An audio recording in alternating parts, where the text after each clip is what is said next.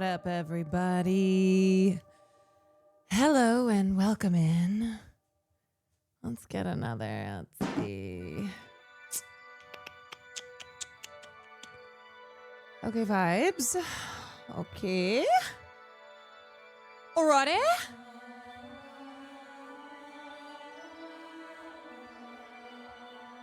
Wait, when does the new Florence album drop? New Florence album. Let's see. Is it Halloween? On the 31st? Ooh. Ooh.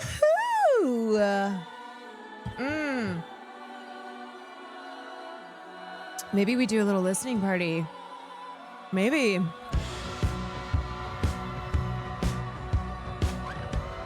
Fun little Halloween listening party. Yeah. Ninja, thank you for the 37 months. Meddling Monkey, thank you for the 9 months. Zup, thank you for the 18 months. Asian Scales, thank you for the 23 months. Queen Witch, thank you for the 7 months. Whoa, it's me, thank you for the 13. Shield Anvil, thank you for the Prime. Hugo, thank you for the 33 months. What up? All right, y'all. I don't know why it does this every time now. It's very exciting. A moment where I have no camera. Everybody scream!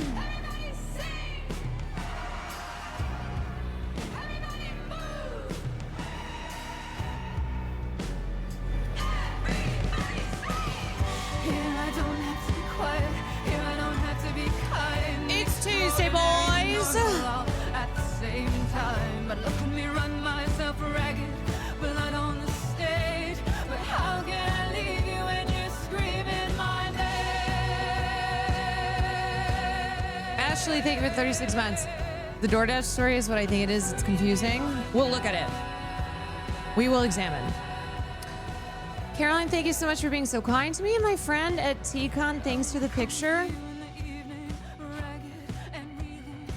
You're so welcome, Micah. Josh, thank you for the 2 months. All right. Wow. Everybody dance. Everybody sing. Everybody move. Everybody scream.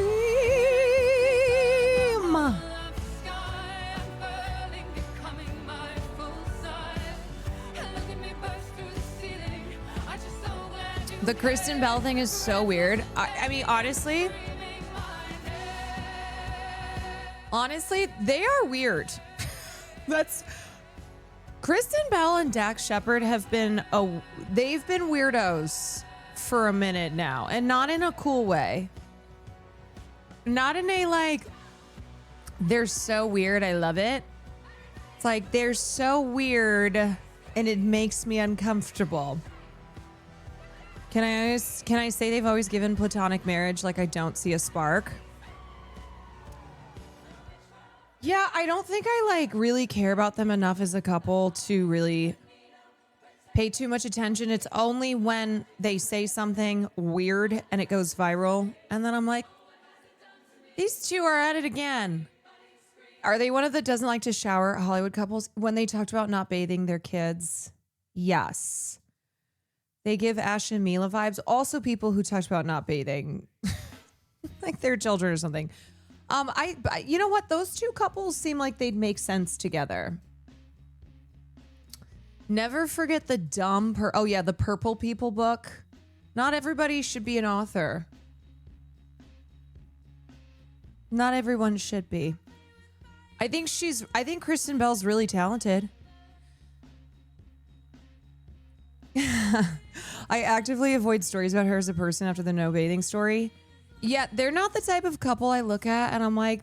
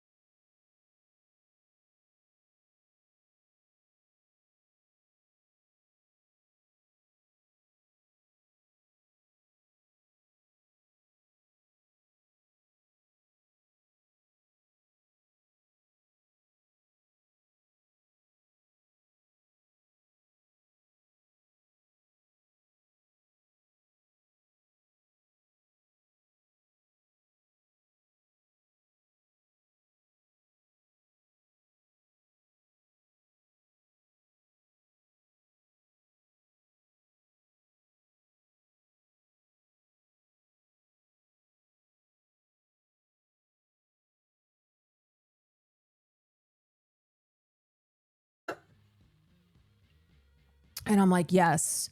Uh-huh. Absolutely. So profound. Totally. I understand. Mm-hmm.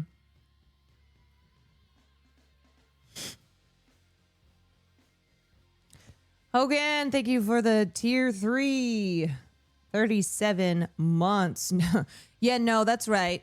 Yeah, no, for sure. Y'all, I have to tell you something funny. Like, it's not funny, but it's also funny. Because I'm just trying to find little funny moments, you know?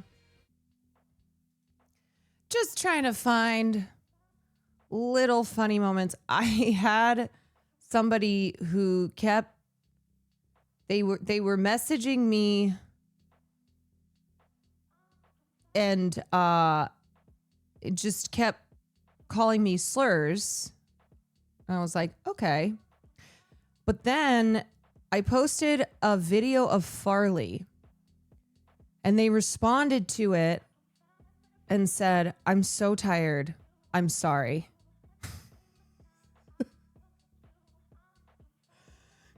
It was like 4 different messages before that where it was just like slur, slur, stupid slur, slur. And then I'm so tired. I'm sorry in response to a Farley video. And I went, you know what? Progress. I am not tired at all. So I'm sorry. I'm sorry you're tired. I'm sorry you're tired and it has caused you to seek me out, to hurl slurs at me, but then recognizing because I don't know of a dog that you're like, you know what? What am I doing? They basically said my racism stops at the way. Just like, what am I doing? What am I doing here? I'm tired. This person doesn't deserve this. I'm sure they'll be back. But for a moment, they were like, you know what? I'm too tired to keep this up, to keep doing this. Farley is the cure for right-wing extremism. It is funny because sometimes I've seen that. It's rare, to be fair, but I have seen it more than once where someone will be saying terrible things to me, and then there will be a message that's like, my bad. I don't respond. There's no like me being like, hey, I'm a person, you know, and I don't know why you're doing this. What did I do to you? It's like a little bit of self-reflection for a moment. And they're like, oops. Maybe it's because he's a white dog. Yeah. I think that's probably it.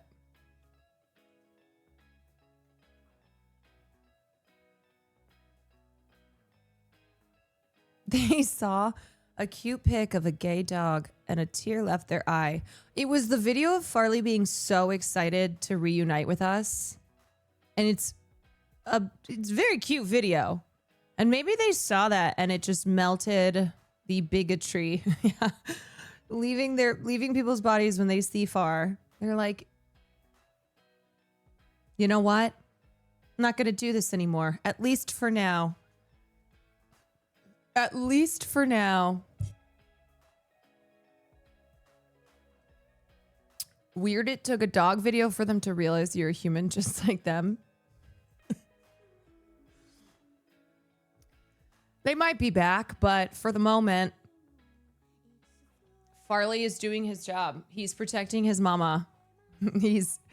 You see these flies? They won't leave. These flies will not leave me alone. I'm just being haunted by them. You know what? Honestly, if a plague is coming, so be it. Maybe that's what we need. Maybe we need some type of like biblical... As long as it goes after the bad people. Did something die in your house? Yeah, my spirit. Yeah. Do you have ants? Yup. Got ants. Got the flies still.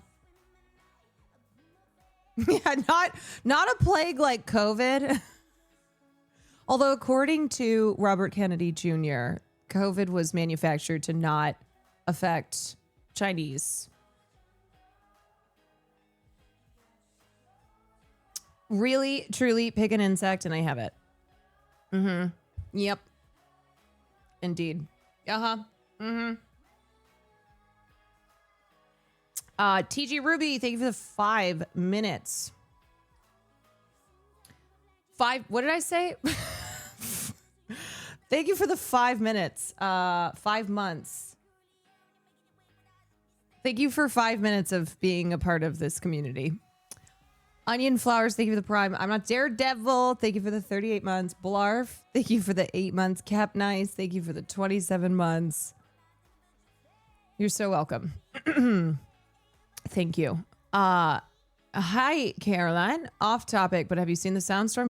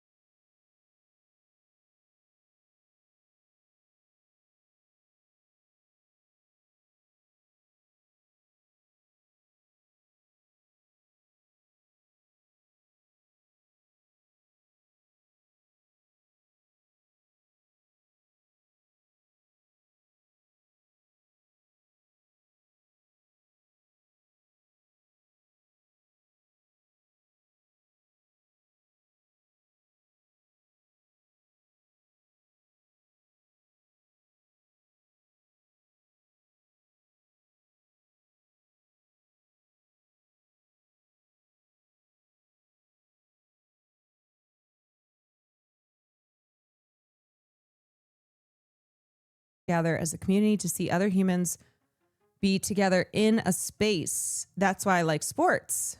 I think it's really powerful for people to come together for something that they're excited about.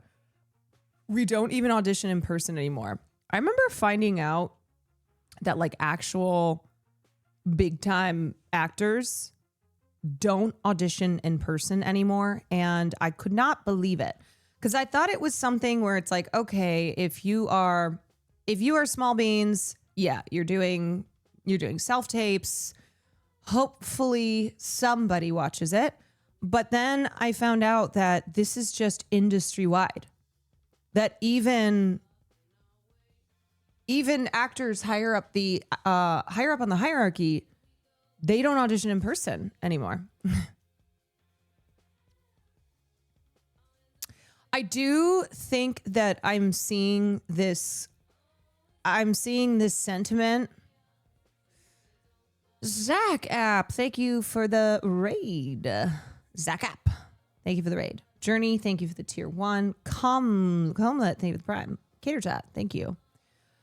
Where it seems like people are exhausted by the changes that have been happening in the industry, and one of them being that a lot of movies don't have a theatrical release. It just goes straight to a streaming platform. And that is not, that's not something that a lot of actors love, because why would you?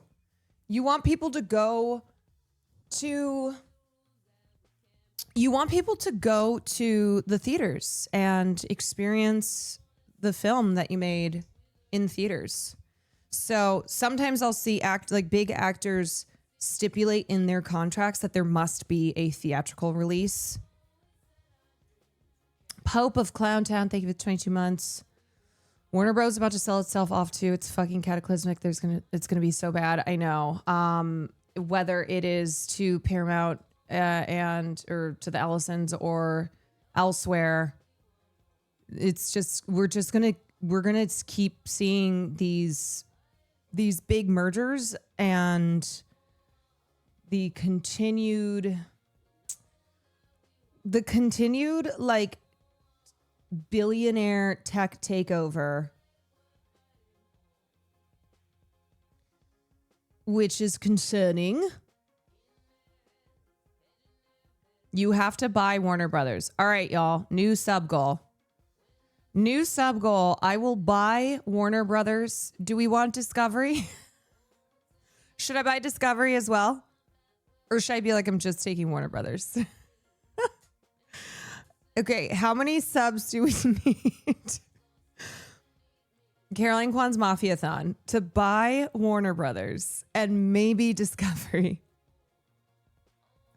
Check your primes. If you have Amazon Prime, you get 1 free Prime sub a month to go towards me purchasing Warner Brothers so it does not fall into the hands of the freaking Ellisons.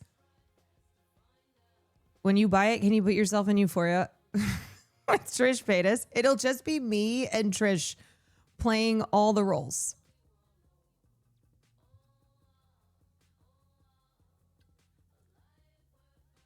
Yeah, I think I probably need quite a few subs, but look, never say never.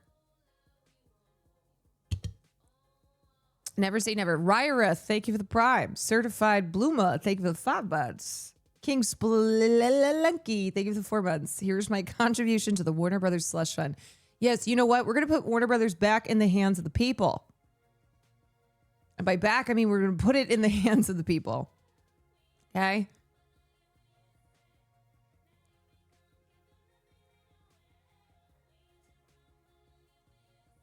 You will literally never guess who is behind him. Jimmy Fallon does the bees in the trap challenge. Okay, wait. Anonymous. Thank you for the 20 gifted subs. We are well on the way, y'all. Well on the way. Okay, bees in the trap challenge. What the hell is even the bees in the trap challenge?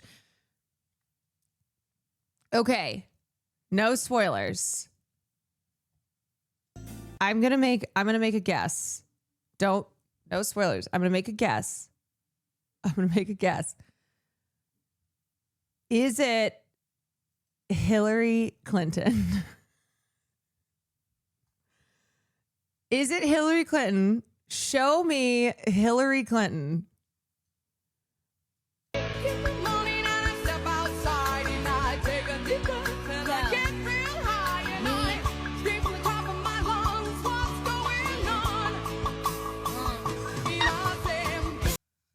Okay, honestly, kind of close.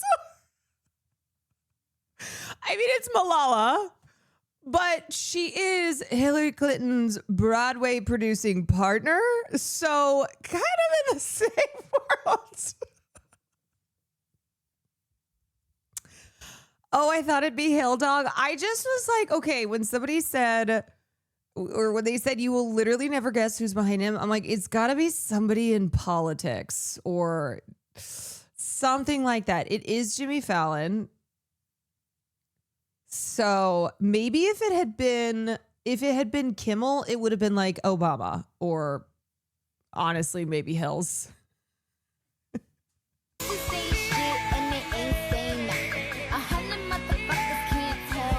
What is this?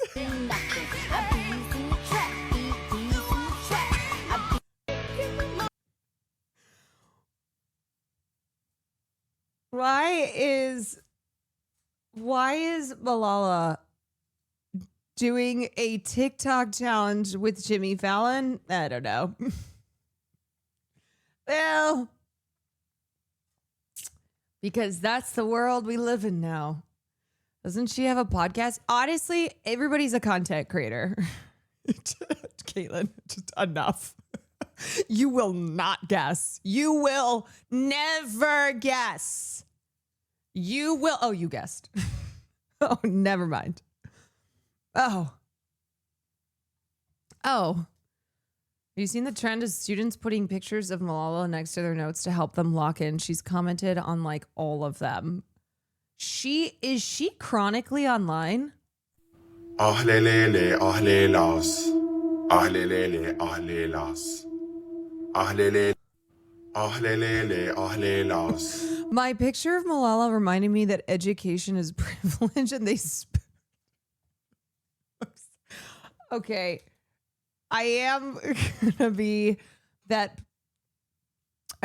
person who points out that privilege is spelled wrong. Ahlelele, ahlelas. Ahlelele, ahlelele. No comment. No comment. Just pointing out the word is impossible to spell. It's two I's. It's a lot of people spell it with an E. It's I. The more you know. The more you know. I'm just out here to help correct what I see. Some words misspelled. To improve. Improving is privilege. To be fair, she's studying music. She only needs to know like 7 letters. You know what? So true. Also, I do date somebody who truly can't spell whatsoever. And he's great. So, you know what? Who cares? She said she doesn't like the picture, so she's suggested new ones.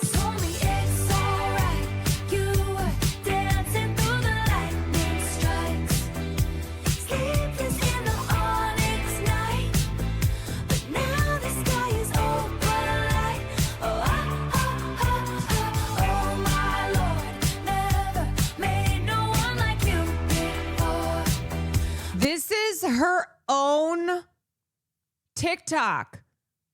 My official submission for you to upgrade your study motivation pic to a refreshed version. And then she included a bunch of pictures set to a Taylor Swift song. How is Malala more on TikTok than I am? What is this world that we live in? Please watch This is the place where I tried a bong. There's more to the story. Don't judge me. Oh my god. My door is open. This is my room. The window. This is the kitchen, but I never used it. Oh my, did I turn on something? This was my lunch, dinner, and breakfast. You telling me Malala's out here making TikToks and I simply cannot. To sneak out with different friends. And this is what a gym bro does. Shh, I gotta get into the library. An actual content queen. Yeah, to be fair, everyone is more on TikTok than I am. Oh, there you go. No plum. Hi, security team. Do you know that I have never opened up TikTok and scrolled through TikTok? The only times I've ever opened it is if someone has sent me one, and then they will specifically be like, open this and watch it, because they know that I won't watch it otherwise. It's beautiful, never change. Well, I don't know. I mean, maybe new year, new me. Are you a Reels user? No, I'm not a short form content watcher. The only times I see this stuff is if it is on Twitter. Yeah, video essays only.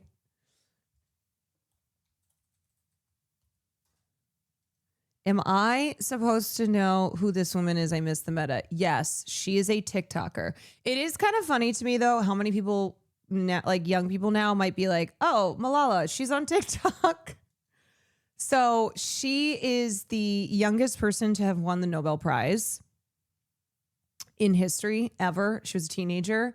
And she is, so she became known because she is a Pakistani activist who really went through hell. She was put through hell, and she then became like a feminist, female education activist, and she became globally known.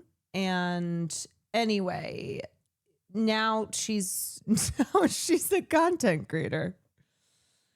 Yes, but the Taliban shot her in the head, and then she, after all of the horrors that she went through, really focused her life on activism to allow women the right to education. Yeah, she was shot in the head and survived, first of all, and then was like, you know what? I'm going to advocate for women. How is she related to Hillary? So they are sisters. So she and Hillary Clinton are friends, and they were both producers for this show called The Suffs on Broadway. It is a musical that came out last year that was like the story of suffragists and their fight for the right to vote. They have had a relationship for a long time. So like Malala, never take away her amazing story and everything she went through and all of the amazing achievements that she had, especially as a young woman, and a young woman who had been through such violence. But in recent years, she has been, I've seen her criticized for really aligning with like establishment liberals like a Hillary Clinton.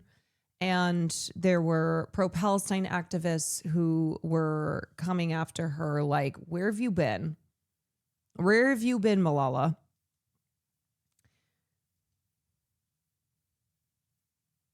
How do you go from that to being friends with a literal demon like Hillary? So, okay, I think too, I kind of compare, they're very different, obviously, but I look at like a Malala and then a Ta-Nehisi Coates, both liberal darlings, both like pretty pretty in with the establishment. But over the last year, Ta-Nehisi has kind of moved away from that and not been so friendly with the establishment libs that he was really welcomed into, right? Oh, one of Barack Obama's favorite authors. And then I think people have looked at Malala and been like, you are playing a part in continuing to prop up these corporate Democrats.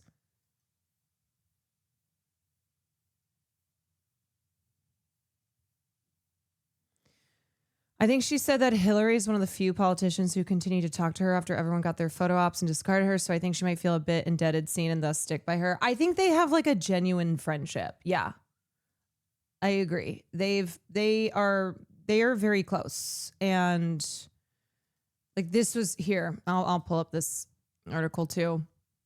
She disappointed a lot of Pakistani people who thought she would have used her name to actually tackle the Pakistan funding terrorism in the region.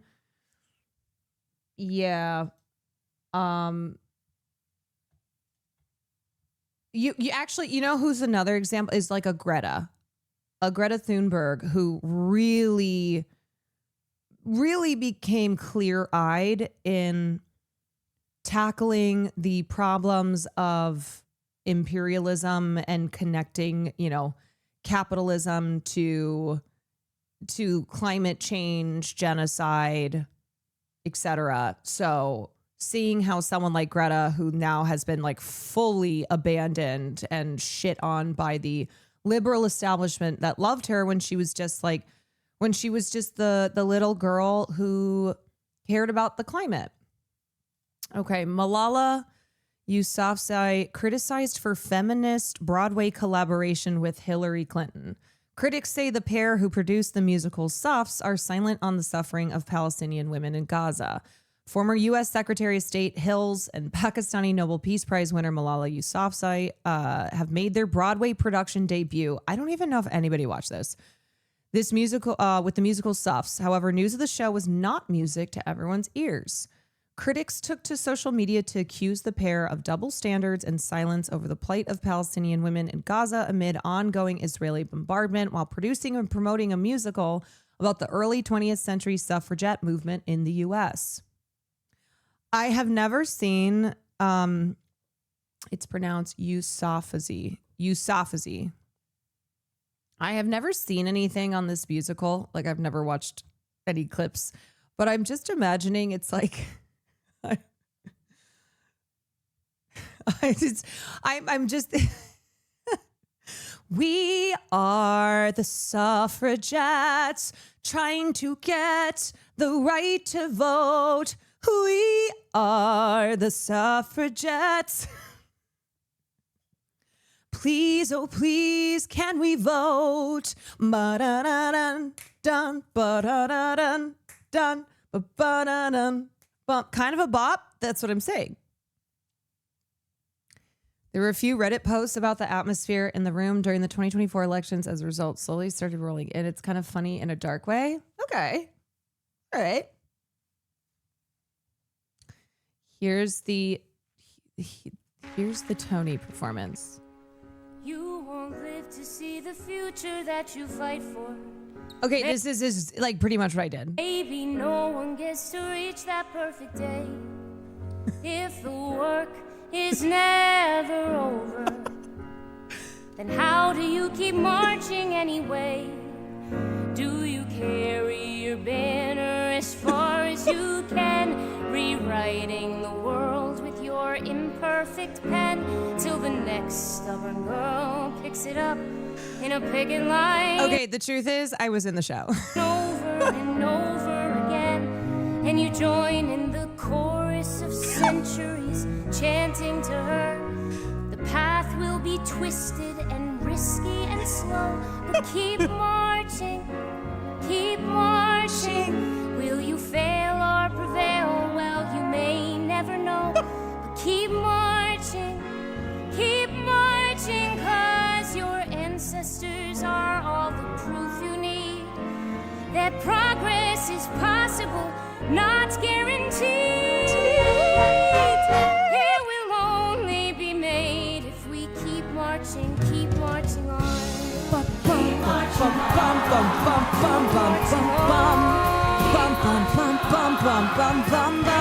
Remember every mother that you came from.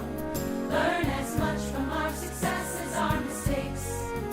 Don't forget you're merely one of many others on the journey every generation takes. We did not end injustice, and neither will you. Neither will you.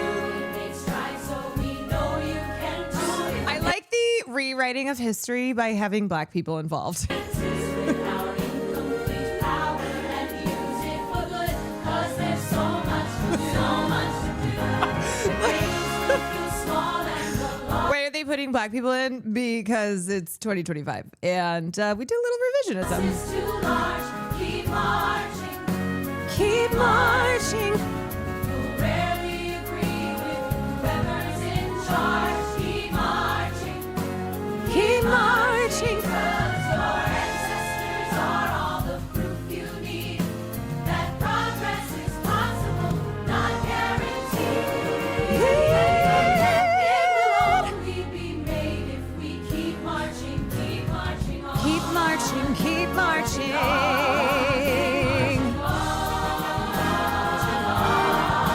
Key change. World can be changed. We've done it before, so keep marching. Keep marching. Keep marching. Always behind you, so bang down the door and keep marching. Keep marching. I will tell you, when I was in high school, this would have been the shit I was all over. History sound the alarm of how the future demands that we fight for it now. It will only be ours if we keep marching on. Keep marching, marching, Marching, marching on. marching. They're not dancing, it's because they're marching. Marching, marching. Marching,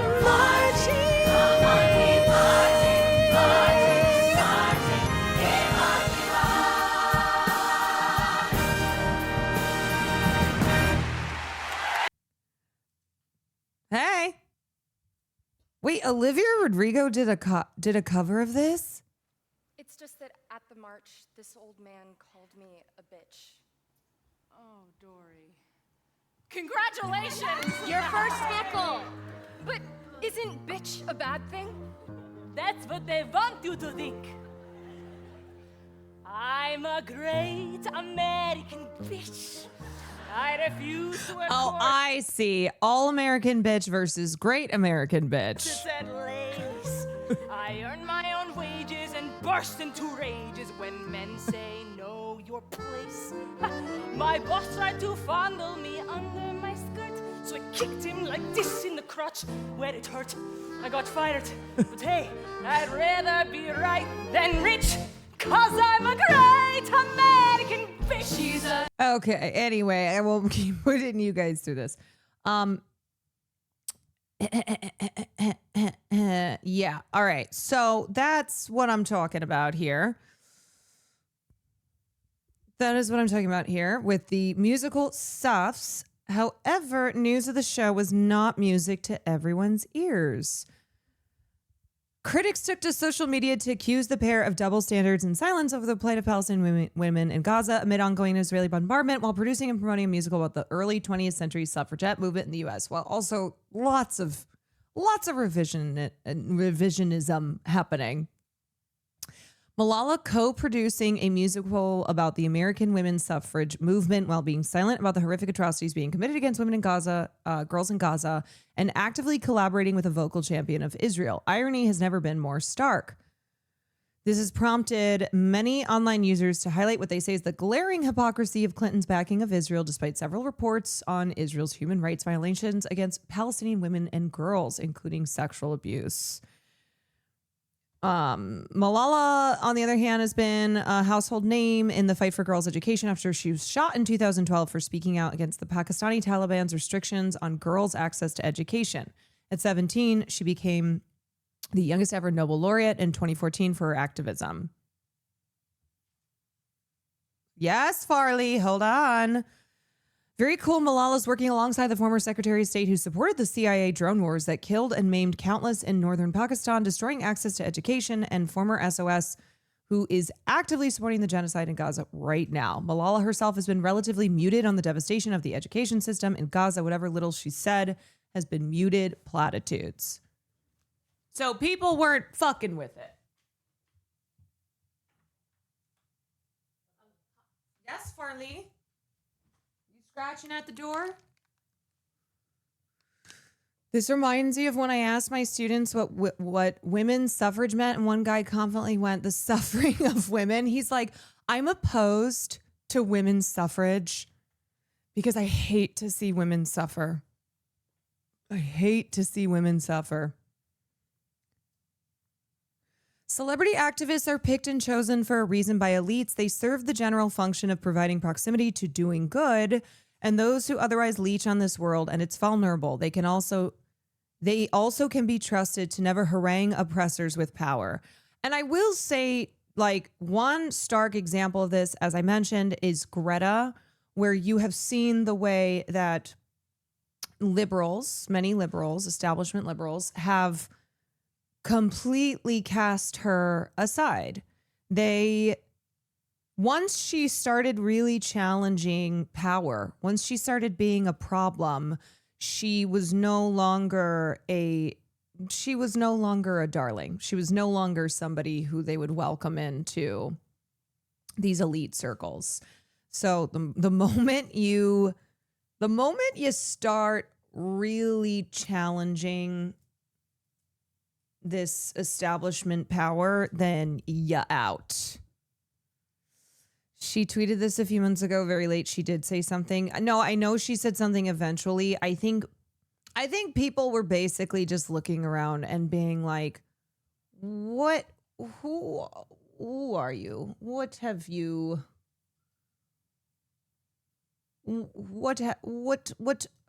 become? You just seem to be a member of the elite liberal establishment now, and it's more important to you to like be putting your name on flashy Broadway musicals and not speaking up when it's important.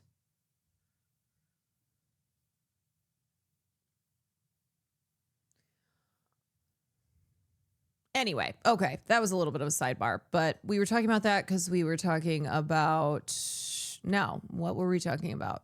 I can't remember. Okay. Let's talk about this shit with Graham Platner. Oh, since we're talking about politics anyway. She made some posts, not much else, like we'd expect a little more considering her past. I mean, look, once you get in with the elites, with the establishment, you are ultimately a part of that power now. And to challenge it means to lose your place, to lose access, to not have the the big connections and the fancy invites and to be a part of that world. And that's why Greta is so remarkable, because she is so young, and what she endures, what she goes through from both from both parties, and how she has essentially been thrown out on the stoop, but it has not stopped her. And in fact, she's only dug her heels in even more and committed herself to the cause, and really, really is so clear-eyed in addressing and connecting all of these issues. She endured literal torture. Yes.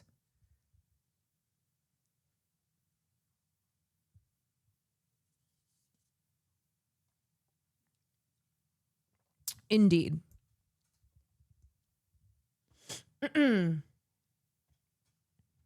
Okay. So Graham Plattner is running for Senate. He's running for the Senate seat in Maine.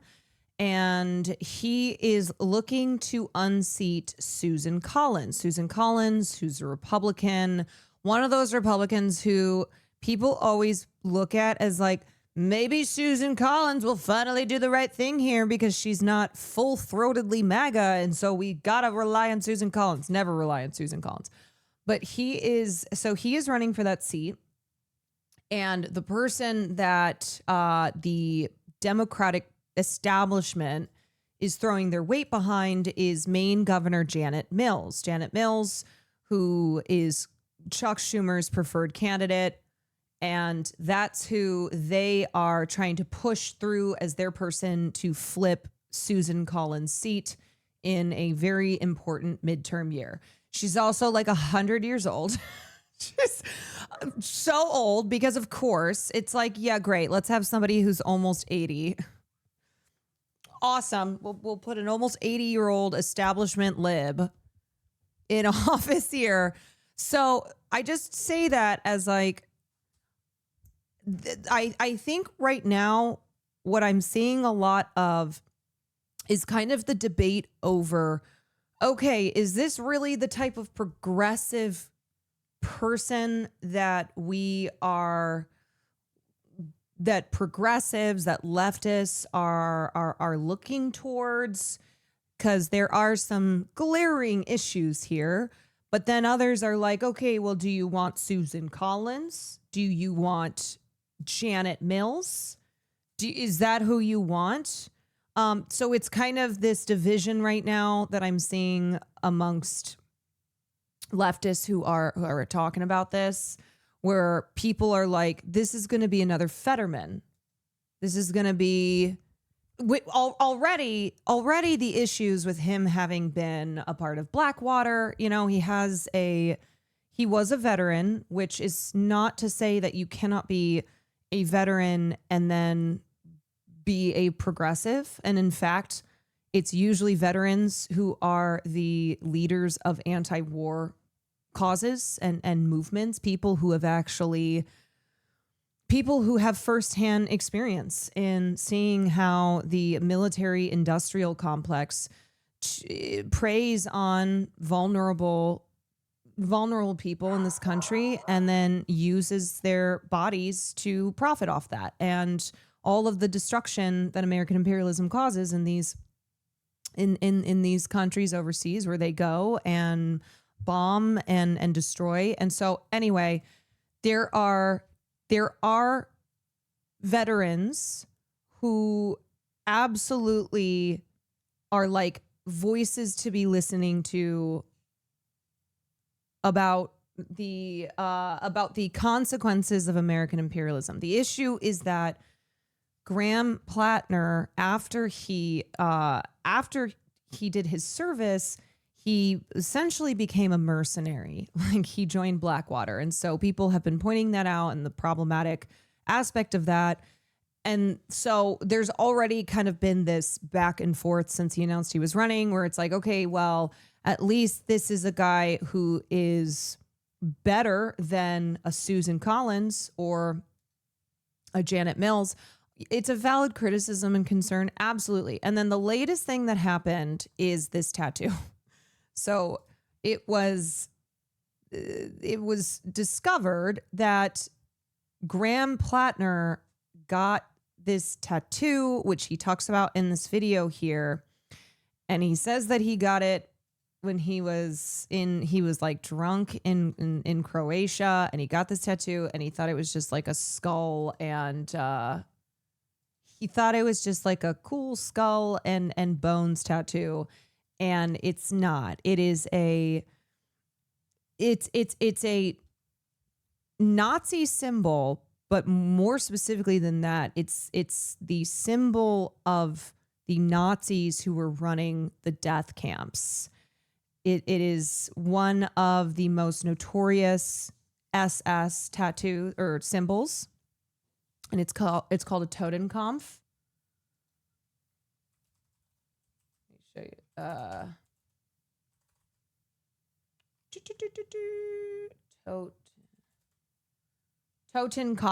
Totenkopf. And that is the German word.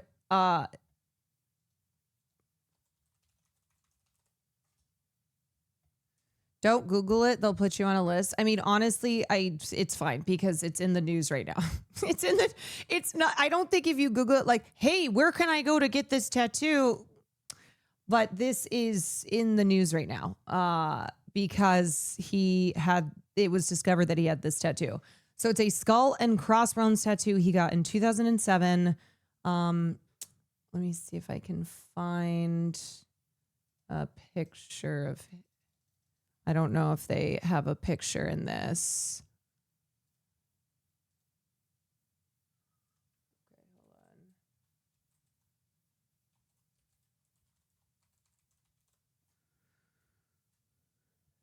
hold on. They show the video. Okay. Well, just to show you here. So he has a chest tattoo of the SS Totenkopf, the skull and crossbones emblem used by Nazis' death head units. Platner has stated he got the tattoo while drunk as a young Marine on shore leave in Croatia, was unaware of its Nazi affiliation until recently. So this is the symbol. I think it pops up in like, I think it's in like Inglourious Bastards, and it's a notorious SS symbol.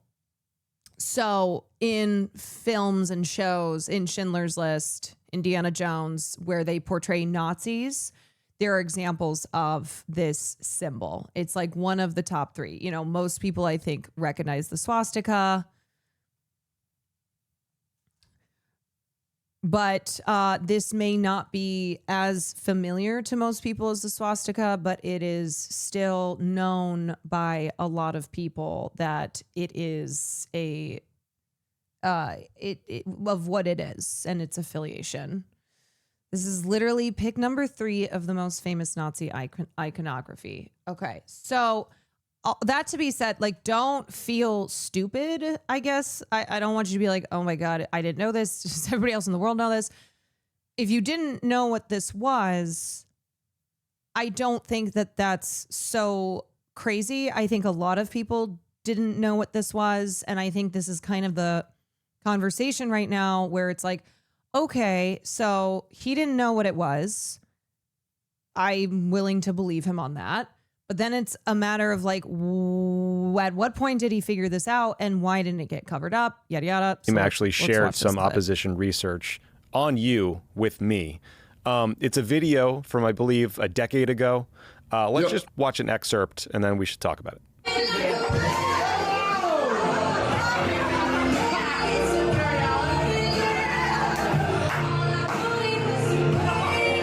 Okay, also, can I just say I would fucking die too if a video of me in undies drunk at a wedding to Wrecking Ball, Miley Cyrus's Wrecking Ball, was circulating on the internet.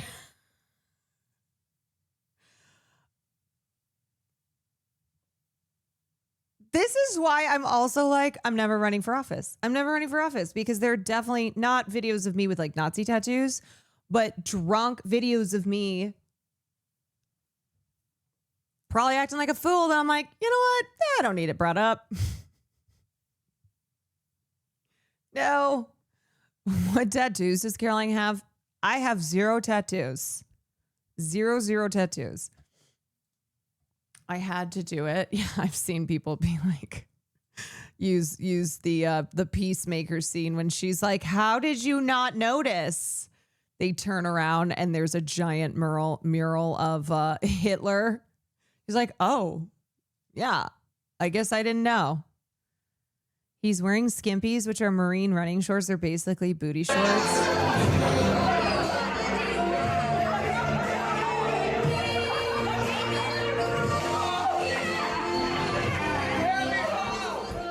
First of all, what we were watching there was Graham wearing just his boxer briefs, singing. The Marine Corps. Silkies. Those are Marine Corps running shorts. Pardon me, Silkies. First of all, great song choice. Tell us what's happening there, where you are. There's probably some listeners who are very confused. And the reason that we are showing this video is because at the very end, you can see a tattoo on your chest. And I've been told that some of your political opponents are telling reporters that that tattoo has a Nazi affiliation. And I would like to know, is that accurate? Are you a secret Nazi?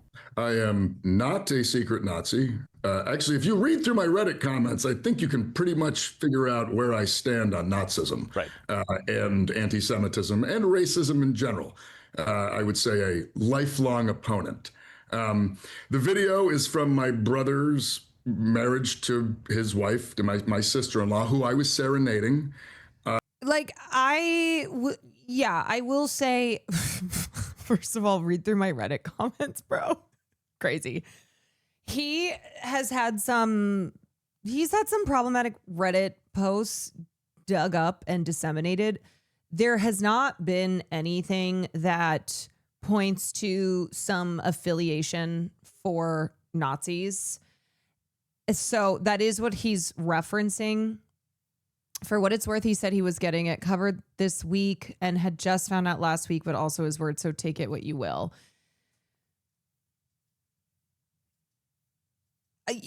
Yeah, I mean,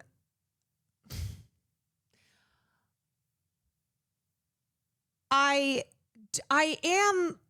do think it looks really bad. I think there's no way of getting around that like it does look bad that he's had this tattoo for 18 years. I believe he didn't know what it was when he got it, but it's like 18 years of having this tattoo and never once somebody saying or you learning or anything to indicate that this tattoo is a prominent Nazi symbol, the third most popular one, in fact, not one that is as universally recognizable as, say, the swastika. But it's just, and I don't think it's because he's a secret Nazi. His former political director claimed that he knew what it was. I could see this being that he's like, whatever. Okay, I don't feel like getting the tattoo covered up. I don't think that he's out here being like, okay, as soon as I get in office, here comes the Nazi shit. I do think the other criticisms of him are valid. The whole Blackwater aspect, the whole like, hey, there is absolutely the ability for redemption and rehabilitation and growth, but like that needs to really be demonstrated. And we say that whether it's like an actor in Hollywood who has been abusive and then had to face the consequences of that. And then everybody's talking about their redemption tour. It's like, wait, hold on a sec.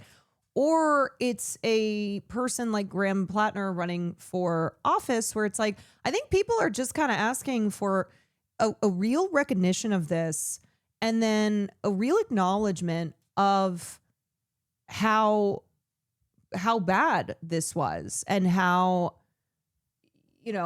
there are true steps being taken towards that redemption rather than it just being given out, I told them that my wedding gift to them would be my embarrassment. And so I performed a lip sync version of Miley Cyrus's Wrecking Ball to my sister-in-law on the day of her wedding to my brother. The former political director left because he called himself a communist on Reddit.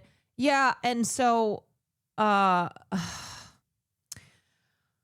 okay, let's take a look. I've run out of self-restraint worse than when the guys on the train to Boston were fanboying over Reds Eats. The DC consultant class has fucked up our U.S. Senate race again. Y'all need to stop snipping at each other. This is seriously the dumbest timeline. Graham has an anti-Semitic tattoo on his chest. He's not an idiot. He's a military history buff. Maybe he didn't know it when he got it, but he got it years ago and he should have covered it up because he knows damn well what it means. His campaign released it themselves to some podcast bros along with a video of him shirtless and drunk. Wait, they were trying to get ahead of it. along with a video of him shirtless and drunk at a wedding to try to get ahead of it. The vault is open for the GOP to fucking crush any dreams we had in the general, and literally everyone I know is fighting with each other on social media. We cannot be this painfully stupid. Also, Nazi tattoo being anti-Zionist is a horrible fucking look. Yeah, I mean, it's just, the optics of it are really bad. I don't know why was this, so do we know that this was going to come out? Like the opposition was aware of this. They were going to talk about it. And then to get ahead of it, his campaign released it themselves. I guess let me just finish listening to him. And so I performed a lip sync version of Miley Cyrus's Wrecking Ball to my sister-in-law on the day of her wedding to my brother. And now, of course, that embarrassment, which was mostly just held internally in the family, as we always watched that video at family events and laughed, is now shared with the world. So I feel like I'm just going to give them a wedding gift for the rest of my life. Which is great. I love them deeply.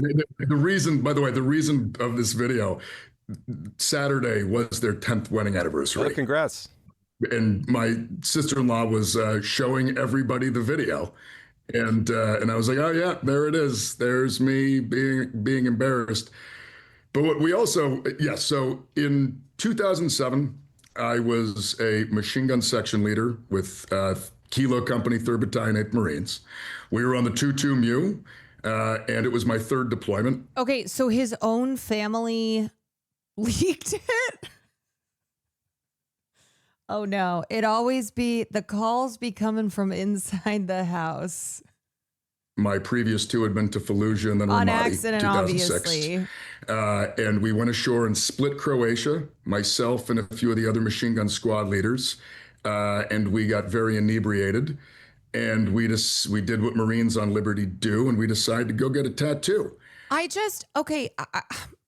Look, nobody should be defending the tattoo. All right, you can't defend it. And I got to be honest, as somebody, like, if I'm looking at this from a political operative standpoint, optics, horrible, horrible. And I don't understand, because when I used to work in politics, and it was different back in the day because social media and old tweets being dug up was not what it is now.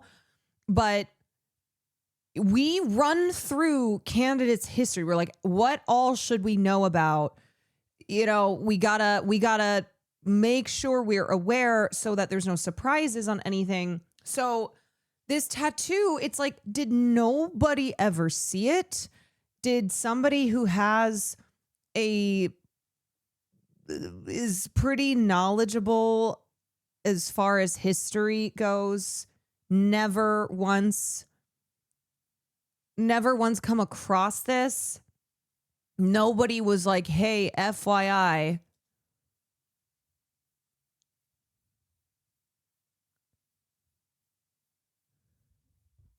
So it's just stupid. Like, it's just really...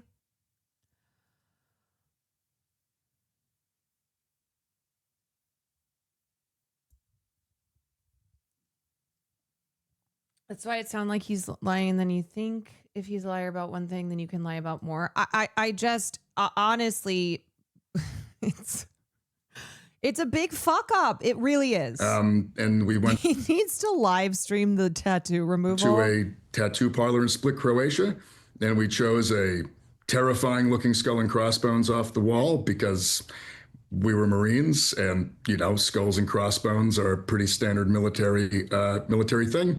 And we got those tattoos, and then we all moved on with our lives. And I actually joined the Army after that, where I got, I had to go to MEPS. I got screened. Later on, I got a security clearance and a full screen when I went to work for the State Department as a contractor doing security for the ambassador to Afghanistan in 2018. And I've also just lived my entire life like a regular person with a skull and crossbones on their chest, which by that I mean taking my shirt off, performing Miley Cyrus songs in front of my extended family.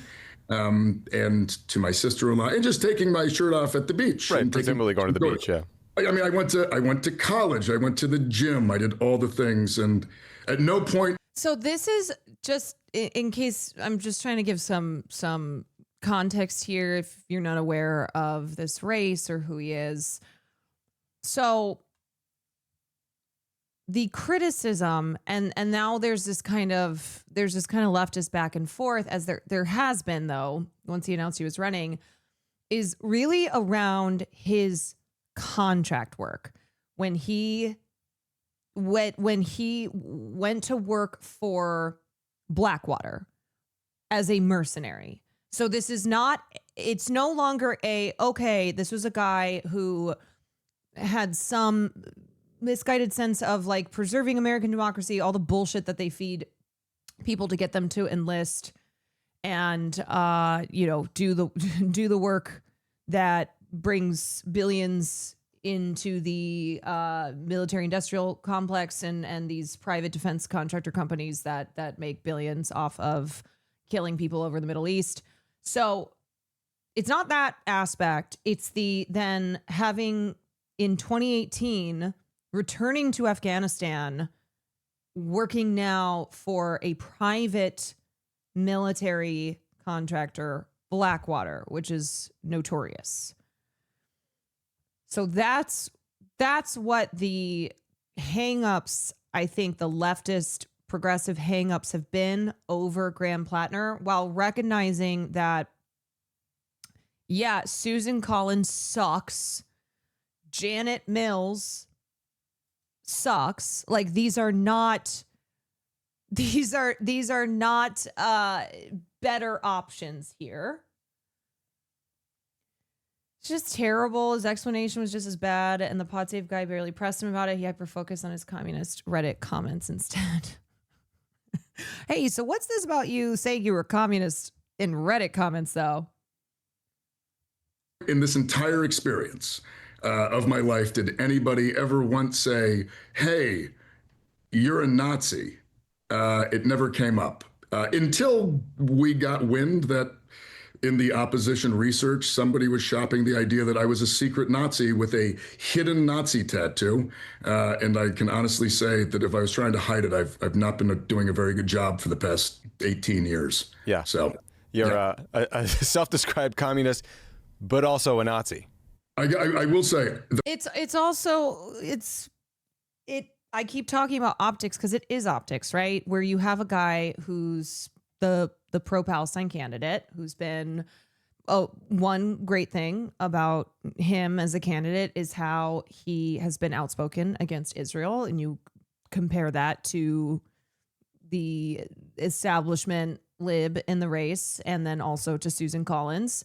But the optics of like the Nazi tattoo that he's had for 20 years that still had not been covered up. It's bad. I don't know. I'm sorry. I can't say anything other than, yeah, it looks really bad.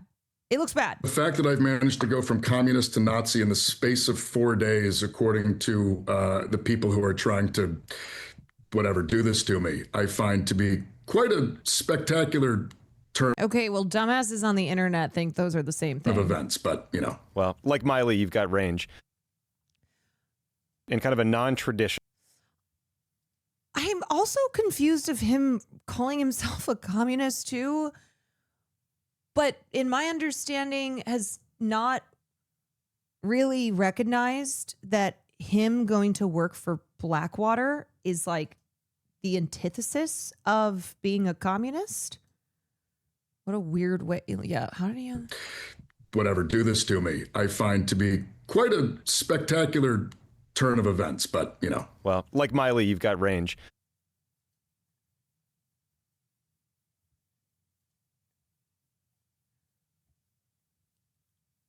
I want to believe people can be reformed, fine, but in his apparent leftist reform and education over the years in the SRA circles he ran in, did he never truly come across one of those lists of truly? Okay, so I think it's like, I think what has people upset here is the having had this tattoo for 20 years and going, man, what the hell? Okay, I believe that you didn't know what it was when you got it. I don't understand how for 2 decades you've had this tattoo.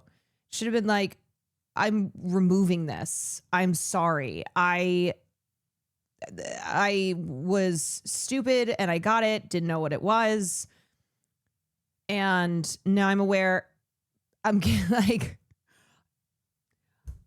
I wish I'd been made aware earlier. I'm getting rid of it. But the kind of like, the joking here and making it sound that people who are upset by it, who are concerned by it, that they're kind of stupid for being concerned. He's giving off annoyed. It's giving off like taking it very lightly. And in this moment, like you can't take that stuff lightly. And obviously, you know, you say, I'm not a Nazi. No, absolutely not. I did not get this tattoo because I am in any way affiliated with Nazism. Fuck that shit. But just as far as like politics is a lot about optics. It is when something happens, when you're embroiled in a controversy, when something like this comes up, you know, you have to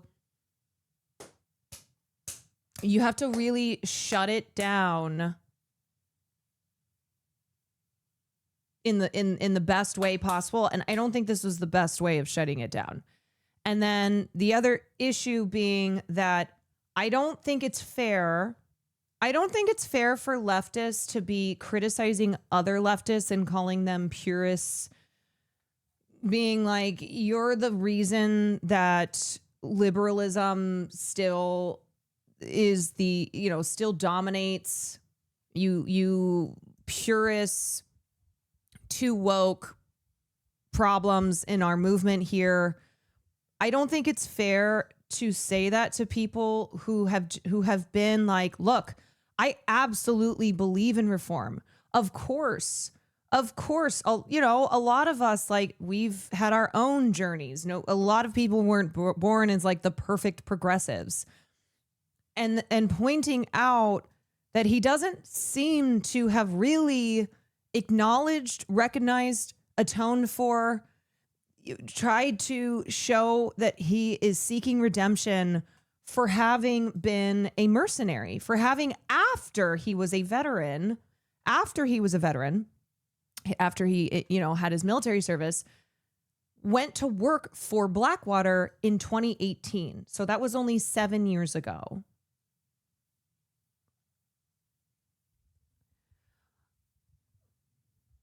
And yes, I recognize how much Susan Collins sucks and needs to be out of office, and how, of course, I would never support just on the basis of Chuck Schumer being like, how about Janet Mills? It's like, absolutely not.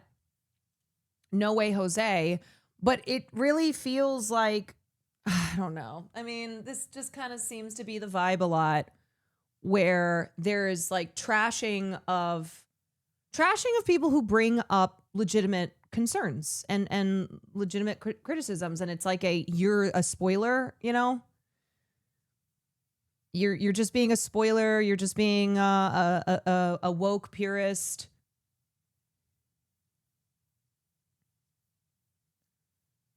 He's like, my time in the military radicalized me, but Blackwater was a tight gig, where it's like, that's when you were actually making real, like you were doing it for money and for what else?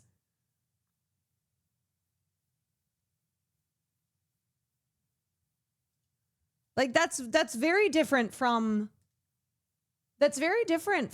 having like enlisted in the Marines after graduating from high school.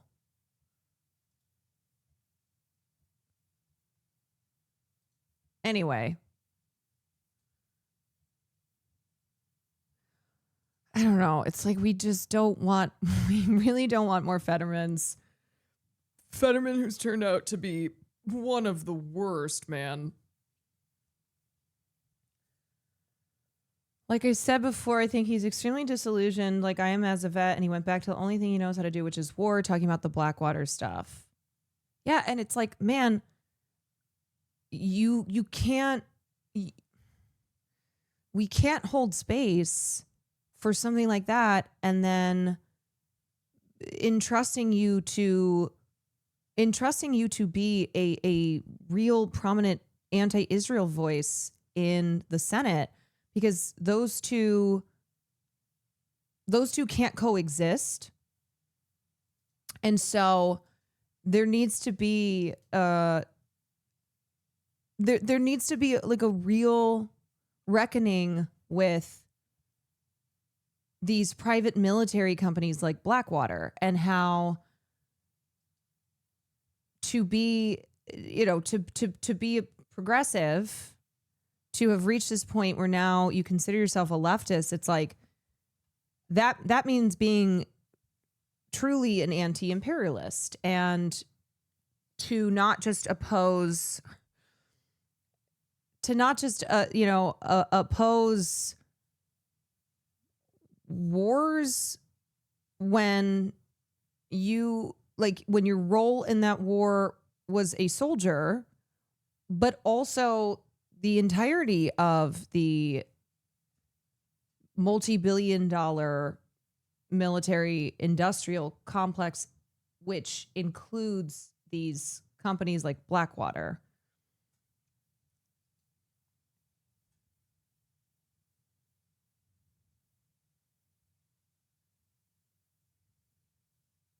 Some people saying, what's the alternative? I guess I just don't understand why. I don't understand why we can't recognize, yes, we need to defeat the Susan Collins. Yes, we need to not have people like Janet Mills. But it shouldn't, that's not where our vision should stop. It shouldn't stop at like, okay, well, the alternative is so bad, and then don't say anything past that. Where it's like, okay, well, we do have people like a Francesca Hong, there are candidates like that. She's running in Wisconsin. She's obviously not running in Maine.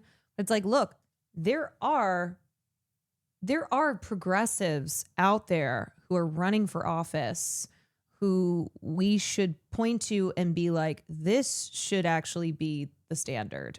These are the types of people that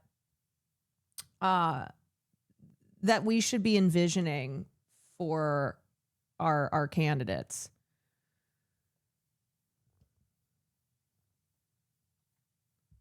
I'm not defending him here, but people in the military, especially infantry, when they get out, they either become a cop or they do contracting, specifically mercenary shit, because that's all they know. It pays well. Yeah, that's what some other chatters said. I was also infantry, and I considered it. I became a mechanic instead because I love cars.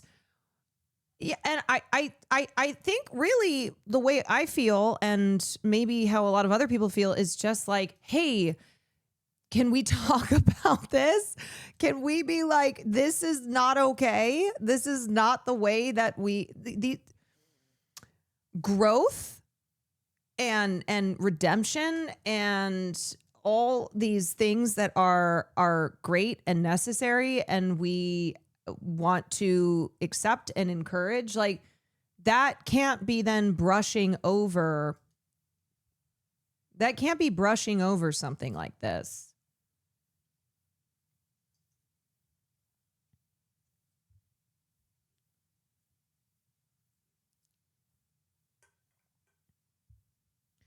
And then, I don't know. I mean, I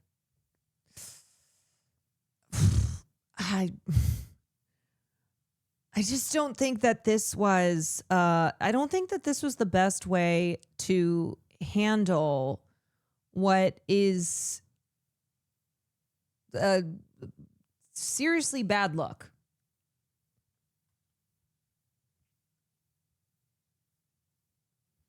But here's the thing, Graham Platner, you want to live stream removing the tattoo? We'll give you that idea. Okay, that's there's a freebie. Get the tattoo. Get the tattoo removed live on stream.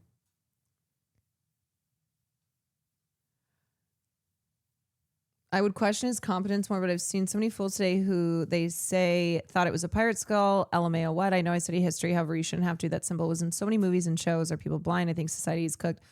Well, I think I do think there's a lot of people who didn't know what that was, but also they're not running for office. And also they don't have that tattooed on their bodies and have had that tattooed for 20 years. And also my understanding is that he is someone who knows more about history than the average person, but also he's running for office. And those are just the kinds of things that like you should, I just don't know how this slipped past. And it kind of seems like, okay, it's a stupid tattoo, but whatever. We're even upon understanding what that tattoo is, what that symbolizes. There's not a, oh my God, this is horrible. And I am so sorry. I obviously didn't know. I never would have gotten this if I knew what it was. Or as soon as I had found out what it was, would have immediately removed it. And my deepest apologies. Isn't that what he said? Not really. I mean, the vibe of this clip, and maybe I need to watch the full interview. He got it tattooed in Croatia, aka a famous Nazi puppet state. Like, you know, there were other Nazi symbols in that tattoo shop. Yeah, it's probably like right next to a swastika. It's like, hey, can I get the one that's right next to the swastika? He's made another written statement after this interview. Was it because people were like, this doesn't seem that apologetic, dude. Swim Fellow, thank you for the 2 months. Steve, thank you for the Prime. Zen Means, thank you for the 25 months. Hogan, thank you for the gifted. Miko, thank you for the tier 1. Moonside Boob, thank you for the 23 months. King Splunky, thank you for the 4 months. And maybe it's just this attitude now where it's like, look, Donald Trump, who's become president twice, he doesn't apologize for shit. And you've got Nazi texts being leaked from young Republicans. Like, I get it. I get it all. I get when people are like, oh, well, you know, these fuckers are like straight up saying I love Hitler. And everyone's fine with that. And that's the playbook they run with. But it's like, okay, I would still, if it's me, I'm going, holy shit. I am so sorry. This is embarrassing. I had no idea what this was. Clearly, like, I have been, people have seen this tattoo. Nobody pointed it out. My God, I was drunk. I saw a skull and I was like, let me get that one. And I don't have any other tattoos because it was a drunk tattoo. I have never there's nothing to nothing to point to outside of this tattoo, me sympathizing with Nazis. I hate Nazis. Fuck Nazis. If he makes it a big deal, it becomes a bigger deal. But I think no, I think I think this clip, I don't know. Let me see some of the comments.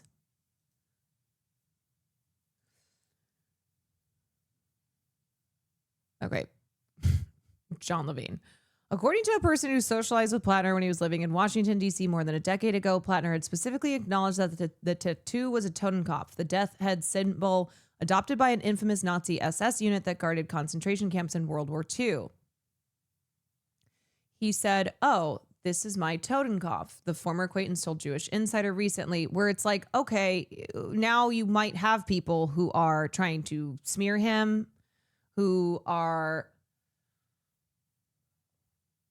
the fact that he has expressed anti-Israel sentiments, you know, but this is the type of stuff that's going to be used along with like people be like, he seems kind of flippant about it. He seems like he's kind of joking and doesn't take it seriously. He said it in a cutesy little way. The exchange occurred in 2012 at Tune Inn, a popular dive on Capitol Hill where Platner later worked as a bartender, was a frequent patron while he attended the George Washington University on the GI Bill, according to the former acquaintance. He would often take his shirt off, drinking with friends late at night at the bar, and on at least one occasion had stated, why is he always taking his shirt off, drinking with friends late at night at the bar? And on one occasion had stated he knew what the tattoo represented. Is he like a sweaty boy? The former acquaintance recalled.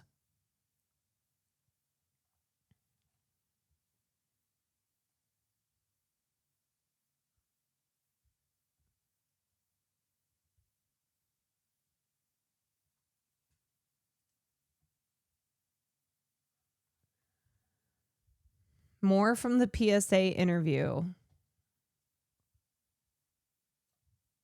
13. So someone wrote on Reddit, what is one question you've always wanted to ask someone of another race? You responded, why don't black people tip? I work as a bartender, and it always amazes me how solid the stereotype is. Every now and again, a black patron will... Okay. Well, that's the type of thing that people on the right will be like, wait, what's the problem with that? Leave a 15 to 20% tip, but usually it is between 0 and 5%. There's got to be a reason behind it. What is it? End of quote. Yeah, bro, if this guy was a Nazi, he would just run as a right-winger. Yeah. You feel rereading that post, and what's your response to people who hear that and think that is like textbook racism and it's offensive? I mean, one, I was legitimately asking the question. I mean, that was the point of the thread, was to ask the question. Amusingly enough, I remember this time when I had first started bartending, and what?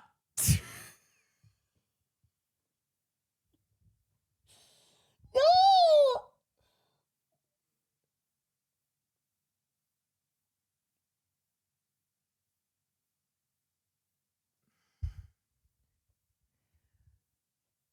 Bro, who?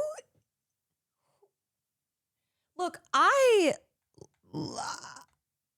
like when candidates feel not super PR trained and are authentic and genuine. I think Zoran does a really good job. He does a really good job where obviously they work on, they rehearse that stuff. He's got it down pat, but he still comes across as genuine, as authentic, not like a robot who's just reading off a script. This is not who's in charge here. Then I had a conversation with a friend of mine who was black, who was a bartender, who did a great job of walking me through structural injustice and the fact of feelings of lack of agency. There were a whole bunch of reasons, and after that I was like, oh yeah, that makes absolutely perfect sense. It was certainly not meant as a malicious thing. I was asking the question because that was kind of the point of the thread, actually. So you're saying that this is not something that you were shitposting about. This was not something that you felt, it wasn't meant to be a commentary. It was a question you were sincerely asking on a Reddit thread because you thought there might be some sort of like cultural explanation or something. Is that what Why are you even asking these kinds of questions on Reddit? you were saying? Yeah, I like there was I grew up in Maine. I had never bartended before. I was living in Washington, D.C. And I honestly, I reread a lot of the comments for obvious reasons. Many of them I'm like, oh God. That one I must say, I was legitimately curious. And it was not, certainly not meant in any malicious way. Okay, if you ever want to run for office, honestly, just stay off Reddit. Don't be asking questions on Reddit. And I got an answer soon afterwards in reality from an actual person. But just not even if you want to run for office, just don't. Just don't.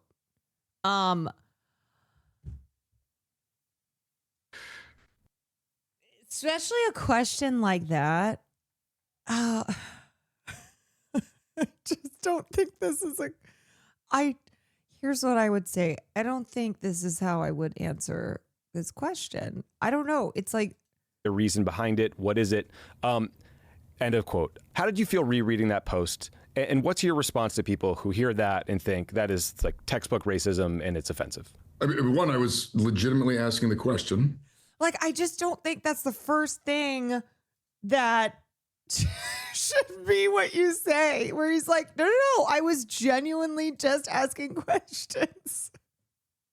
But then I talked to my black friend who explained structural racism.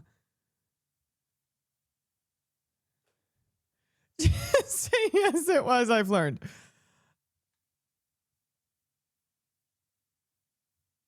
Oh boy.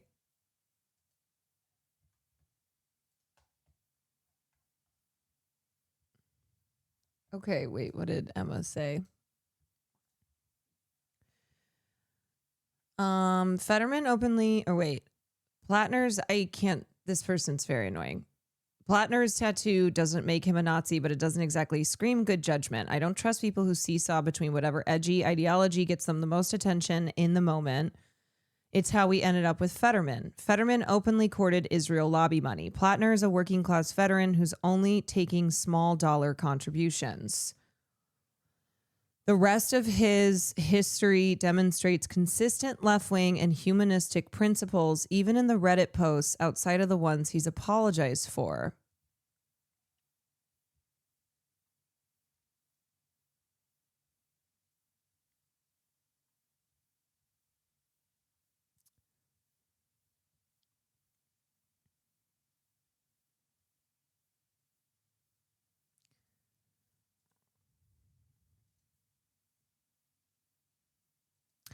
I don't know if this is true.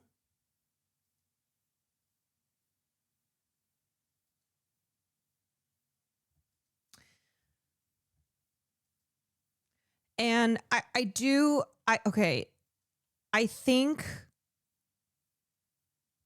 think what's happening is leftists viewing Graham Platner in the context of Susan Collins, who he is running to unseat, and then running against someone like Janet Mills. And I think it's this desire to like not recognize issues or shortcomings with somebody like Graham Platner, because they would rather he get elected over Janet Mills and over Susan Collins winning again. But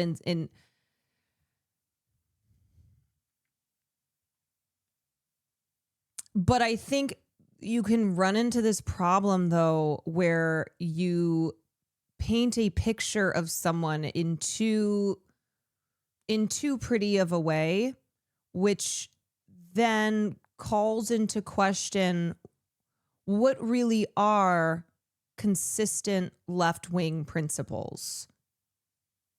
It's like what they were doing with Kamala in the election. No.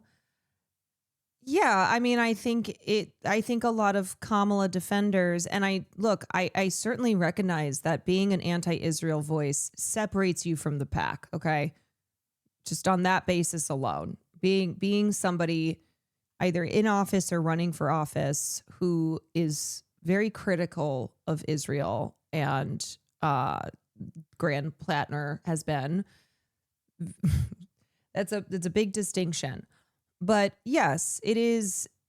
I don't think Fetterman and Platner are the same. I think what people are kind of getting at though is they're like, well, I would like this person who I do prefer over these other candidates. I would like to address things now, because sometimes it's like it's the catch-22 of, you don't hold someone accountable to actively push them to condemn past actions and really be clear-eyed in their principles now, because if they get into office, then they've already gotten into office. Then why do you believe that then there's any power whatsoever to expect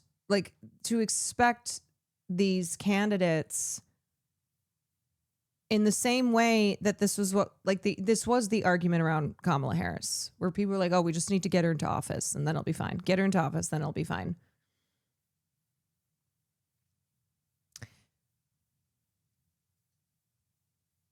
Cinema campaign on progressivism, didn't she? Yeah, I mean, a lot of people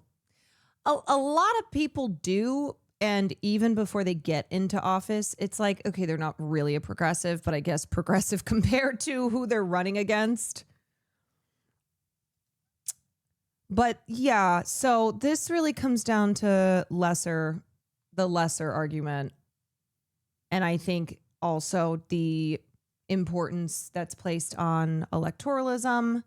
And I guess I just think, I don't know, as I said, I don't really appreciate when leftists refer to other leftists who are making valid points about candidates like Graham Platner, referring to them as spoilers and as hall monitors and as purists, as, you know, the problem with woke. I don't appreciate that, because it's like, look, I recognize the concerns here and the criticisms, and also understand that we need to get people like Susan Collins out. And I would never go, well, we've got Janet Mills. Okay. Anyway, let me see. Who made a good point? Let me see. Wait.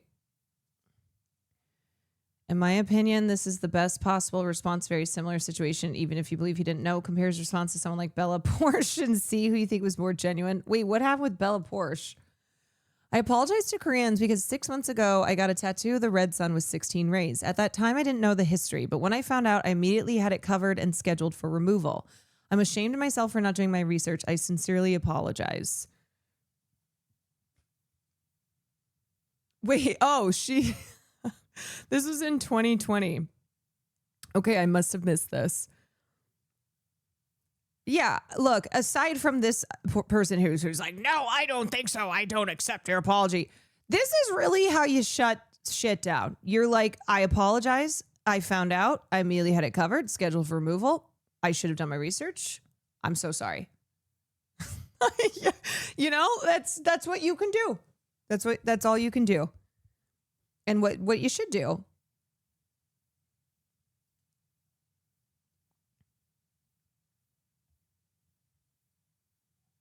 And no, I don't think he's a Nazi, to be clear. I don't think he's a secret Nazi. Grandpa, you probably white on here.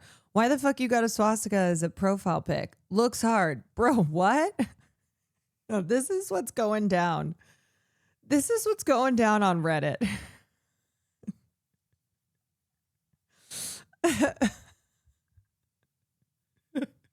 Looks hard? Bro, what?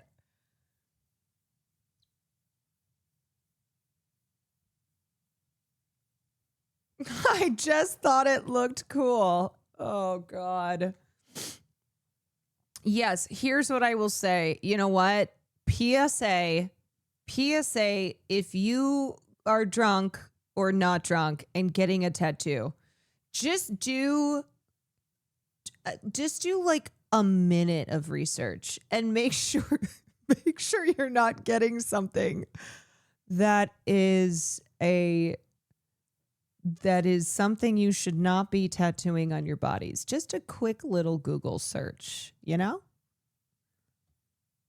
And then maybe after you get a tattoo, ask people, be like, hey, anything stand out? And they'll be like, yeah, that's a shit tattoo. They'll be like,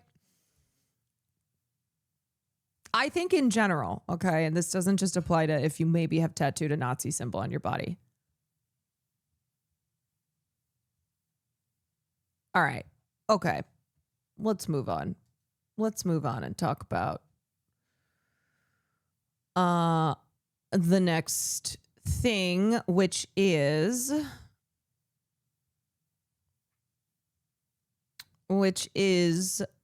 this DoorDash story. Okay, so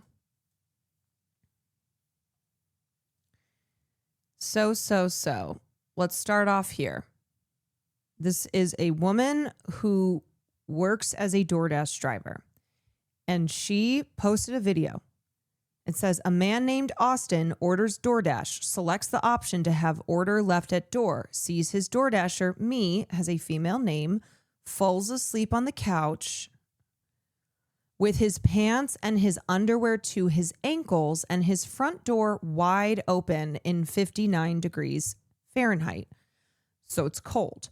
So this is what I see when I have to leave the order.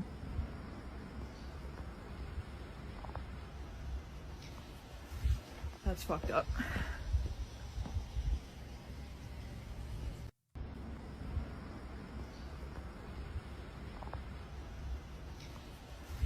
That's fucked up. Okay, so she recorded this. Obviously, it's blurred out. And essentially, she's like, this guy exposed himself, left the door open so that when I walked up, I would see him with his fucking dick out. Is he asleep? I don't know. She has in quotations, he's asleep, because what she's saying is this guy wanted to expose himself to me. Okay. So just so you know, also, just so you know, under the category of sexual assault includes indecent exposure, includes flashing. So exposing yourself to somebody non-consensually falls under the category of sexual assault. So that's why people have been talking about this, and others are like, sexual assault? How could it be sexual assault if someone's not raping you? Well, I think that's just a reminder that we do need to we need to be educated on what sexual assault is, like what it broadly includes, because a lot of people think sexual assault is just like, oh, somebody raped somebody. Okay. Now, I agree that whether he's asleep or not, this feels very intentional. This does not seem like, just think about it for a second. Think about it for a second. You have a DoorDash order coming up. Do you really leave your door wide open? In the first place, you leave your door wide open? No. Somebody would drop the food in front of the door. Like, there's not an option of leaving, you know, when you order DoorDash of like, I'm leaving the door open. And then to have your pants down, to have exposed yourself like this with the door open. I have a hard time believing this was not intentional. When I used to do full service sex work, it's insane the amount of people who straight up requested making a delivery order and arranging it so the delivery person would see what we were up to. Like, sir, no, that's not what we're doing here. Also, I'm leaving. Fuck that. Fuck that shit. Okay, so this person who posted this said she was only supposed to drop the food and leave. Filmed him half naked while he was asleep, got his DoorDash account blocked, and now accuses him of sexual assault. So clearly, this person who posted this is like, what's her problem? This poor guy was just sleeping. She non-consensually took a photo of him or took a video of him, and now he's blocked off DoorDash. And also, I think her saying she accused him of sexual assault is exposing the fact that this person doesn't seem to know that that actually is sexual assault. If somebody is exposing themselves to you without your consent, that is considered sexual assault. Okay. All right. So then she continues on. Always the victim. So here's another video. 3 days ago, October 12th, 2025, I was a victim of SA by a DoorDash customer while I was doing my job as a DoorDash driver. Excuse me if you've already seen this. This is my third time posting this because TikTok keeps silencing me and taking my videos down and giving me Foxy, strikes. thank you for the 2. So if I get one more 6 strike, months. you guys, I'm just letting you know right now my account is going to be banned. So I'm going to try to word this as chill as possible to avoid getting this video striked. So on October 12th, 2025, the DoorDash customer requested that their order be left at their front door. When I arrived at their front door was wide open, their lights were on, and they were sleeping on the couch within eyesight of the front door with their pants and underwear pulled down to their ankles, and they were indecently exposed to me. I got this on video, and I'm not even going to be posting the video clip anymore because I'm pretty sure that's what's getting me the strikes. But yeah, I reported it to DoorDash, and DoorDash did ban the customer, and then 2 days later, DoorDash banned me, which doesn't seem unrelated. I appealed, and they were supposed to respond to my appeal within 7 to 10 business days. They didn't even provide me a reason for my deactivation. They're supposed to send an email. They didn't. So I contacted support, and they told me to continue with my appeal without knowing a reason why. There's an option to select. That's fucked up. I gotta say, well, from what I've seen so far, I fully believe her. Like, this is, and now she is being punished for reaching out to DoorDash and being like, this is just what happened to me when I was trying to do my job. Don't know why I was deactivated, and then you still have to explain yourself. So I did. And within 12 hours afterward, they had already denied my appeal. So I'm really never getting my DoorDash account back. DoorDash deactivated me. DoorDash punished me for exposing my assaulter, and TikTok is currently punishing me for exposing my story time. And this is the only justice I'm getting because I also reported this to the police, and the police are doing nothing. So what? And let me just say, okay, let me just say that if you've never had this happen to you, if you have never had somebody expose themselves without your consent, it is traumatizing. Like this is awful. It is not something to just brush over. It's not a, oh, well, she wasn't raped. Like it's scary. It's violating. It's infuriating. It's fucked. So this is a serious thing and should be taken seriously. So what? You're gonna take down my videos and give me strikes and just expect me to be like, oh, I just better shut up. I just better sit here and be quiet. I just better not say anything else. I've lost my job, my only way to pay my bills and make a living. I've also gotten assaulted, and the police are doing nothing to help me. So let me just shut up. You know, the videos got taken down. Nobody has to know what happened to me. No, I'm going to keep telling my story. Like, this is the only justice I'm getting, is exposing this man. And yeah, it's also something that's so common, never taken seriously enough. It doesn't honestly come up as much as it happens to women. Yeah, and the first time that I ever experienced this, an adult man exposing himself was when I was a kid. I was a kid, and a lot of people I know who have been through something like this, it's when they were young, when it's almost a way. I don't know. Maybe this is me just kind of.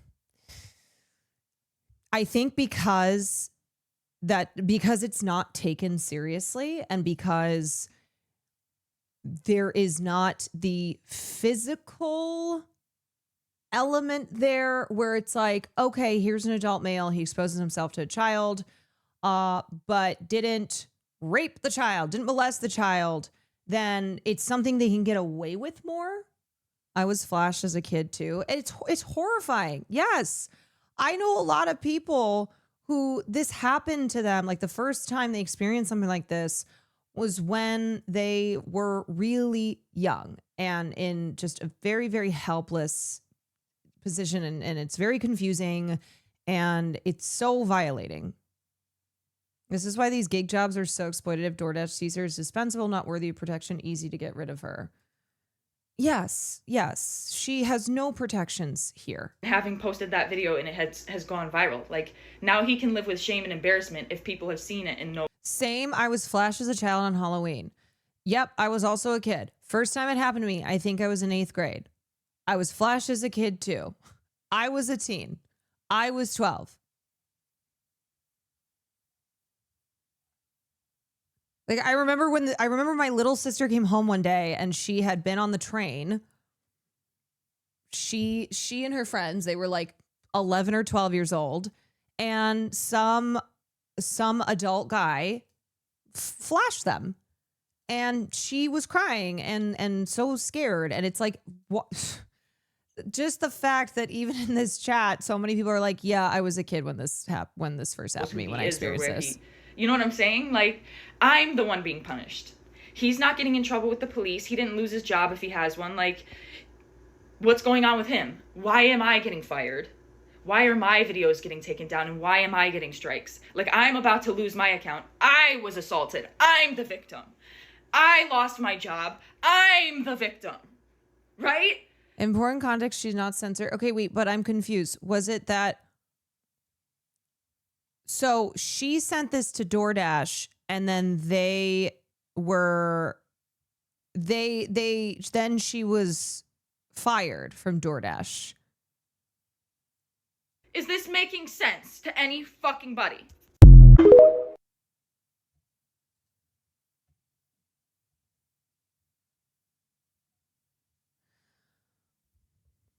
I thought she got in trouble because she filmed him naked. I mean, I think that's what the...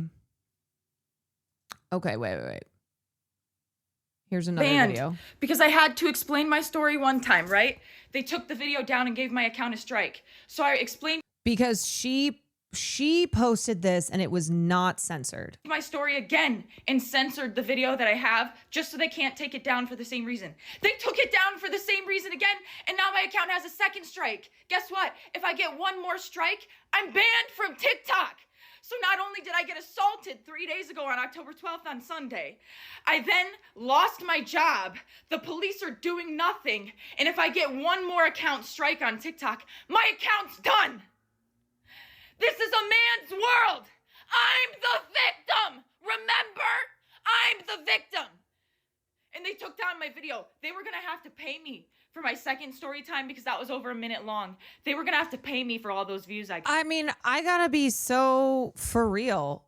Like, I believe her. Okay. I believe her that she walked up to deliver this order, and this guy had his door open and was on the couch with his fucking dick out, okay? Exposing himself non-consensually. So so the problem lies with that man doing that. But I think people are looking at this and going, well, she shouldn't have posted him uncensored on the internet, when clearly you can feel her rage, that she was so angry this happened to her. She took the video and posted it online. But that's what people seem to be focusing on, where it's like, well, why did she take a video of him and post it? And it's like, why did he have his fucking dick out and his door open for her to clearly see when she walked up? So nope, they took that right down. They took that right down. Absolutely not. They're not paying me for that. Nope.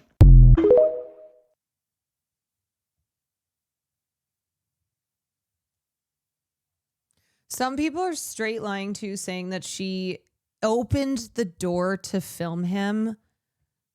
It's like, hello, I'm an internet person who was not involved in this situation whatsoever, but I am going to state as fact, because anything to not believe that this happened to this woman, something that happens all the fucking time that people do not take seriously. And here is a prime example of that, of people not taking this shit seriously. And so instead, I am going to say she opened the door to film him. Yeah, where is her? What is the incentive? Why?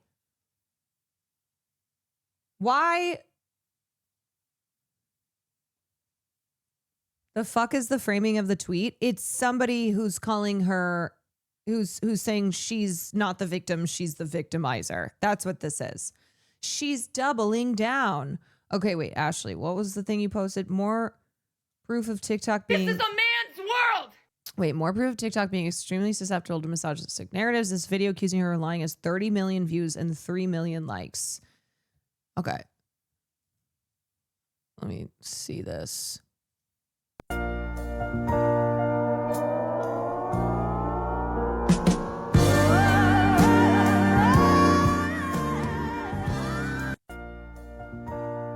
Okay. So, DoorDash's response: we take reports of this nature with the utmost seriousness. We want to be absolutely clear. This Dasher was not deactivated for reporting a sexual assault. If a Dasher ever experiences something that makes them feel unsafe or uncomfortable, we urge them to please contact our support team immediately so we can help, as their safety and well-being matter deeply to us. At the same time, publicly sharing videos taken inside a customer's home, especially when personal information is involved, raises privacy concerns and is a clear violation of her policies. In order to protect everyone's safety and privacy, we deactivated both the Dashers and the customers' accounts and are working directly with law enforcement for additional guidance.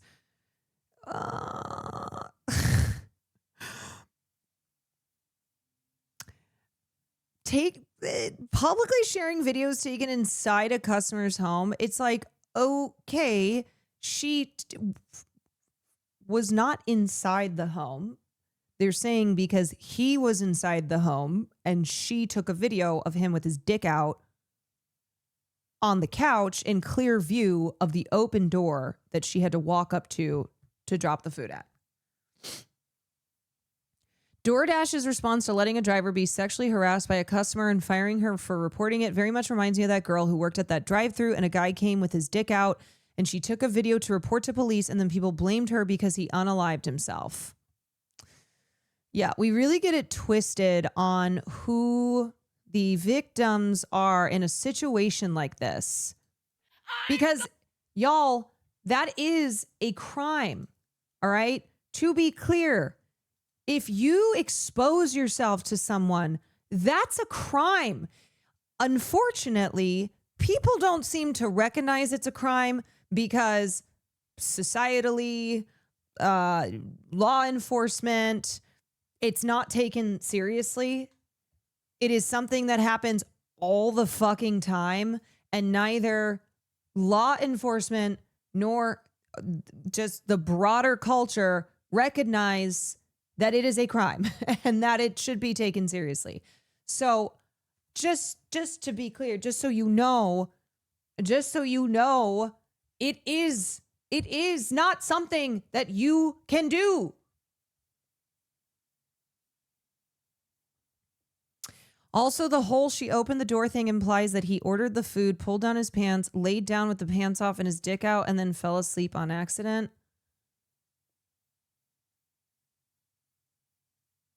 Yeah. Also, opening a door, like, that's okay. In my understanding, you can, if you say, like, doors open, drop it in, that's not an option. That's not like a normal thing. You either like drop it off, you meet them at the door, you hand it off, or you drop it in front of the door. That's usually how that shit goes.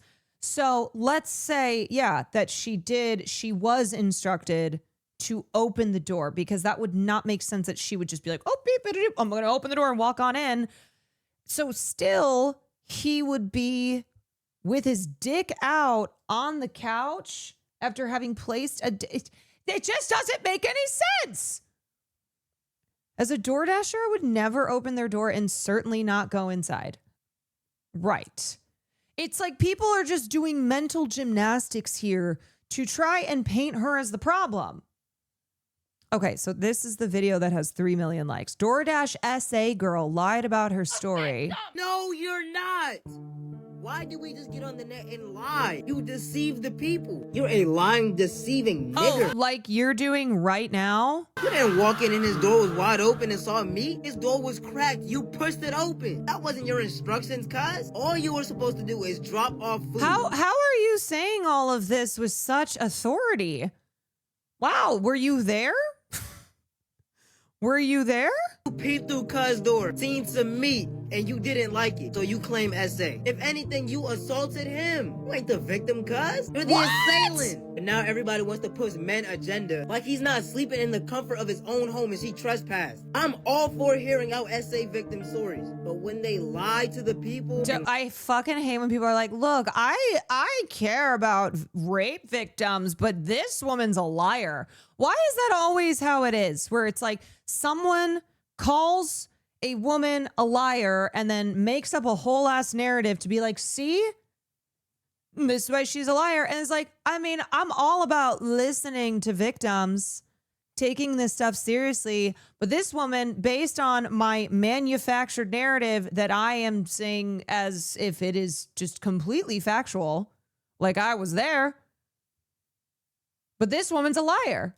Why? To make it seem like it's something different? Then that's the problem, cuz. If you watch the original video, she go to the side of cuz door and get a good angle of him butt booty naked. You about to get sued into the ground, lady. The countersuit will be legendary. So what is cuz. this music? I honestly hope he takes everything from you, gang. You know how many people's lives got ruined from fake allegations? This is no different. And you want to blame it on DoorDash. You pull up the cuz crib. You see the door's a little cracked open. You drop the food down. You push the door open. See something you don't like. Whip out your phone, start recording him, get a good angle of him butt booty naked, like his door was just wide open. You are not the victim. Do better. Free R. Kelly. This is a man. Okay, also the hashtags are FYP viral, hashtag blow this up for me, hashtag trending, hashtag FTP. I wonder what that person's incentive is in making a video like this. Also, did he... Wait. I'm the victim. No, you're not. Did he say free R. Kelly? This is this is rage bait.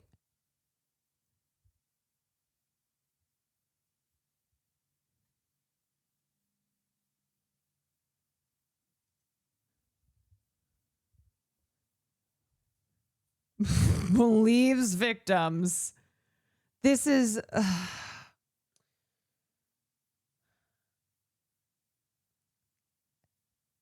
and yet 3.3 million likes.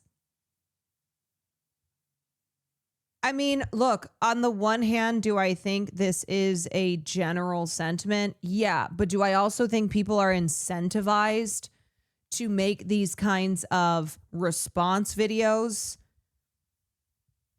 And knowing that it will blow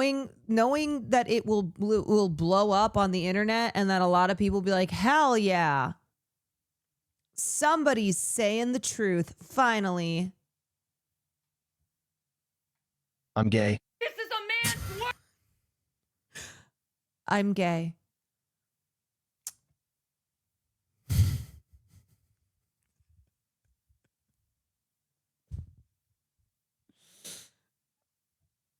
Oh, TikTok.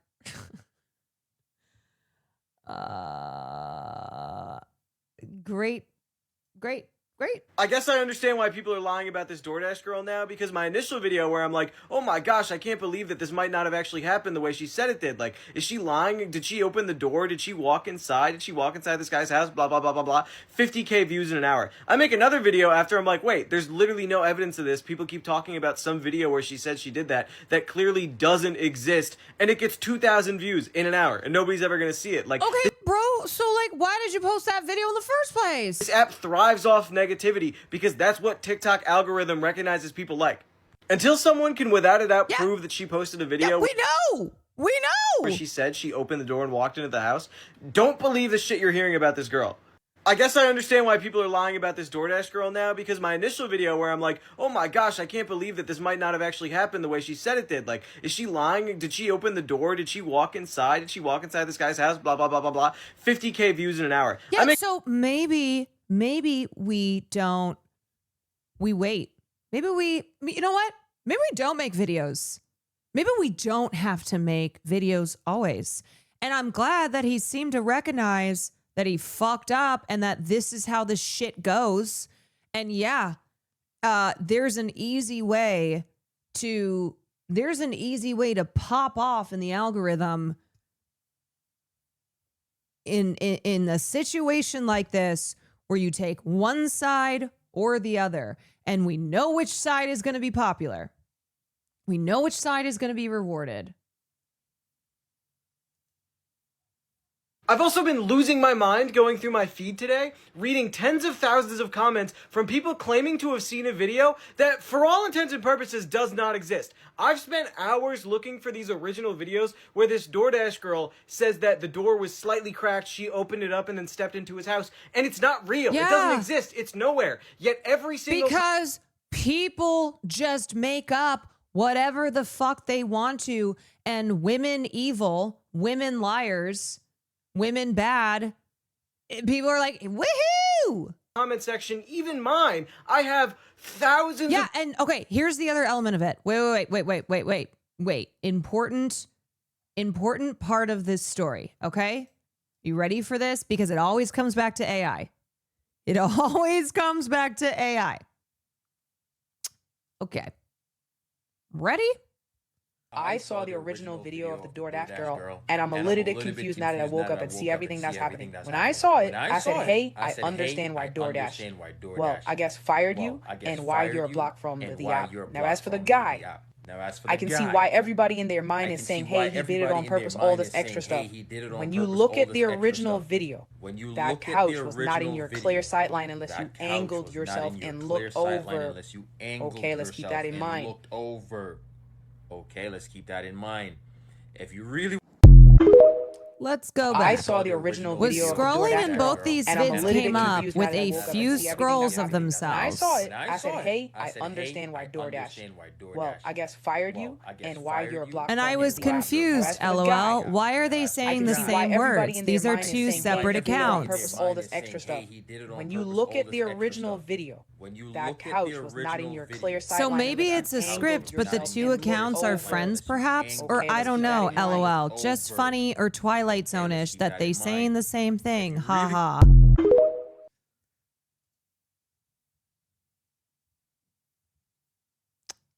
The fuck is happening, y'all? The fuck is happening? Yeah.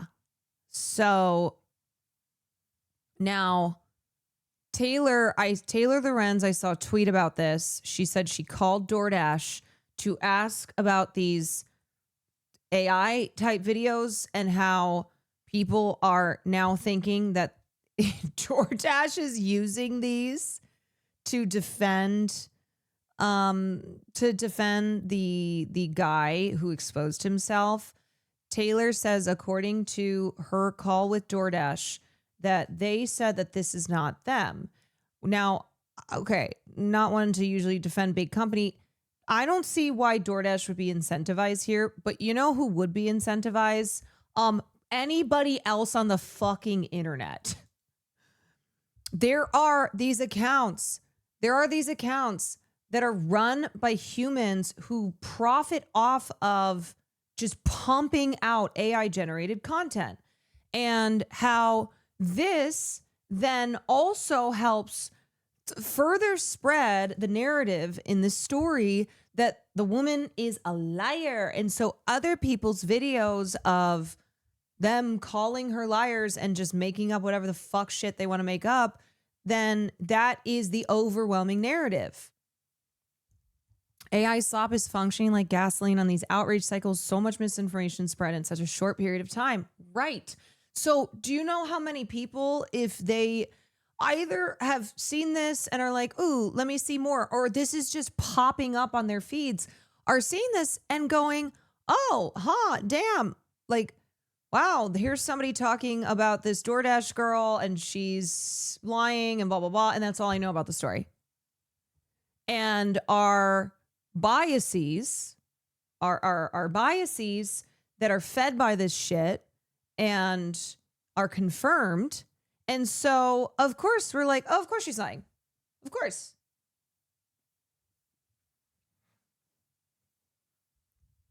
It's just confirming beliefs that a woman who talked about how when she was dropping off a DoorDash order, this guy exposed himself, which is a crime, and how, of course, people are going to be primed, they're going to be incentivized, they're going to be biased towards believing that she's lying.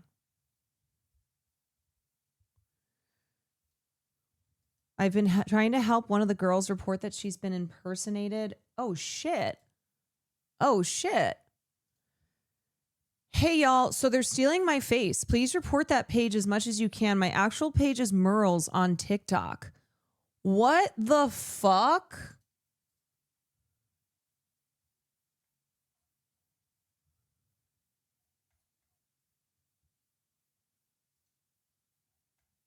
This is me on TikTok, y'all. They keep stealing my face to talk about things that I've never spoken about.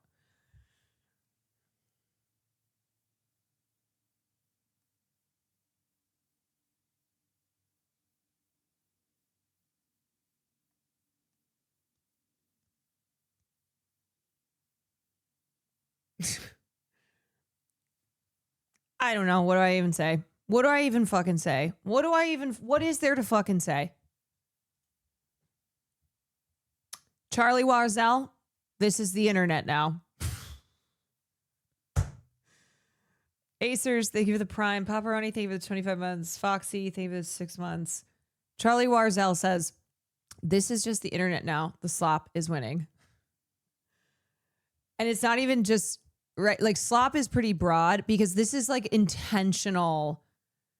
This is straight up just disinformation that feeds the cultural beliefs that sexual assault is not actually this serious, pervasive issue, that women are liars. The collective memory of this will just be, remember the DoorDash girl who lied? Or if it's like, oh, hey, did you hear about that DoorDash thing? And be like, oh yeah, didn't that girl walk into a guy's house and take a video of him? Didn't she lie? I was looking at certain videos and I came across this one.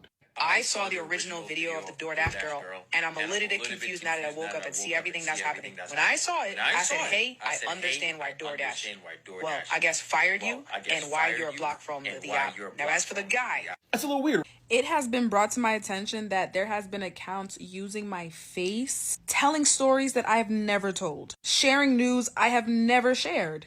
AI is honestly getting out of hand. These people are profiting off of my face, ruining my credibility, and tarnishing my name, because now people are thinking that I'm reading from a script. I've reported this page. I've commented dozens of times underneath their posts. They won't take anything down. TikTok won't do anything about it. Anytime I post about this, I am violating community guidelines. But it's like they're stealing my face. So if y'all come across this page, this post, report it as much as you can. Please and thank you.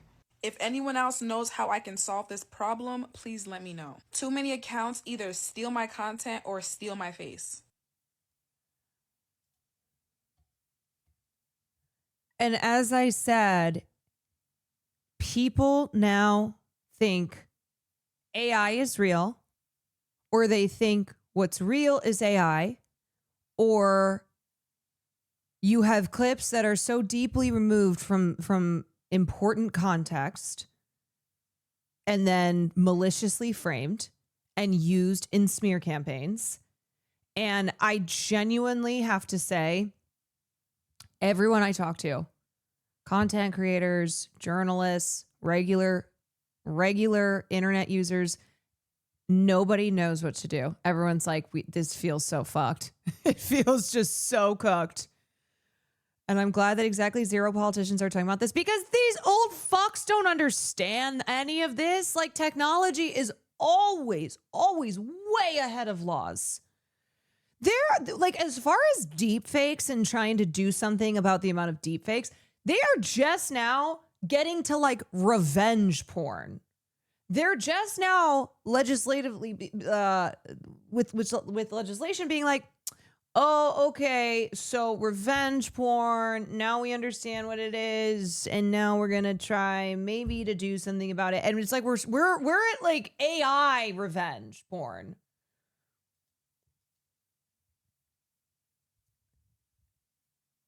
And then the tech industry is just like, don't worry, we'll take care of everything. We'll do it all ourselves. We're here to make sure that we have a free and fair democratic system. And here's $1 million for your re-election campaign. Hogan, thank you for the gifted. So let me just read this piece by Charlie. The prompts read like tiny abstract poems. A brutal storm off the coastal cliff. The clouds are formed into tubular formations and lightning strikes are never ending. I scroll, another appears. A male figure formed of gentle fire, his outline glowing with soft embers, approaches a female figure shaped from flowing water. Her form glistening with ripples and fine mist, they move toward each other with calm grace, meeting in a warm embrace. The scenes come to life before my eyes in the form of AI-generated video.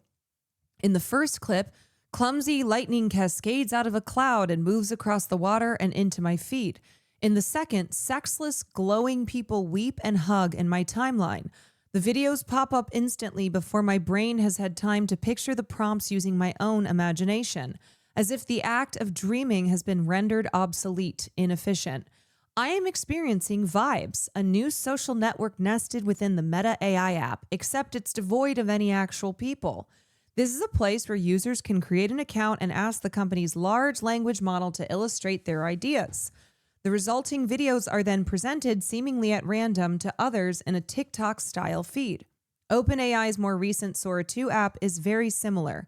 The images are sleek and ultra-processed, a realer-than-real aesthetic that has become the house style of most generative AI art. Each video on its own is a digital curio, the value of which drops to 0 after the initial view. In aggregate, they take on an overwhelming, almost narcotic effect. They are contextless, stupefying, and most important, never-ending. Each successive clip is both effortlessly consumable and wholly unsatisfying.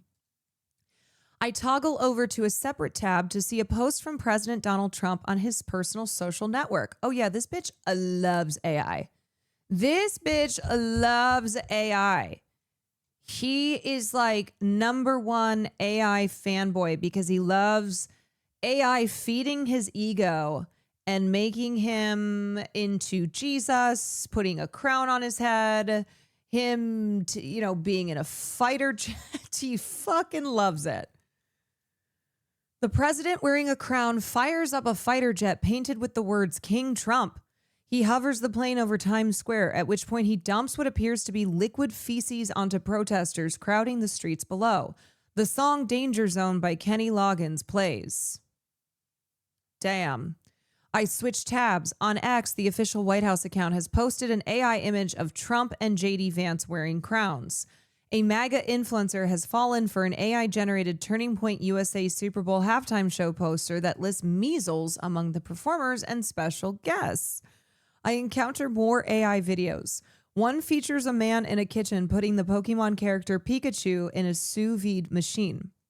Another is a perfectly rendered fake 90s toy commercial for Jeffrey Epstein's Island playset. These videos had the distinctive Sora 2 watermark, which people have also started to digitally add to real videos to troll viewers. The comments on all of these videos are always roughly the same, informed by the observation that AI videos are becoming difficult to distinguish from actual film. We're cooked. This is how it feels to live in the golden age of slop, a catch-all word used to describe the spammy quality of easy-to-generate AI material. I've begun to think of it as the digital equivalent of an invasive species. Just as the introduction and replication of a novel plant or animal usually results in some form of ecological harm and threatens native organisms, the arrival of chatbots pumping out lorem ipsum flavored text has polluted Google's search results and added hallucinations to scientific archives. Dead internet theory. Booksellers have spent the last 2 years battling a deluge of both AI slop ripoff books and chatbot-generated book reviews on retail sites such as Amazon. There is code slop. In corporate life, work slop abounds in the form of bad emails, slide decks, and lifeless memos.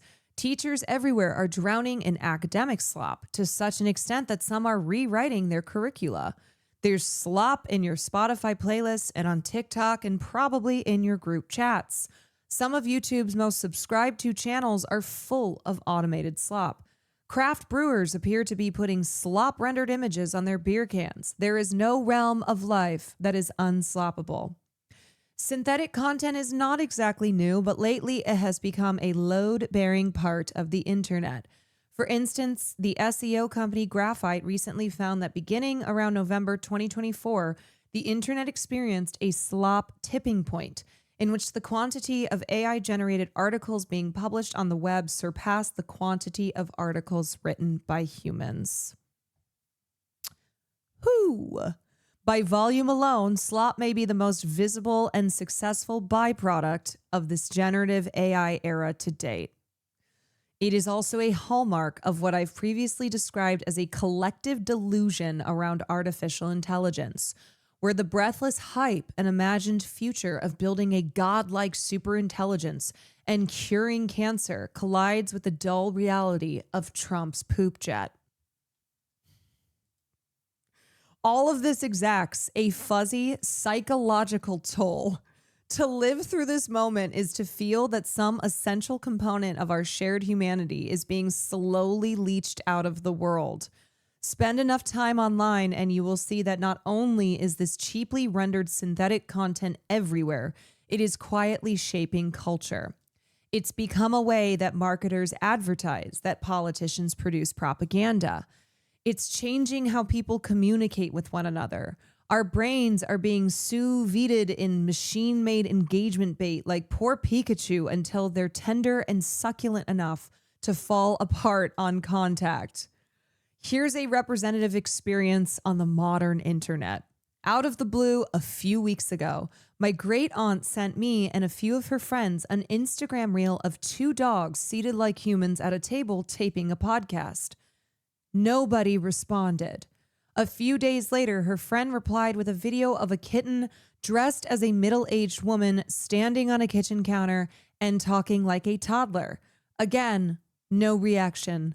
I could only wonder what else was in their feeds. Being alive at the slop tipping point doesn't feel like an emergency exactly, but more like slowly giving over to a pervasive disorientation. Most of the time, slop is easily identifiable, but still, doubt creeps in. Gorgeous professional photos of wildlife on Instagram. Received tons of comments from people asking, is this AI? Oceans Nation, the account that posted this said, guys, this is not AI. Every shot was taken by Sean Weekly. He's been documenting these birds for years. Go check out his page. His work is incredible. But this is what I mean by like, people don't know when something that's AI is AI, and then people think that something that's not AI is AI. You begin to second guess if that artist in that Spotify playlist is a real person. You double back to check for watermarks on a shocking video of an ICE protest. You watch the president post an AI-generated video of himself in a fake Fox News segment and wonder if he can tell that it's not real. Trump shares apparent AI video promoting medbed conspiracy theory. Honestly, I don't know. Or also, I don't think he cares. He either doesn't know or just does not give a fuck, or both. Be honest, am I AI? You know, at this point, just make me AI. Let me just be AI, okay? Think too long and it all begins to feel sinister. Large language models that devour the total creative output of humankind endlessly remix those inputs to illustrate fictional universes of bespoke media, almost indistinguishable from reality and getting better every day. This is not a rewriting of history as much as a DDoSing of it, flooding the zone with so much synthetic crap that engaging with reality and humanity becomes just one of many content experiences to choose from. The biggest technology companies are trying to find ways to turn this internet clogging junk into something valuable. And at least in Meta's case, there's a clear reason why. As the writer Ryan Broderick noted this spring, social media companies have chased scale in the 2010s and now have a massively global audience that can't properly communicate with each other. Their networks have succeeded in connecting the world. You guys, I just cannot believe that we let the biggest assholes, the biggest losers just take over. That we're just sitting there as they reap in billions of dollars and are like, yes, we are on top of the world. These fuck ass dorks who became very wealthy due to tech and are somehow running the world. Their networks have succeeded in connecting the world and have become so massive and so messily human that AI slop created by the proprietary LLMs fills a need. Imagine a social network in which, instead of third-party links or incendiary political posts, the atomic unit of content is not text at all, but a universal language of eminently consumable short-form video to be remixed and traded back and forth between users who are soft-brain scrolling from the toilet. OpenAI's proposition with Sora 2 feels slightly different, more like a flashy proof of concept to showcase the power of its models. Announcing Sora 2, Sam Altman wrote that creativity could be about to go through a Cambrian explosion as a result of the tool, and along with it, the quality of art and entertainment can drastically increase. Similarly, the venture capitalist Mark Andreessen mused last week that Sora 2 would give rise to a new type of creative. The filmmaker with no visual skill or access to a set or to a camera or to actors, but with an idea. It's going to start with shorts and animated things and so forth, but it's going to work its way up to full movies. The idea is that Sora 2, like all AI tools, removes an enormous amount of friction between conception and completion in the creative process. Ideas and imagination are universal to the human experience, but execution is learned. The result of energy and time spent to develop the skills necessary to bring an idea into the world. Soul Boot, thank you for the 16 months. Hogan, thank you for the gifted. Altman's definition of creativity seems to elide the second element altogether, so much so that it appears to be an animating principle behind most of OpenAI's tools. The fact that you will be able to have an entire piece of software created just by explaining your idea is going to be incredible for humans getting great new stuff. Y'all, does this look like great new stuff to you? Altman said on the comedian Theo Von's podcast this summer, because right now I think there's a lot more good ideas than people who know how to make them. And if AI can do that for us, we're really good at coming up with creative ideas. Are we? Are we all really good at coming up with creative ideas? Is that really what's happening here? Is just a burst of creativity?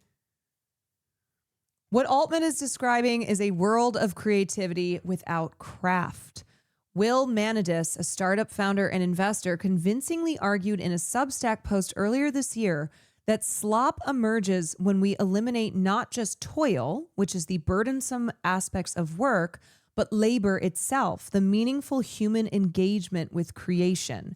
It is, in other words, the removal of all friction, all agency, and in turn, all humanity. In the case of a social network like these slop talk clones, frictionlessness is highly desirable.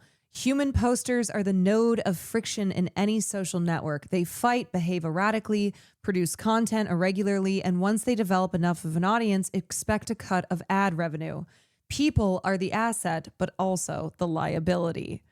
These slop feeds, of course, are full of their own problems. In the days after Sora 2's launch, users flooded the app with videos of Martin Luther King Jr. saying racist things and stealing from a grocery store. OpenAI posted on X that it's working with King's estate and has paused using his likeness on the platform. Not long after the launch, Zelda Williams, the daughter of the actor and comedian Robin Williams, pleaded with her followers on Instagram to stop sending her AI-generated videos of her father. If you've got any decency, just stop doing this to him and to me, to everyone even, full stop. It's dumb, it's a waste of time and energy, and believe me, it's not what he'd want, she wrote. Still, a synthetic feed is theoretically much simpler.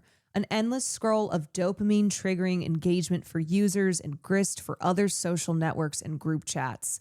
As the Bloomberg writer and podcaster Joe Weisenthal mused on X recently, there's a poetic coherence to this evolution. The emergence of slop was foretold as soon as we started consuming content via the feed.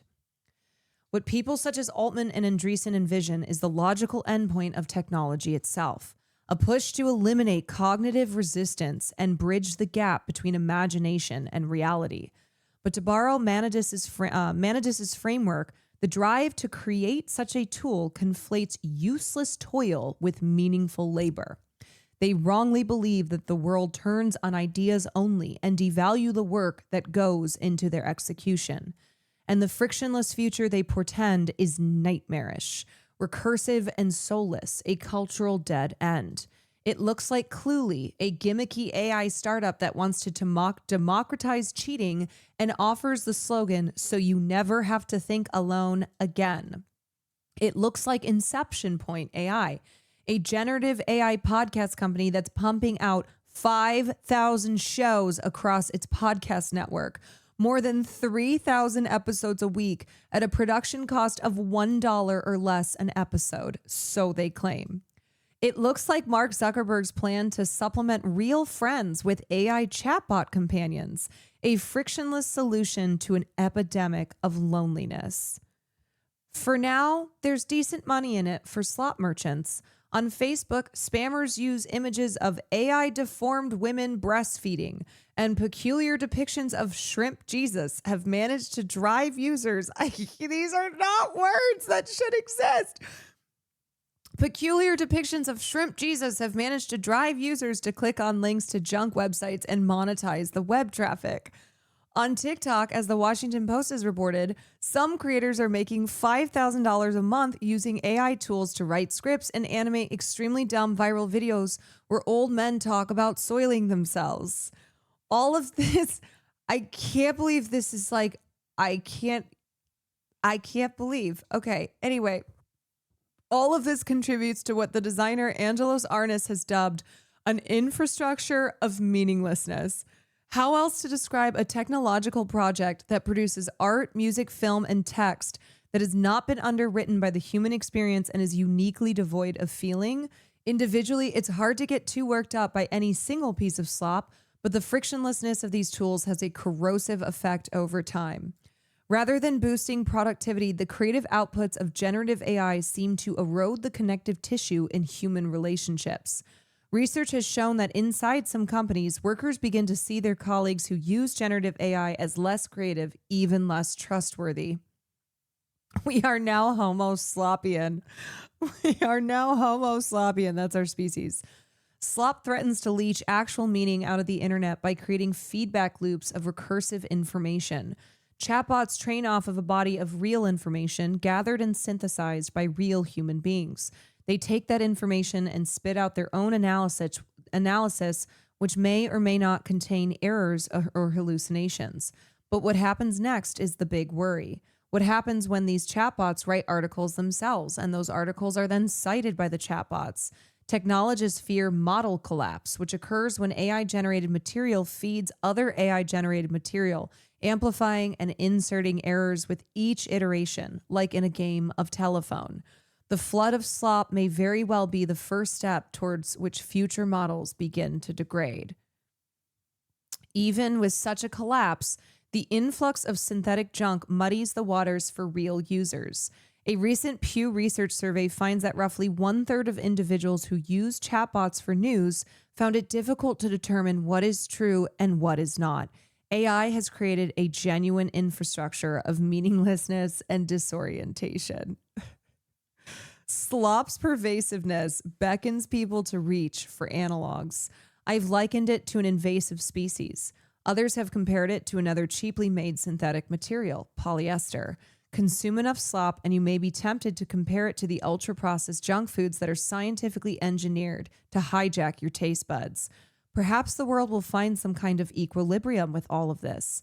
After all, sometimes an ecosystem can adjust to invaders. Sometimes, though, the snakes eat all of the birds. The comparisons do not totally capture what's happening here in any case. At its core, slop invites a kind of nihilism into all aspects of our lives. AI boosters claim that its tools will inject an unfathomable abundance of human-like brain power into the world, unlocking our collective potential as a species. But so far, its chief output seems to stand in direct opposition to this idea. Its infrastructure of meaninglessness makes the very act of creating something of meaning almost irrelevant. The people selling these tools are doing so with a powerful narrative. Generative AI supposedly supercharges all that it touches, democratizing creativity, eliminating friction, increasing productivity, and pushing the boundaries of what is possible. Its disruption of the online economy, the boosters argue, is a reason for great optimism. But at the moment, so many of these benefits are theoretical. Generative AI is disruptive, is transformative, and is reducing friction, but the economic incentives for using it are geared far less towards supercharging human potential and more towards producing abundant slop. This is tragic. The loss of friction deprives people of something crucial. What happens between imagination and creation is ineffable. It entails struggle, iteration, joy and frustration, disappointment, and pride. It is the process through which we enact agency. It is how we make meaning and move through the world. To lose that, I fear, is to capitulate on our very humanity. Charlie is a really great writer. He writes a lot about this kind of stuff. I've referenced his work before, and I think that's what it is. I think your feelings of looking around and like whether it's this shit or whatever the hell else, we're surrounded by it on the internet and going, I fear we are losing touch. We lose human connection when all we are surrounded by is this meaningless slopification.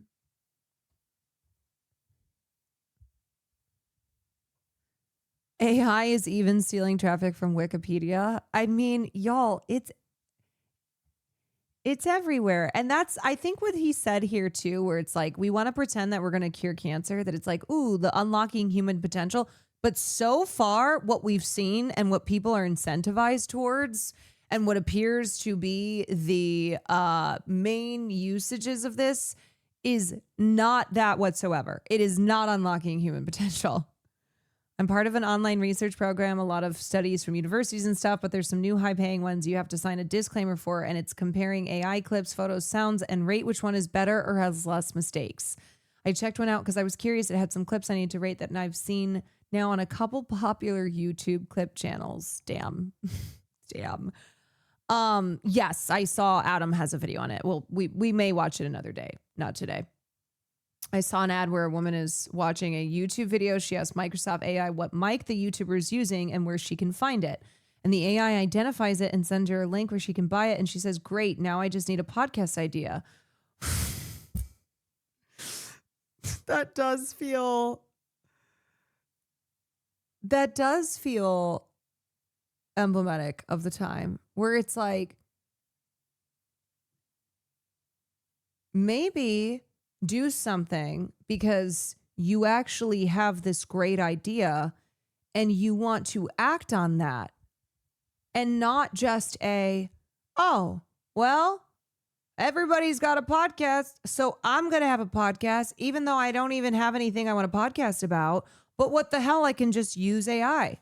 It's just because we can, just because we could, does not mean we should. Just stop and think, people. We don't all need to do everything. You know what? Everyone is literally going to have a podcast except for me. Except for me. The unlocking of great human knowledge is AI memes of Trump pooping from a jet while Danger Zone plays. I don't know about you, but this is the future that my ancestors dreamed of, and I'm living it. I am living it. Yeah, maybe I bring Let Me Know back and I just have an AI co-host. I just have an AI co-host for for my podcast. You know what? What the hell? How about just an AI of me as well? Why do I even need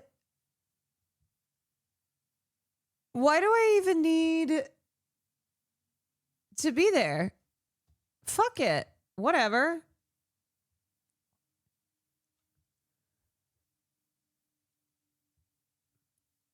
Whatever. Why am I even here?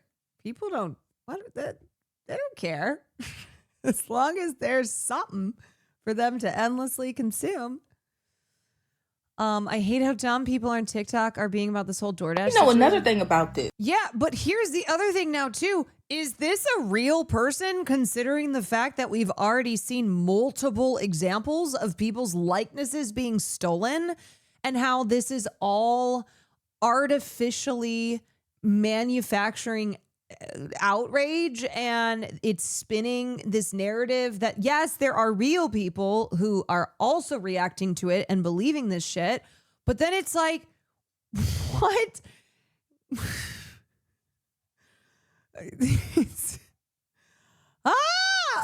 This is the perfect example of why women don't get taken seriously. And here's the thing too. Oh, wait. Seriously, when we report sexual assault now as it is, because you have people like this who throw this word around so casually, so lightly. No, y'all. Let's just go back to this for a second. Let's go back to this. That's what this is, man. No, you need to understand what sexual assault is. You need to understand. And this is the problem. It is so commonplace. It is so normalized. And it's all part of the myths around rape and sexual assault that contributes to this pervasive rape culture where people are like, oh, yeah, no, rapists are like weird guys in an alley wearing a trench coat. It's like, actually, you're most likely to be assaulted by somebody that you know.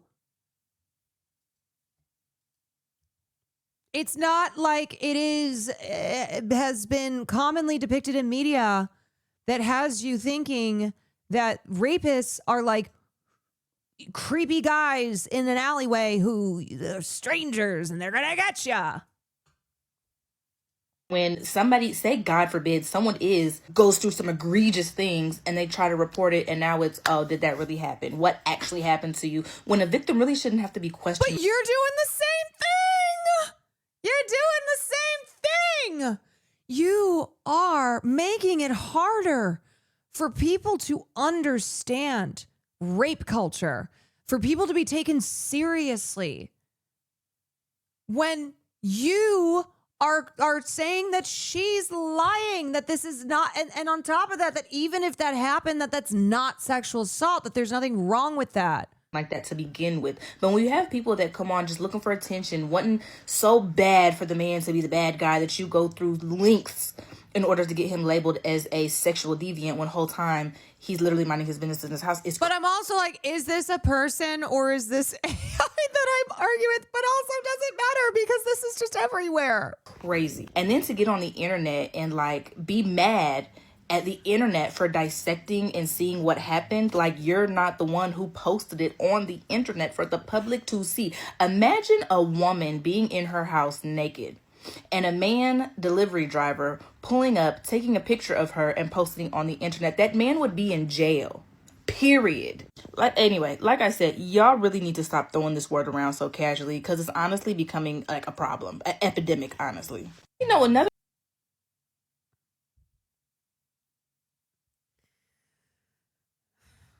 I don't know what to... Yeah.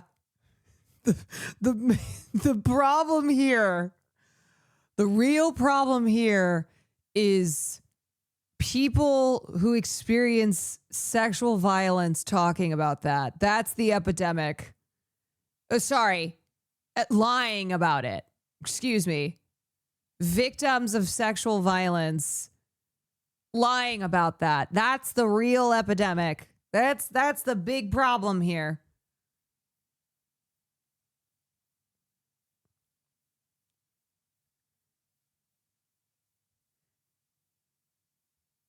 Is this not like if the victims of Louis C.K. filmed him doing the shit he did in front of them, but then when they upload the footage, people attack them for filming it?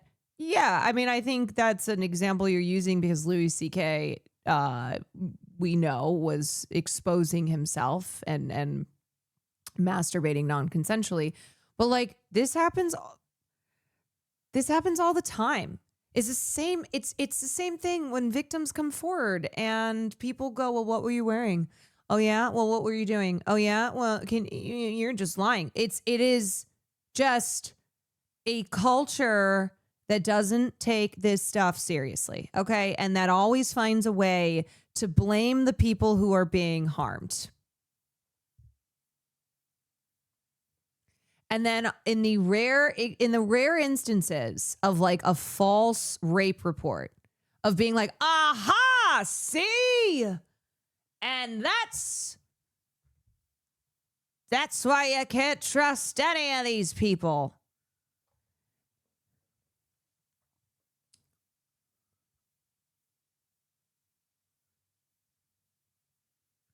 Women be lying. Jeansley, thank you for the 2 months. Y'all, I am exhausted.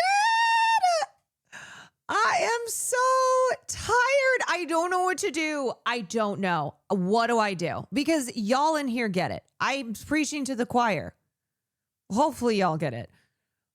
What do we do? I don't know. There's just so much.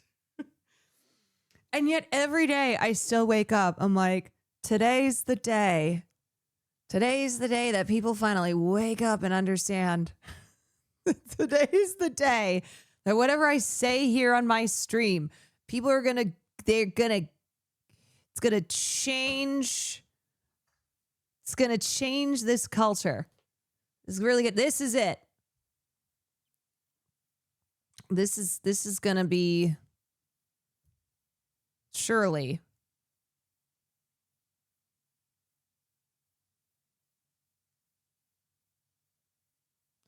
Honestly, it's hard because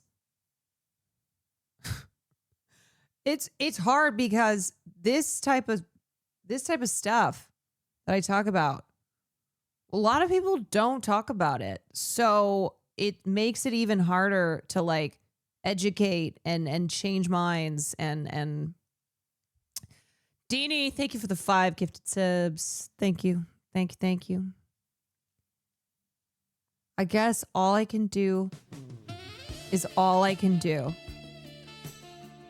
This is somehow Johnny Depp's fault. No, fuck Johnny Depp. Absolutely. That was a huge turning point. And all the fucking smear campaigns that we've seen in the playbook that we use, the playbook that we see, that can be traced back to Amber Heard and Johnny Depp. 1 cajillion %.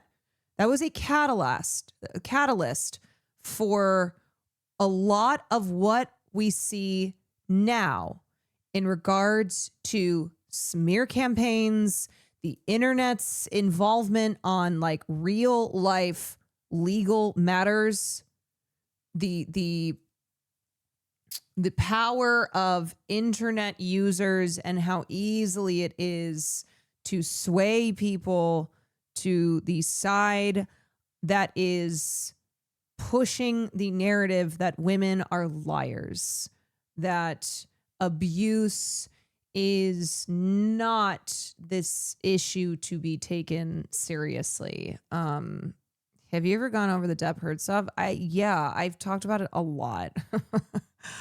And it's still there are people who just, here's the problem. Okay. Here's the issue. Most people, and this same thing with DoorDash girl. All right. With the DoorDash girl, they form their opinion and then move on. And forever, whenever it's like, hey, remember the DoorDash girl? Oh, Amber Heard, and they're like, oh yeah, isn't she a liar? Didn't she do X, Y, and Z? And they do not care. They don't care to learn anything past whatever formed their opinion in that moment, when it was the height of people talking about it. And even when there are attempts to course correct, to point out the misinformation that went viral, they don't care. They're just like, not, it's a lack of any type of desire to ensure that you keep up to date with correct information. And when you have been somebody who was like led astray by a smear campaign and fell for lies that were part of it, and like and it's still every single time I bring it up, there's still people who are going to be like, mutual abuse. Nah, they both sucked. Nah, they both abused each other. And it's like, I can't, what am I supposed to do? I can't talk about, like, should my stream just be every day I go over the facts of the case? I go over what was brushed over, that didn't go viral, because that's not what was fun. That's not what was like being spread by TikTokers and YouTubers. Like it even still every single day, there'll be a person be like, well, don't they both suck? Didn't they both abuse each other? And again, that's because that's the opinion. That's the opinion that people formed from whatever they picked up as everything was happening. And whatever, maybe you didn't look closely at it and it was just the general vibe of what was on your feed at the time. And since then, there have been people who have been like, I was very wrong. Since that era, since that case, have come to understand that I was wrong. And I'm sorry. And, you know, what I contributed to. But no, most people, it'll just be, I see this thing, the kind of overall opinion on it. I go, okay, good enough for me. And then ever since, you know, for then on, from there on out, that's what your opinion is. So if it's brought up, it's like, well, wasn't it this blah, blah, blah, blah, blah.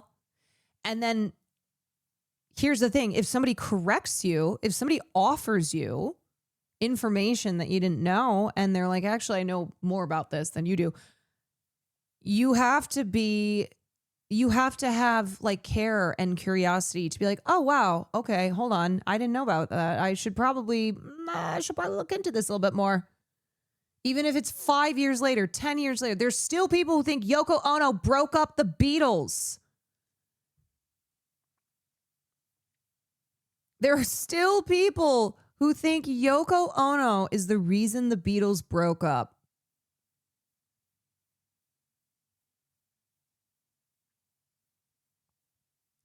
And I think you should understand too that when you take a quote unquote neutral position, or you think you are by being like, both of them are, well, aren't they both awful? You're actually, that's in favor of abusers. That's in favor of, like, specifically with Johnny Depp and Amber Heard, in favor of Johnny Depp. Like, that only helps the Johnny Depp narrative. Same thing with it, like Israel and Palestine, okay? When you go, yeah, well, haven't they both done bad things? Yeah, Israel done bad things, but hasn't Palestine done bad things too?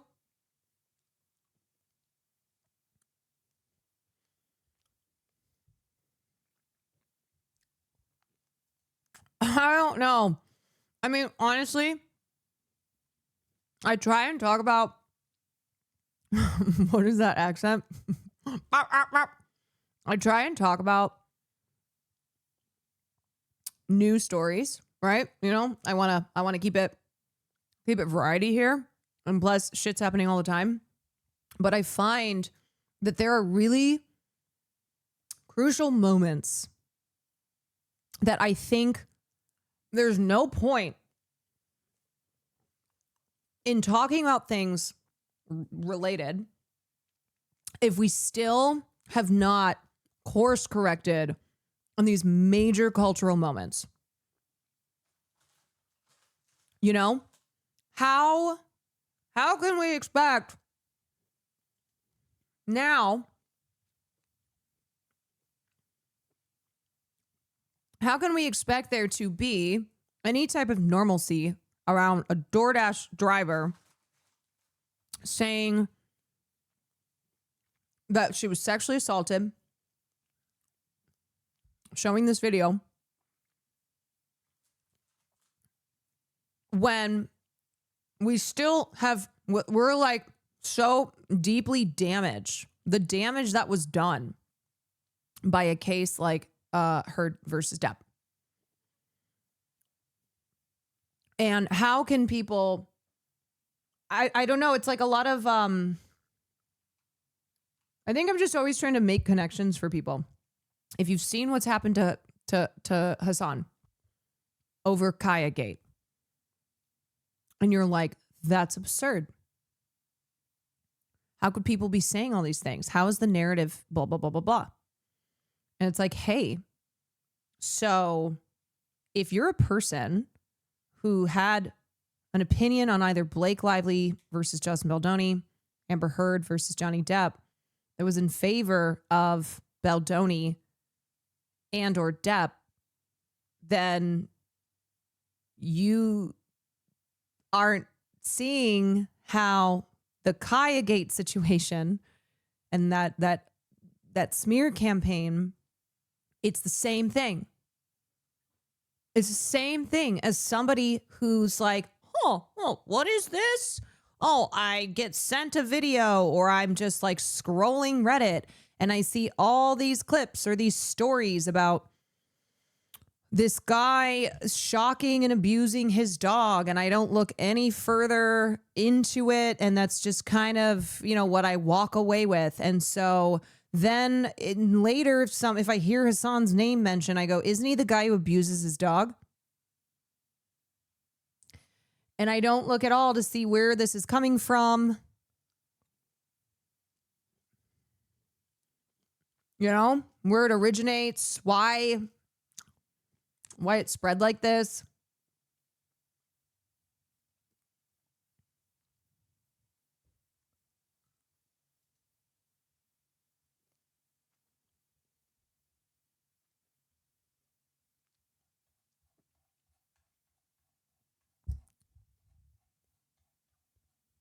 What do you think about people saying Kaya's not a dog? Well, now they're getting to the truth. Well, now they know what's going on. Okay. So what does it take to steal? So. That's what I have to say. That's what I have to say. And I think it's important to know that all this stuff is connected. So in order to understand the responses to DoorDash, the DoorDash situation, it helps to understand something like the Amber Heard and Johnny Depp case and the damage that did, and the backlash that we are in currently to the progress, the small progress that was made as a result of a global movement around sexual violence and calling it out and talking about taking victims seriously, listening to them.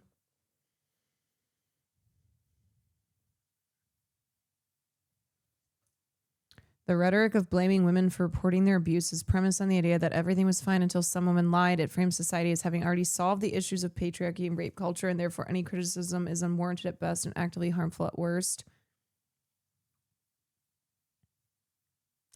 Well, I just think it's also funny, too, how many people will consistently be like, oh, that woman's a liar. That woman's a liar. That woman's a liar. But also I believe victims, like real victims. It's like, really? Because every single time you seem to be on the wrong side here. You seem to be like, I totally believe real victims of sexual violence. But in every one of these instances, these people are lying. I don't make the rules. It just happens to be like this. Release the Snyder Cut is another really good example of PR bots, and it was illustrative of how paid bots can sucker people and become a generator of public discourse. Yeah, and what happened a lot on the Her Depp case is like the way that Reddit and other platforms were astroturfed.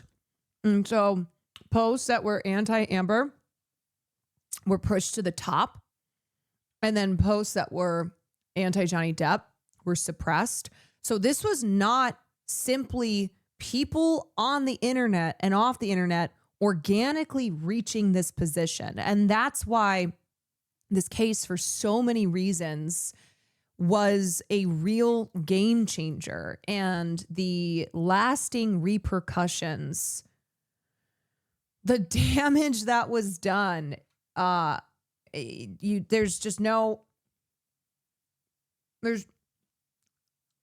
no way to be hyperbolic about it.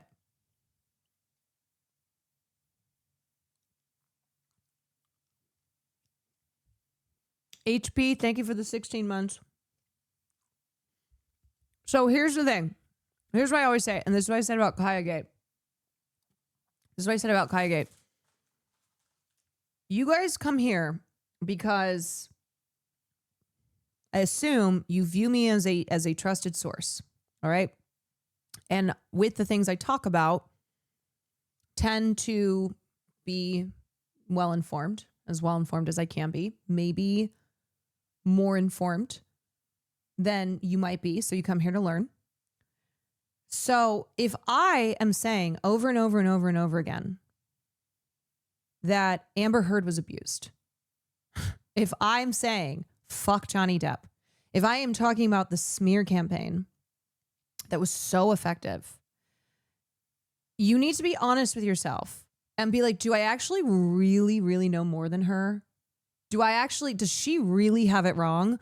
Or am I just thinking about whatever the general vibe was, the general, the popular opinion was at the time, that's what I picked up, and really have not questioned it since, haven't bothered to learn more since. And so it's something where if you view me as a reputable source, and as in especially with these types of issues, someone who does the reading, does the reading.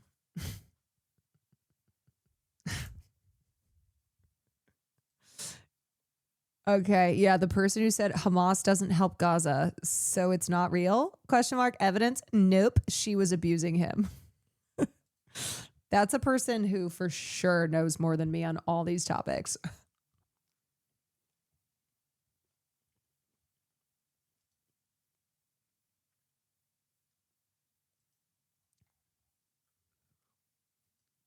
But like, I don't know, I would say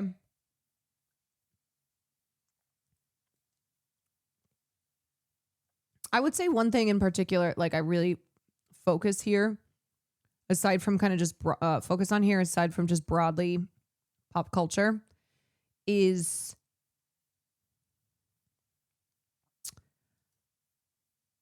how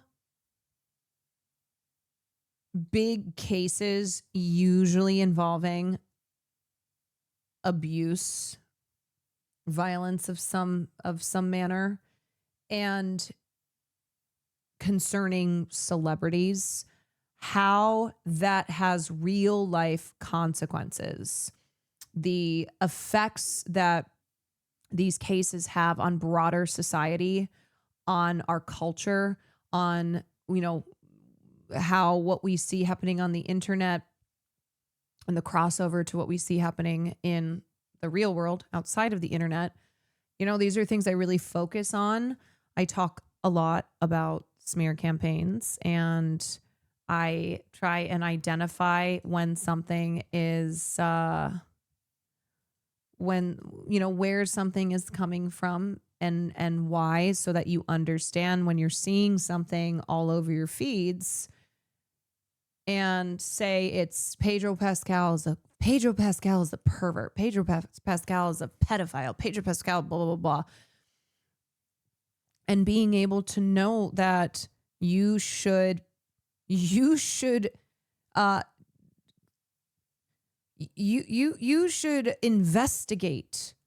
where that is coming from and assume that it's probably coming from bad actors who are incentivized to manufacture hate against someone for political purposes.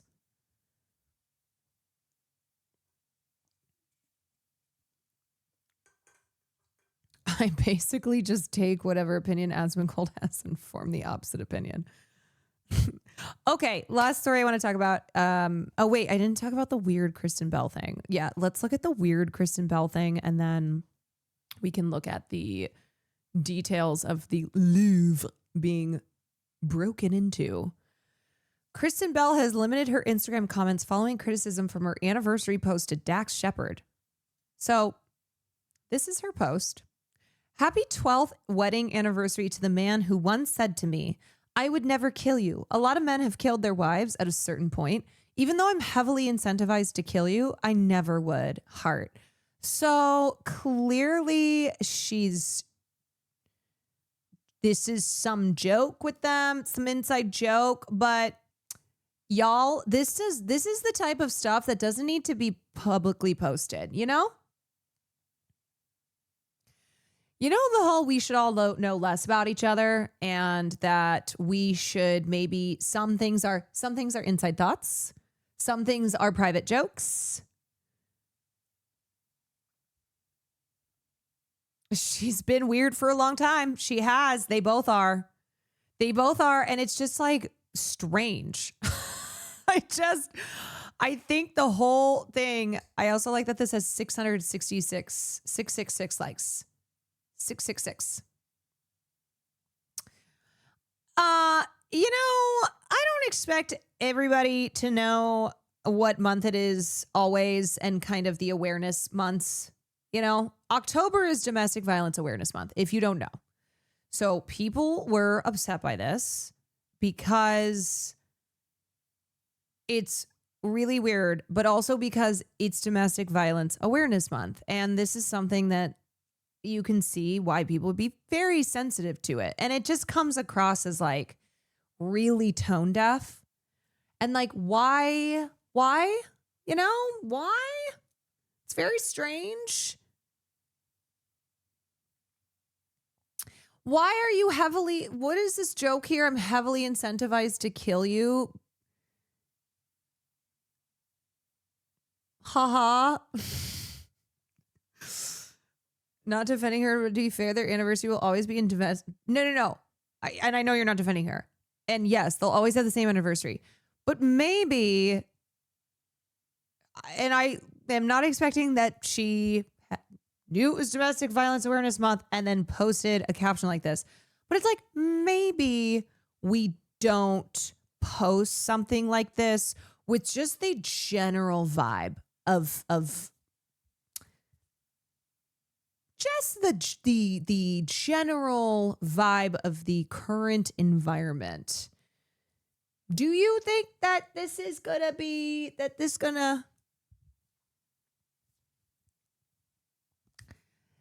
gonna go over without problems?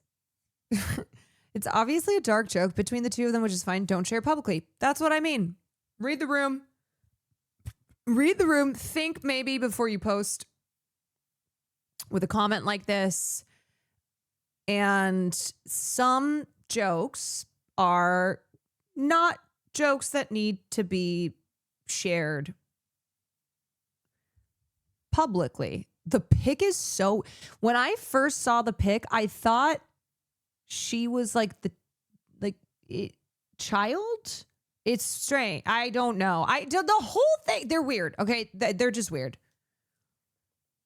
They're weird.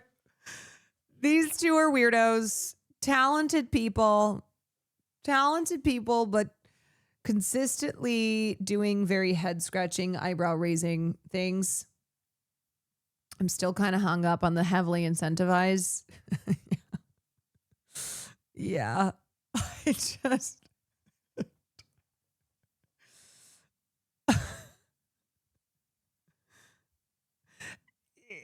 Yeah. Yeah. I guess the description I read was that since she has a successful career and his is washed up, he would be incentivized for the life insurance. Still a really bad joke. I guess. I don't know. It's one of those where it's like, if you have to stop and think about it, be like, oh, trying to make it less weird by explaining it. But maybe just don't post that.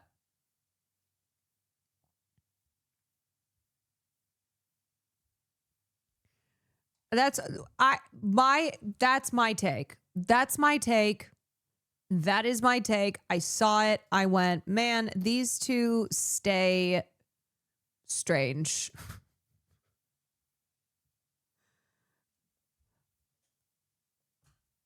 I thought it was like a 12-year-old. I know the picture is weird too. No, he has an incredibly successful, that their podcast is one of the most successful. May that kind of love never find me. Or I guess if you're both like that, as I said, if Will and I ever give off that energy, if we ever start giving off Kristen Bell and Dax Shepard energy, I need y'all to check us. Okay. I think they're both talented. I appreciate their work, you know, but I think as people and as a couple, they just always strike me as weird.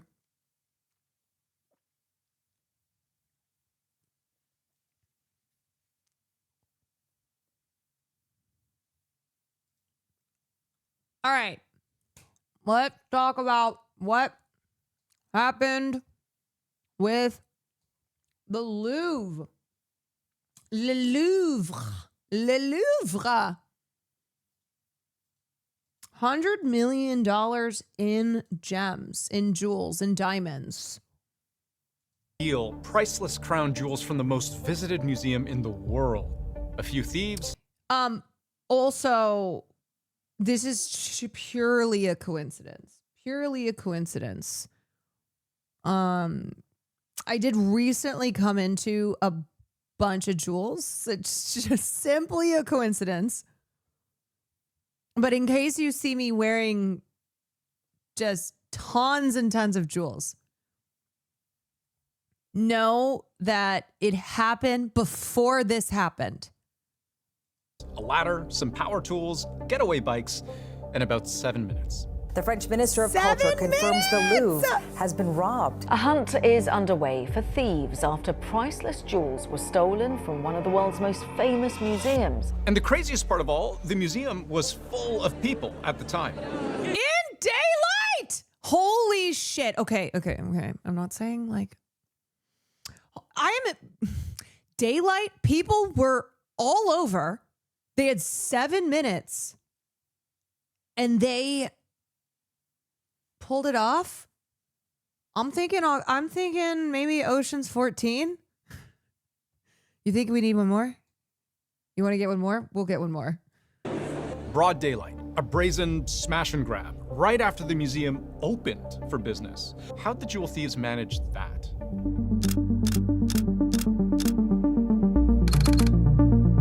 Yeah. So the Louvre opens. How did they manage that so we can make sure this never happens again? So we can make sure that nobody ever does something like this ever again. Let's find out exactly how they did at it. 9 a.m. If you've never been there, it's this big, sprawling complex, the largest museum in the world, with a total footprint of something like 10 soccer fields. The main entrance is right here, at the base of this glass pyramid. There are a few entrances, actually, here, here, and here, but it's over here, the southeastern corner, where 4 thieves would create their own entry point. Everything I'm about to explain is based on information given by French government ministers, media reports, and otherwise publicly available information, especially when we get into what exactly was stolen and why it's so valuable. But let's start at the moment the heist began, about a half hour after the museum opened to visitors. This truck with an extendable ladder and mechanized lift is how thieves reached the upper floor. These ladders are pretty common in Paris. Movers use them all the time to haul furniture up and down, for example. The thieves themselves, they're wearing balaclavas and armed with angle grinders. Relatively small, powerful tools that can cut through basically anything depending on what kind of cutting disc you use. Okay. So with the right attachments, you can cut through How long do we think they planned this? plastic, fiberglass, even wood.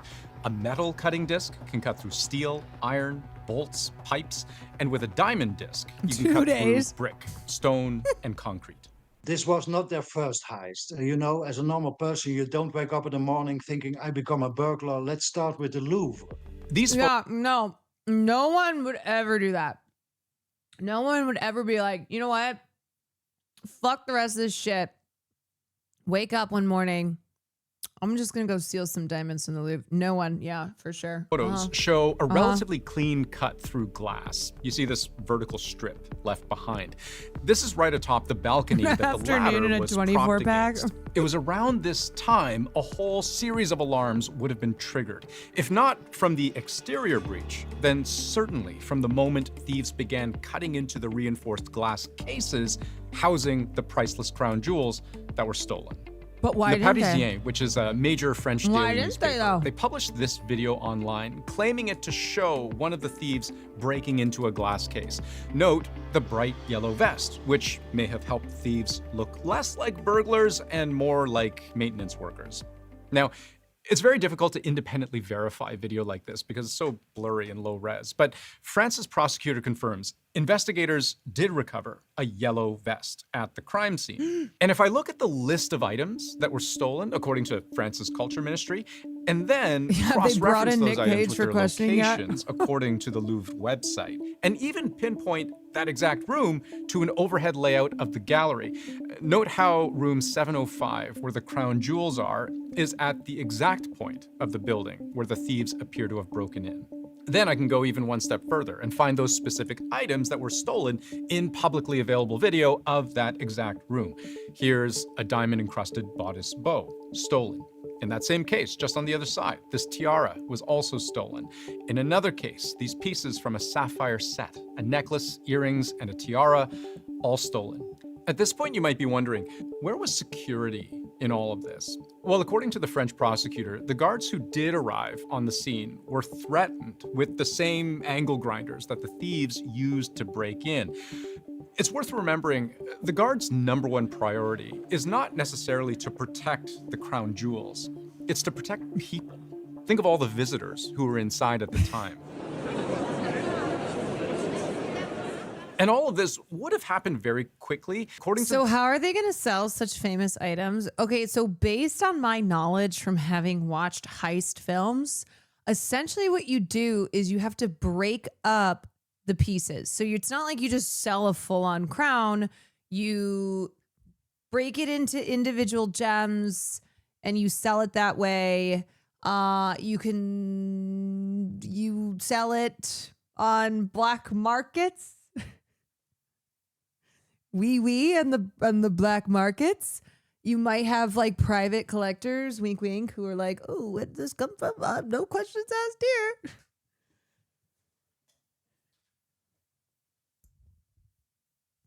Stolen to order, you know. Yeah, you just sell it on eBay. it could be a contracted job. It could be a contracted job where someone's like, I will pay you to steal this shit, and they want it. So then you steal it, you give it to them. That's it. That's all. The footage of the robber. Why do I think this is not going to be that? Right, with no equipment, no rope. Well, of course, come on. Don't tell me you don't know how to do that. How did you get by the laser field in the Great Hall? Aha. The laser fields. Well. I mean, look, I got to keep it a buck. I kind of freaking love heist movies.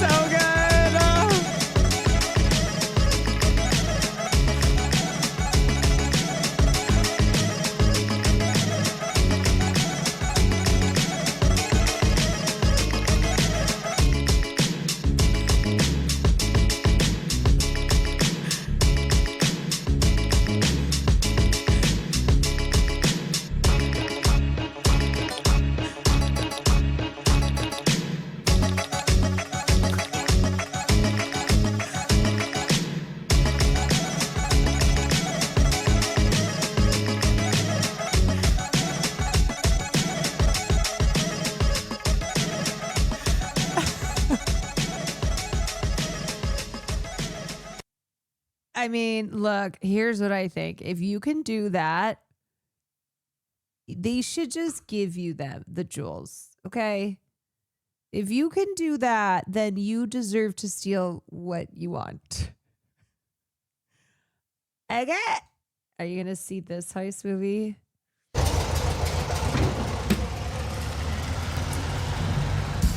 Of course, obviously. I saw Kip's father today. He said Kip has projects all over town. He spends all his time balancing books, scheduling, on the phone. It's an idiotic way to spend your time. Well, you seem to have a good amount of time on your hands. Did you know that kids don't have school today? I'm at work. Why can't they be with you? I've got things to do. What things? Like what? That's a We're lot of so money. back. Just hear me out. It's a big, life-changing opportunity for me. But I'd have to rent a workspace and purchase tools. No, I know that's Alana Haim. Tools which I don't have. That sort of thing. And this is real? Mom, it's real.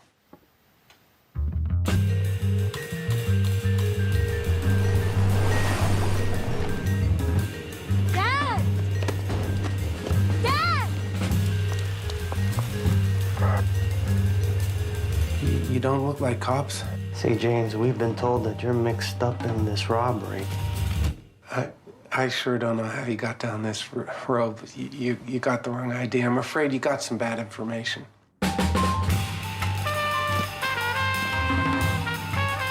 I sure do appreciate that once in a blue moon, someone I know and love is gonna come along and blow my mind. Well, what do you say we stop talking about it for now? Because I find it kind of upsetting. Yeah, I'm good with that. I think Josh O'Connor might be one of my faves. Yeah. Who's down there? The guys are here. Don't forget to lock the door. Okay.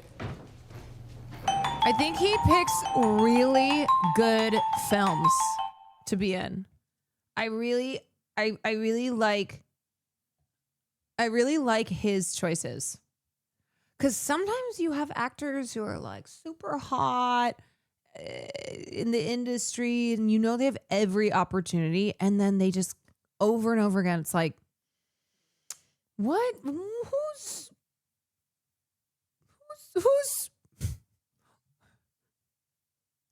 your team? Who's your team and how do I fire them?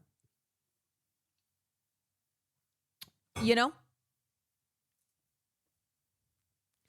Caroline, please watch La Chimera. He's so good in it. I've told the story of it, that I started watching it one night. It was really good, but it was so late. And then I fell asleep.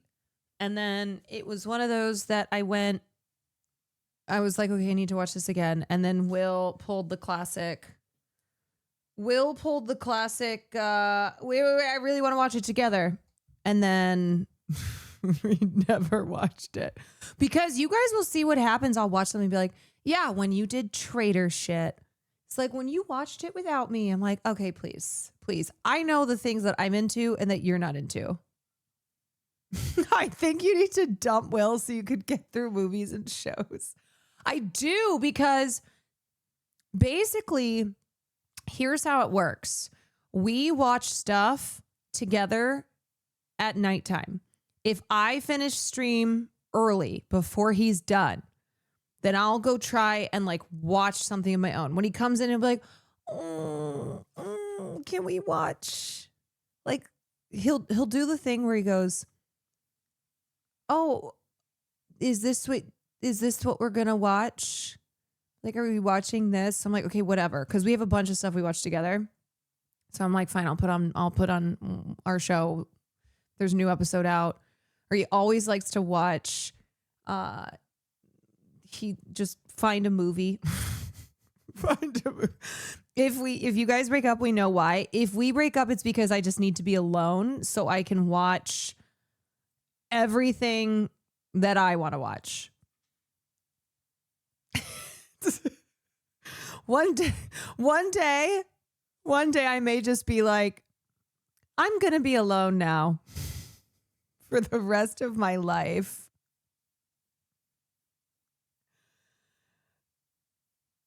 Because he pulls that bullshit.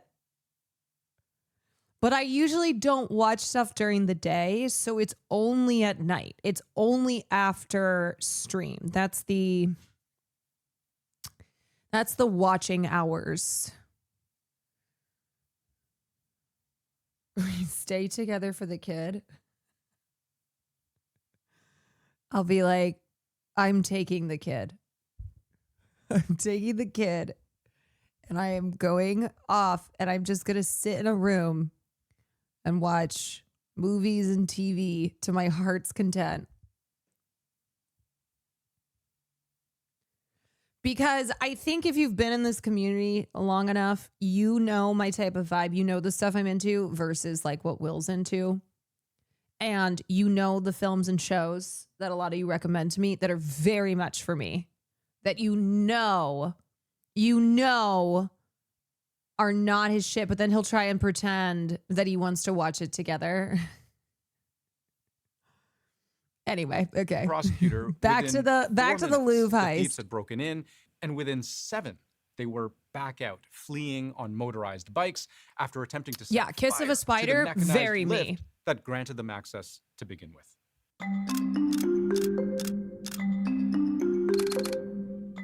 Now, you may have noticed the French Culture Ministry lists exactly 8 objects stolen by thieves from the Louvre, but really there were 9, and I'll show you what I mean. The first 3, a sapphire tiara, necklace, and earrings. They're from a matching set worn by 2 queens, Marie-Émilie and Hortense. Well, maybe 2 queens are wearing them now, you know what I'm saying? Hundreds of years ago. The necklace made up of 8 sapphires, 631 diamonds. These emerald pieces are from a different set belonging to Napoleon's second wife, Marie-Louise, also dating back to the early 1800s. This necklace is made up of 32 individual emeralds and more than 1,000 diamonds. Here are another 2 pieces from a matching set belonging to Empress Eugenie in the mid-1800s. More than 200 pearls, nearly 2,000 diamonds in the tiara, and the accompanying bodice bow, nearly 2,500 diamonds. And then there's this brooch designed to... Like a week from now, somebody snaps a blurry pic of someone just decked out in all of this. You're like, hey, that looks like the stuff that was taken from the Louvre. Itself hold a religious relic. At the White top, Grizzly, 7 taken for 25 diamonds months. surrounding a solitaire, and 87 more adorned and suspended below. That's 8 pieces. No, But the they ninth wore they was wore stolen them. They did. and left behind. It's another piece belonging to Empress Eugenie, a crown featuring 8 golden eagles covered in 56 emeralds and thousands of diamonds. It was either lost or abandoned as the thieves made their escape, later found on museum property, but appearing to have been damaged in the process. Can you imagine just like going about your day, you know, maybe because the Louvre, a lot of people walk through that plaza area. You're just walking along, or maybe you were at the Louvre and you just find this crown on the ground. The combined value? I mean, you know, you dropped your crown. Oh, what a line. What a line. If someone came up, picked it up. Hey, I think you dropped your crown, queen. Of all these crown jewels, because of their historical value, impossible to measure, according to the French government. And experts say maybe impossible to recover. There's a very small percentage in recovering stolen artworks. But when it comes to jewelry, that percentage is even less. This is true for 2 reasons. For starters, no matter what The greatest meet cute of all time. They're pretty difficult to sell, right? Like you can't exactly post them on Facebook Marketplace. And even if you did find an illicit buyer, how does that buyer show their brand new acquisition to anyone without putting themselves at great risk of being caught? But jewelry in particular, unlike, say, a painting, it can be remade into a brand new valuable thing. Gold can be melted down, precious stones cut and recut. Once they're been cut into smaller jewels, Yeah, the I've deed is seen done. Ocean's So 8. We'll never see these pieces again intact. So in an important way, there is very much a time limit to find and recover these crown jewels. And this also raises a much more difficult question about how you prevent these sort of thefts, not just at the Louvre, but at every museum with anything of value.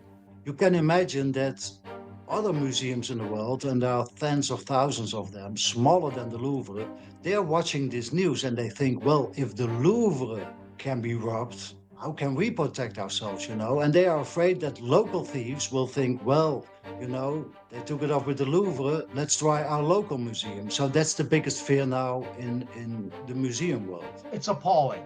It's a slap in the face of museums everywhere, and it's a wake-up call. If you have jewels or They you got have it. gold They got the in your Louvre. collections, you need to be worried. Some experts are already calling this the heist of the decade.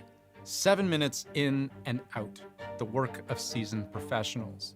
But how much of it the museum and the government should have been able to prevent? That Was it an question will inside take job? much longer to answer. Okay, wait. This was posted on the day of the robbery. Non, je demande pardon. Hein. Je voulais juste avoir aujourd'hui la couronne de France sur la tête. Mais franchement, écoutez, dites au Louvre de me rappeler, je rends tout. Hein, voilà, ils ont qu'à passer à la maison. Je rendrai tout. C'est une plaisanterie. Voilà, excusez-moi. Non, je demande pardon. Hein. Okay, je voulais Diva! juste avoir aujourd'hui la couronne Look de at this diva! France sur la tête. Mais franchement, écoutez, dites au Louvre de me rappeler, je rends tout. Hein, voilà, ils ont qu'à passer à la maison. Je rendrai tout. C'est une plaisanterie. Voilà, excusez-moi. You know what? Let this diva live. Okay? Let this diva live. This diva is working. We're working this. Okay, here is. See, this is TikTok. You accidentally scroll and then there's just an alien. Okay, wait. Let me. How the Louvre jewelry heist unfolded in under 10 minutes. 9:30 a.m. Truck with a mounted ladder arrives. 9:34 a.m. Thieves break into gallery through second floor window. 9:38 a.m. Thieves leave on 2 high-powered scooters. That image is also just killing me because I'm sure it's like this. I'm sure it's like Vespa type scooters, but I just keep imagining like a couple of birds, some Razor scooters. They slam their ankle first. God! It almost ruins the entire heist. Okay, to get to the second floor, 2 thieves climbed up a truck-mounted electric ladder that is a common sight on the streets of Paris. So this is the window on the second floor where the thieves entered.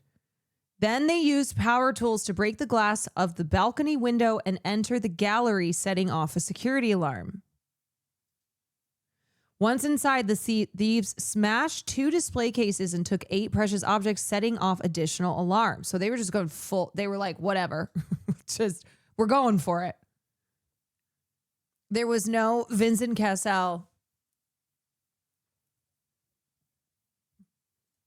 going through the lasers.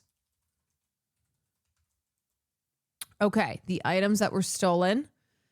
A sapphire tiara, necklace, and earring. Empress Eugenie's decorative bow. Empress Eugenie's brooch. Tiara of Empress Eugenie. Parts of Napoleon's emerald wedding gift.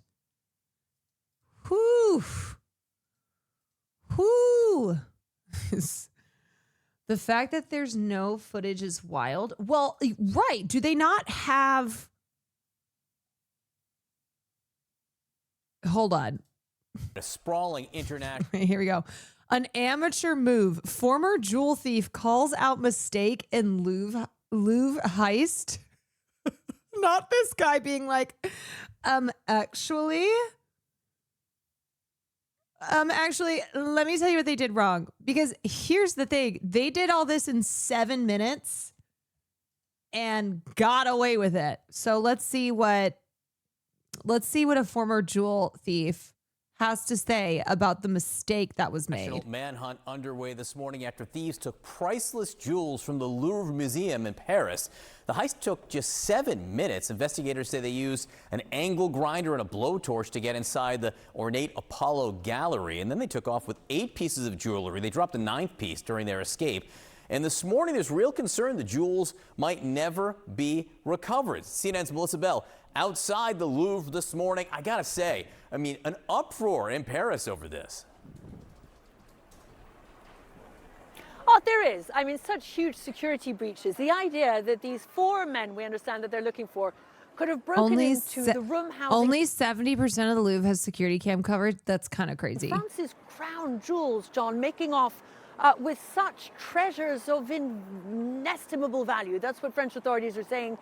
This isn't so much about the price of the gems involved or the gold, although that would be considerable if it was all melted down. If this thief was so good, he wouldn't be former. Sounds like someone's a little jealous. Sold. It is that these are priceless objects when it comes to France's cultural heritage. You're talking about the crowns, the tiaras, the brooches, the earrings, the necklaces worn by the queens of France in the 19th century. So yeah, there's a great deal of outrage this morning in the French press.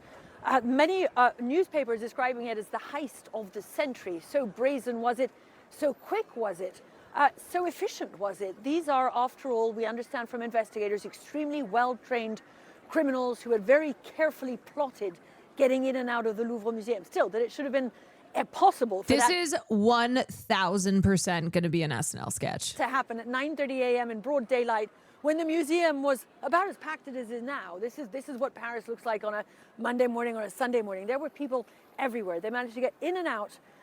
There was some altercation, we understand, with one of the security guards inside. The alarms went off. The museum was evacuated. Still, they went off and got away down the quays of the Seine on their high-speed scooters, carrying at least 8 pieces of jewelry, having dropped the crown of the Empress Eugenie, the wife of Napoleon III, slightly damaged but at least retrieved. Now this manhunt is underway. We were just speaking out here to a French senator, John, who believes that none of the burglars, nor indeed any of these pieces of jewelry, are likely still even to be inside France. And so what authorities and investigators say, crucial period is that first 48 hours, and the clock is ticking. By tomorrow morning, we'll have reached it. And if nothing is found, it could be that we never get to the bottom of this at all. Someday you must look into the story Feather Heist. This American Life did an episode on it ages ago. It's fascinating and just a wild story from top to bottom. I will, because I do love heist stories. I'm fascinated by them. What if these people were not actually professionals? They're just watching the media glaze them. Yeah, it's just a couple of guys. The jewelry will be cut up or butchered and sold. I don't think anything else. I mean, we have to wait investigation. Maybe there will be a ransom, but I doubt.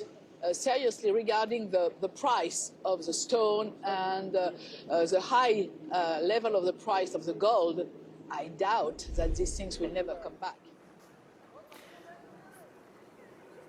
So a lot of questions about whether this was a commission. These burglars took these pieces of jewelry for a private collection, say, to keep them intact, or whether, and this is the great fear that's increasingly being spoken of, they will have been stolen to be melted down, in which case these treasures would be lost to France for good. Yeah, you break up the jewels, really almost no way to find them. Melissa, you know, people see heist movies. What's my favorite heist film? I mean, Heat. Heat is that scene that I showed after Val Kilmer died. The big bank heist scene. Unbelievable. Iconic. Ocean's 11 is amazing. I gotta be for real. I love The Italian Job. I love The Italian Job. What else? Snatch, great film. Yeah,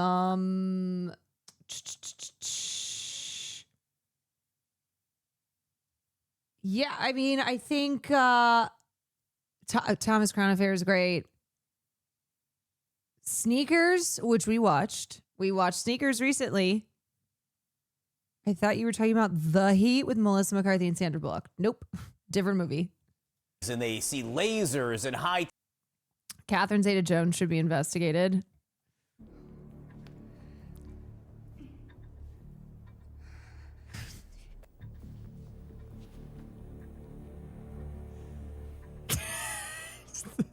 This scene.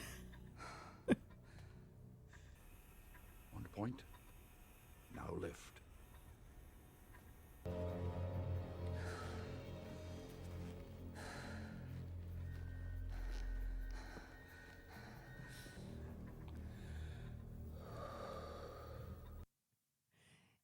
Yeah, you know, I think that's what these Louvre jewel thieves looked like. They definitely looked like Catherine Zeta-Jones.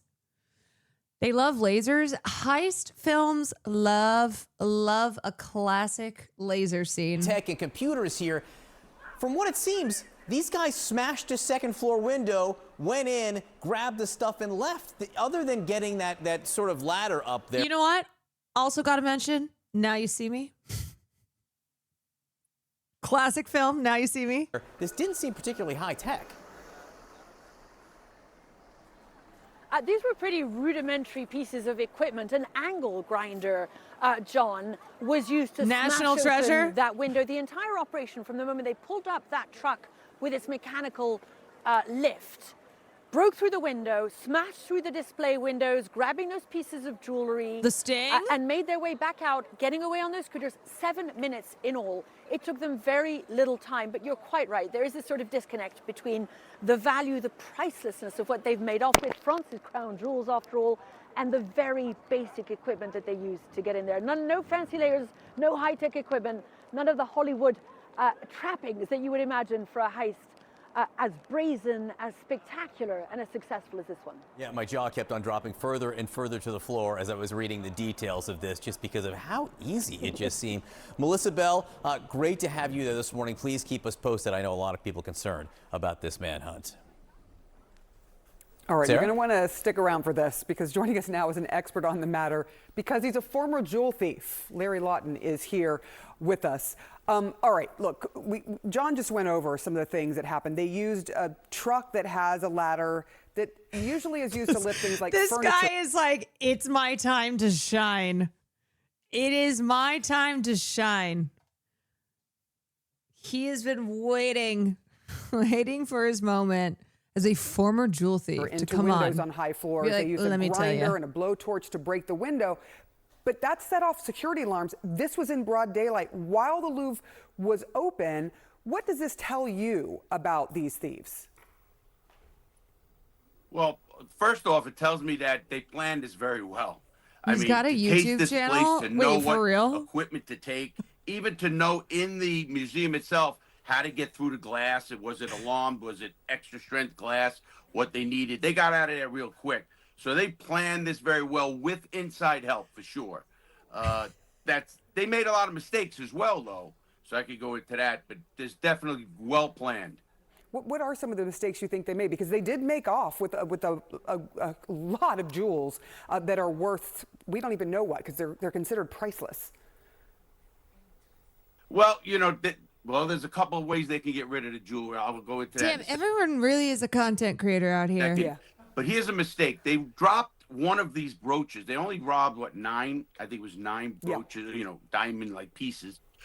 Well, you just dropped a ninth of your whole entire load right there. That's an amateur move. I never dropped a piece of jewelry ever in 25 jewelry stores and $18 million. It's not going to happen. They also got the motorcycles caught right away. Hey, I'm not dropping crowns here. They're done there. What are they going to find? They found a vest. They found one of the construction vests already. So they made a couple of, I call them amateur mistakes, but they did get away with a lot. And what are his credentials though? You know what I mean? Has he ever stolen anything from a museum that is the equivalent to the Louvre? What's his resume? Now, how did they get rid of it? That's the big thing. That is the big question. They made off with, and we'll just go down some of the things they made off with: royal sapphire necklace, a royal emerald necklace, and the earrings to match, and a jeweled headband worn by Empress Eugenie, the wife of Napoleon III. So how hard is it? How would people like this go about selling something He like reviewed this, famous which are heist scenes? historical in nature and worth who knows what? Well, the people who robbed this don't care about the historical nature, which is just what it is. What they could do, there's 3 ways to do it. They could break them all up, sell the gold, sell the diamond. Listen, there's a lot of... He went through a lot of shit in prison. He speaks about prison reform as well as his past heists on his channel. Yeah, this guy seems awesome. Prison guards are really brutal and corrupt, of course. Of course. No, this seems like a real ass dude. And they're not what they call Lazar Kaplan, which is a laser cut diamond. These are old diamonds. These are cut with a hammer and a chisel, literally, a diamond chisel cutter. So they're really beautiful and they're very sought after, even as small stones. So if they break them up, that's one way. Then they could also wait a while. And a lot of times the insurance companies will put out a reward. No questions asked. If they, it's a $5 million hit, they'll put out $1 million right now. And, people do that. They actually wait. I was around a bunch of criminals in prison, actually, who waited for that. So that's another way. Another way is to get like an eccentric person who really wanted something. Did somebody hire these people? I don't believe that, but you got to remember 3 things, very important. The guys who did this, they didn't just do it. You have to have cojones. You have to have guts, and what you want to call it, to go in there in the middle of the day, knowing people around, knowing you're on a clock, slip and fall, you're done, a whole bunch of stuff. Europe is having a big problem with museum robberies, actually, which is crazy. And museums got to step up their game. They really missed the boat, the Louvre. Cojones. They've never been hit, really, 1911 for the Mona Lisa. But, it's really, they've never been hit. And I think after the German robbery in that museum, they have to start stepping up security in these facilities, because that's where I would go. Larry Lawton, you taught us a lot about how this could go down, and noted that you never dropped a jewel. They did. It was a crown that they didn't make away with. So we're learning a lot from you this morning. Thank you so much for joining us. Larry. This is Larry. He has 1.5 million followers. It's, who would have thought that you could go from being a former jewel thief to like a YouTuber. Anything is possible, folks. Museums are easy to hit is basically what he's saying. He's like, well, you know, if I were jewel thieving, which I'm not anymore, that's probably what I would hit. Hey, I never dropped a jewel. Larry Lawton, and he's an ex-jewel thief. Not thief, I was a robber. Thief sounds like you went in that person's house and robbed it. I just went with a gun right to their face. Larry's a former career criminal, once considered the biggest jewel thief in the United States. In 7 years, I robbed between $15 and $18 million and then served 12 years in federal prison. And today I'm going to break down what's right and wrong in some of Hollywood's great movie heists.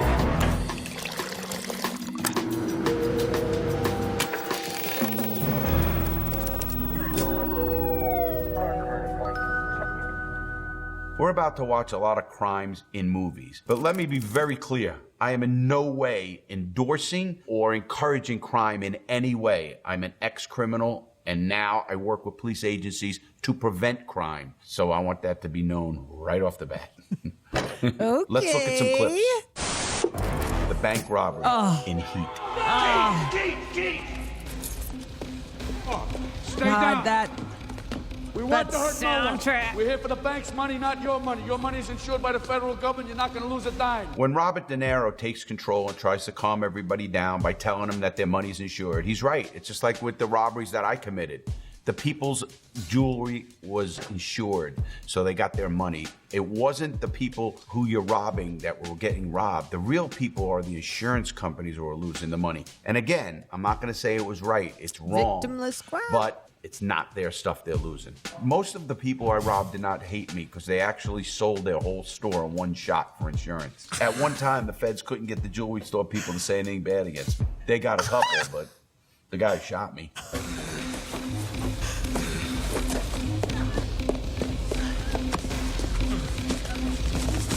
Okay, now the things that stuck out right away on this clip is, how much do you think that money weighs? Cash is king. You'd like to rob cash, but It's cash heavy. is heavy. They're flinging around that cash like it's feathers. That cash is heavy. Maybe they're really it's a strong. gram per bill.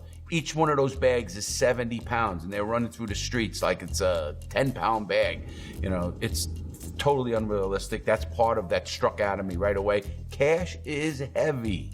That's why people can rob a lot more in diamonds. You can get a diamond worth $100,000 that is the size of a Crime is bad, but here's a bunch of tips. a penny. You know why cash is king? Because you don't have to deal with a fence. A fence is a middleman. A fence is the guy you take whatever stolen object you have, you get cash from that person for that stolen item, and he then gets rid of it. So you'd have a fence for diamonds, you'd have a fence for VCRs, you can have a fence for clothes. Whatever you steal, you need a fence. Not with cash. Cash is king. Cash is king. Thomas Crown Affair.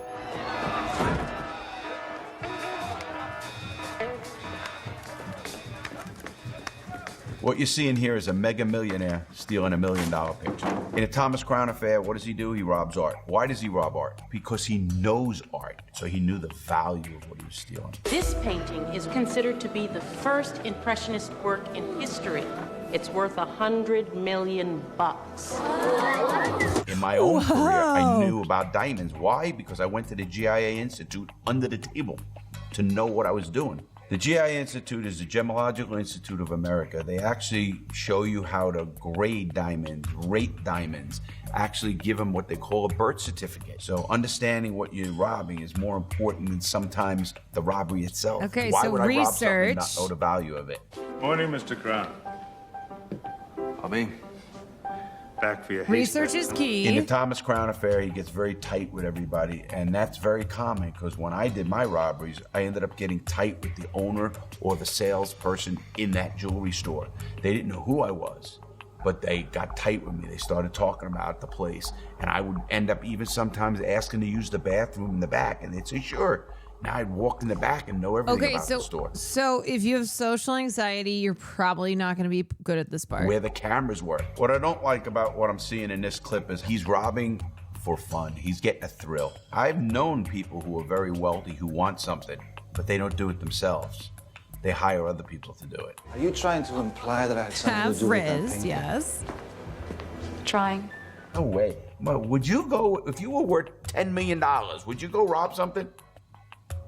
If you got $10 million in your house, what are you going to rob another $1 million for and go to prison? That just doesn't make sense. It's for the thrill. Thrill? Off more. Tommy, that's $100,000 on a goddamn golf swing. It's a beautiful Saturday morning, John. I had an opportunity to rob millions of dollars in Rembrandts and Picassos, and I couldn't get 2 cents on the dollar. That means if I robbed $1 million picture, I couldn't get $20,000. People don't understand, when you rob things, rob something you can get rid of. If I robbed right now a truckload of Apple Watches, I can get rid of them tomorrow. If I robbed a truckload of Picassos, how am I gonna get rid of them? Can't. I'll take the Apple Watches over the Picassos any day. It's not worth it. You have to be able to sell it. Well, I am looking to redo my stream room, so I may be in that business. The only way you can do something like that is find someone who wants something specific. You set a price for it and then steal it. Other than that, stay away. You're better off robbing hubcaps. That's the truth. The Italian Job.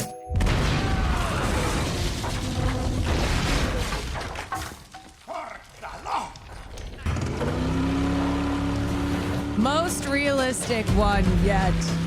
Stealing a safe is not unrealistic. In fact, I knew many people who used to take chains and pull ATM machines right out of banks. Take them with a big heavy truck, or even take a bulldozer, rob the bulldozer, and literally take a safe right out, throw it in the back of a 4x4, and they're off and gone. So here's what I love about this scene. Great timing, great misdirection. Misdirection is when you send police or people or whoever it is to another area so you have time to do what you're gonna do in your area. In fact, I use misdirection in some of my robberies. Okay. I would actually light Molotov cocktails at the other end of a mall or a town, and cops and everybody's going towards that. And that's misdirection, so I know I have more time in the robbery itself. So that's done very well in this movie with the misdirection when the safe goes through the floor. I love how casual he is. He's like, yeah, I used to light Molotovs and yeah, sprinkle a little misdirection. Works every time. But the guards are either idiots or they're in on it, because a 3,000-pound safe going through 2 floors is not going to end up in a 21-foot boat flying through a canal. You know, in this clip also, it's timing. So timing is everything, and knowing when and where people are going to be and come to the place is important. All right, Charlie, someone just called it in. The police boat's heading your way. 7 minutes and counting. Let's go. So how do you do that? Yeah, but it's Marky It's Mark. an easy way to do that. You can light their alarm off. You can start a little fire or something right next to it. Throw a Guards brick are through a window idiots. with an alarm and see if how long it takes the police to come there. That's called a false alarm. But you're still going to get response time. I used to know how many police cars the place had and how many cops were on. You can call and know the size of the police department and just do the numbers. So now if they have 21 patrol divisions, you probably have 3 shifts. So at the most, you're gonna have 7 cop cars in any given area. So how do you know a cop's not patrolling in that area right then and there, and you do, and the cop shows up within 10 seconds, 20 seconds, because he's right there? You better know where the cops are. There's where you go to misdirection. You know, in this movie, right in the beginning, right after the Italian Job, they get away and they're out somewhere celebrating, and one character kills the rest of the people. No. Steve, what the hell are you doing? Steve! And in reality, that is more common or would happen with that kind of money. Steve, how many times do I have to tell you? Trust everyone. Just don't trust the devil inside them. Great movie, but why don't you just go with these guys in there, knock on the door, get in there somehow. They were in the floor below. They were painting some dynamite on the walls. You can't get into that top floor. So basically, if you're doing a heist, don't have Edward Norton as part of your heist, because come on, that's a little unrealistic. Can't trust that Listen, guy. I robbed people. I used to rob drug dealers. I used to tie them all up. Would walk out with $1 million in cash and the dope. So I mean, I was a bad guy all around, but I don't do that anymore. Let's take a look at the movie Snatch. So what we're seeing here is 4 men walking in dressed as Hasidic Jews to rob a wholesaler. I knew a guy who did this. He dressed up as a Hasidic Jew here in Brooklyn and then robbed the people who take their diamonds to temple to bless him. He probably got it from Snatch. Moti.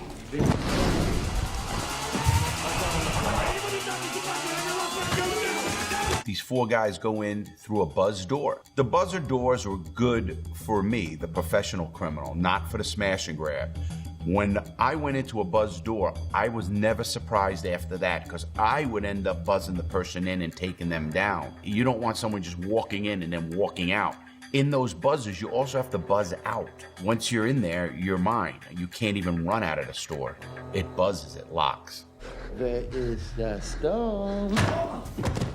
They're looking for a specific diamond. And if you notice, it's not in the safe. A lot of times a specific diamond or very high-end stuff might be in a false floorboard or a safe that's hidden in a drawer. Okay. It does not have to be in the actual safe itself. A lot of times that's the jewelry owners trying to not put all their eggs in one basket.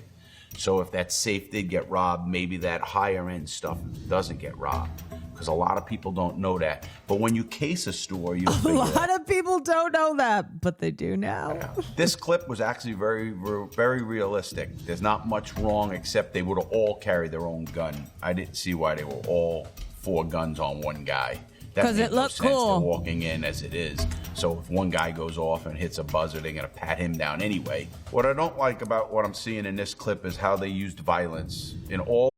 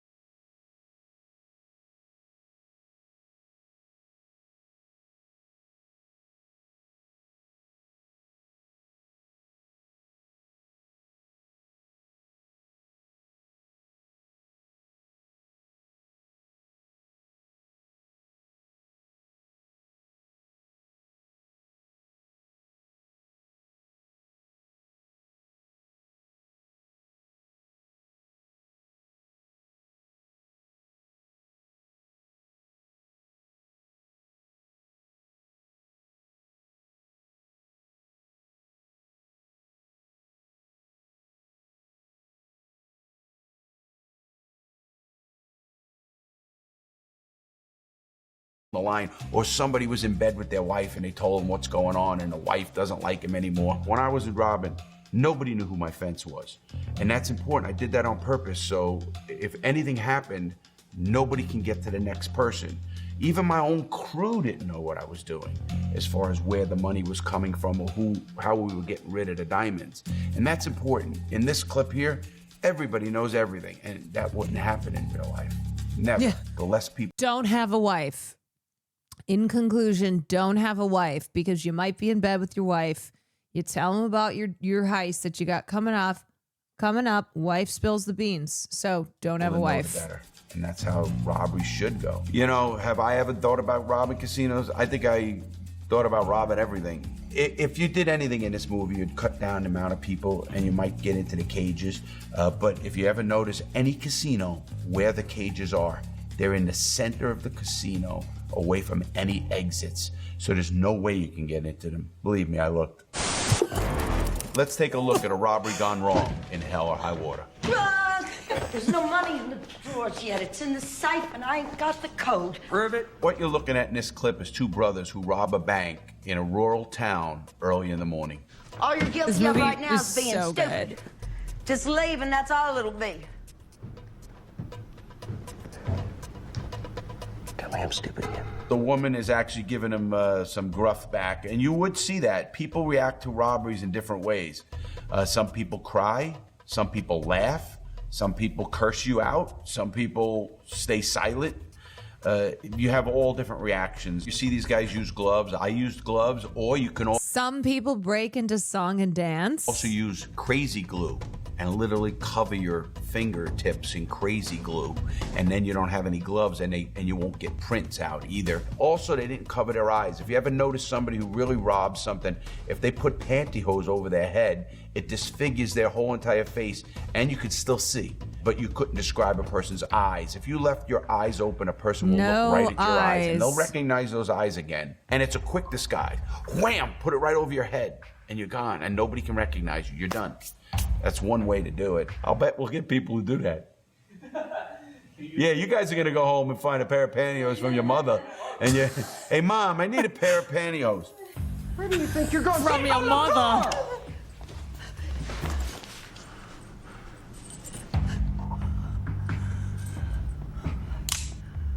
You had one guy who was a little out of control, but that's actually what made the robbery work, because unpredictability. If a person doesn't know what you're gonna do, they're gonna give you whatever you need to get out of there. And that's the smart way to do it anyway. If you're getting robbed, don't get hurt. There's no money in the drawers yet. It's in the safe, and I ain't got the code. They should have cased it. They should have known about the safe and who can get into the safe and at what time you can get into the safe. Also, most safes Didn't have do their time research. locks. They can only be open at a certain time, and that's very common. Damn it!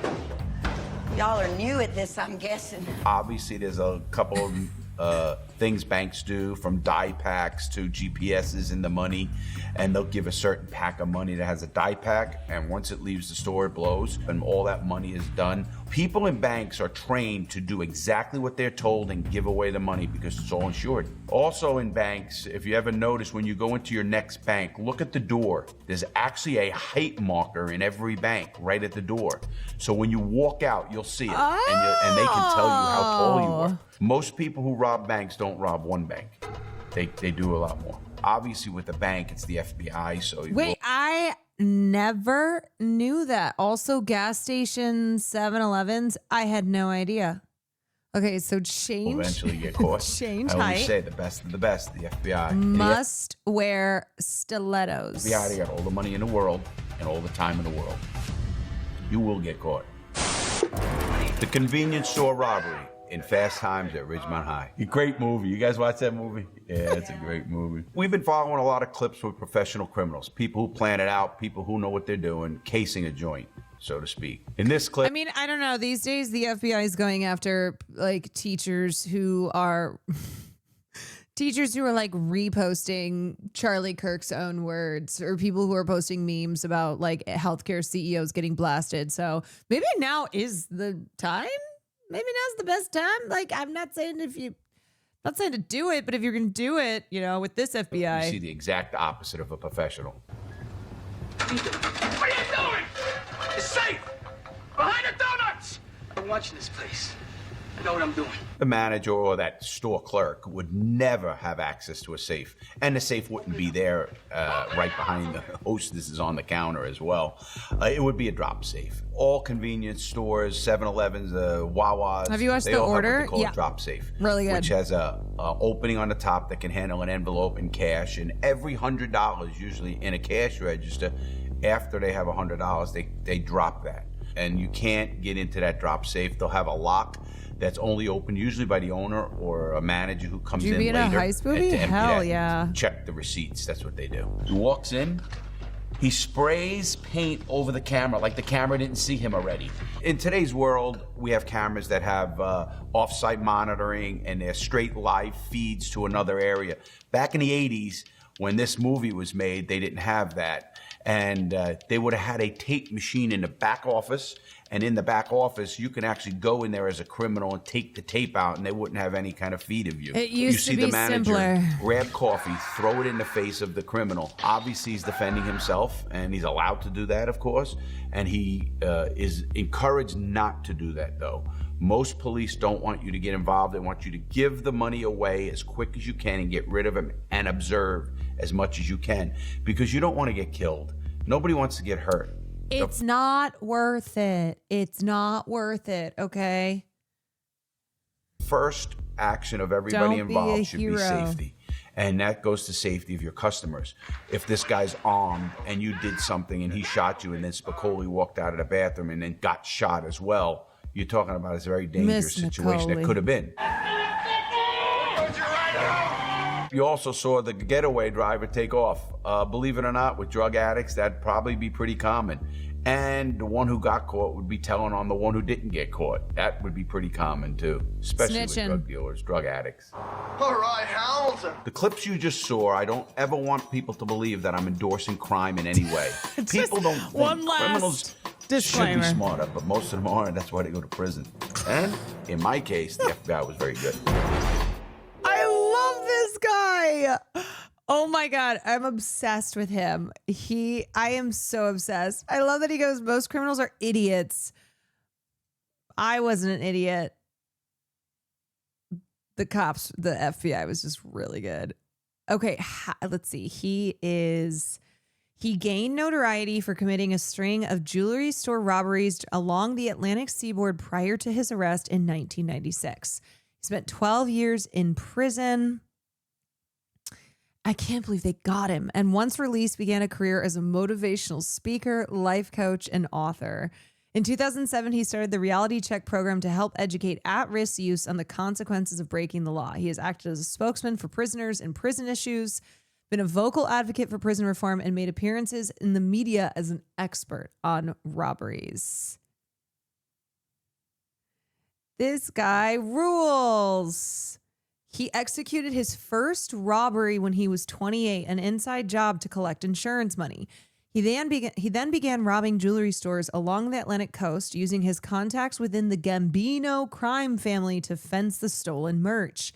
At one point, he purchased an Italian pizza restaurant in North Lauderdale, Florida, which he later burned down as part of an insurance fraud. Okay. All right, so here's how he got captured.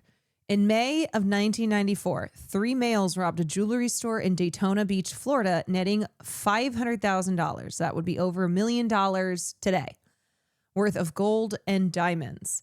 The robbers had dropped off jewelry for repairs and later returned to rob the store. Then in October of 1994, 4 individuals robbed a jewelry store in Palm Bay, Florida. The 2 store owners were bound while 2 individuals robbed the store and a third acted as a lookout and the other as the getaway driver. The robbers took $480,000 worth of gold and diamonds, making it the biggest robbery in the city's history. Local police believe there was a connection between this robbery and a robbery that took place in May 94 in Daytona Beach and contacted the FBI. All the way to the FBI. In 1996, there was a robbery of a jeweler in Fairless Hills, Pennsylvania. The robbers had been there the day before, returned asking about a ring. The robbers drew what police at the time believed were firearms and restrained the store owner. The store owner managed to break free and grabbed a .38 caliber pistol and fired 5 shots at the robbers as they fled. One bullet narrowly missed Lawton but struck his brother.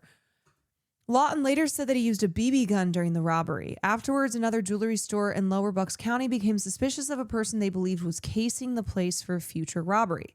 They reported the car's license plate, which linked the car to Lawton. He was arrested by the FBI on December 2nd, 1996, and charged with the Fairless Hills armed robbery. Fingerprint evidence connected him to the October 94 Palm Bay heist, and he was charged with that as well. He's believed to have hit around 20 to 25 jewelry stores, stealing an estimated self-estimated total of around $15 to $18 million worth of high-value items, including watches, diamonds, and gems. Lawton later claimed that he was the biggest jewel thief of the 90s and 80s operating within the United States of America. Okay, so he was the guy. Your Honor, that's hearsay. Objection. Objection. He was offered a 3-year sentence in exchange for disclosing his accomplices, but did not take the deal. He did not snitch. He was offered a 3-year sentence in exchange for snitching. And he said, snitches get stitches. He was sentenced for racketeering and robbery and spent 11 years in prison before being released in 2007. He received an additional sentence in 2002 for giving false witness. While in prison, he earned a paralegal qualification and became a gang mediator. He was incarcerated in many prisons during his sentence. While recounting his prison experiences, he said, I saw inmates stabbed and friends die. I saw young men raped and pimped out as prostitutes for other inmates. Another time he said, I had my arms pinned down and I was beaten and peed on by the guards. I was kicked. My ribs were broken. I was beaten once a month. Jeez, Jesus. While in prison in 2003, he was sent to solitary confinement for 27 days. Oh my God. Solitary confinement is torture. It is actually torture. Lawton filed a lawsuit against the prison and staff alleging that they violated his rights. The suit was later dismissed. He says he regrets his time spent in prison because he missed out on seeing his children grow up. His grandmother died and his father became afflicted with Alzheimer's while he was inside. He founded the Reality Check program, which aims to show teens the consequences of a criminal life. The program is 4 hours long. He does not hold a degree in child psychology or criminology, but high school students can use the time spent in the program towards the 25 hours of community service required for the Bright Futures Scholarship Program. He's an advocate for prisoners and their rights and comments on the justice system.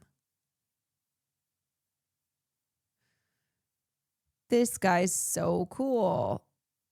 He has a YouTube channel and has made videos analyzing heists in movies and video games such as Grand Theft Auto 5, and he also plays Prison Architect. Do you think he's ever seen Prison Break? Great show. Well, first season was awesome.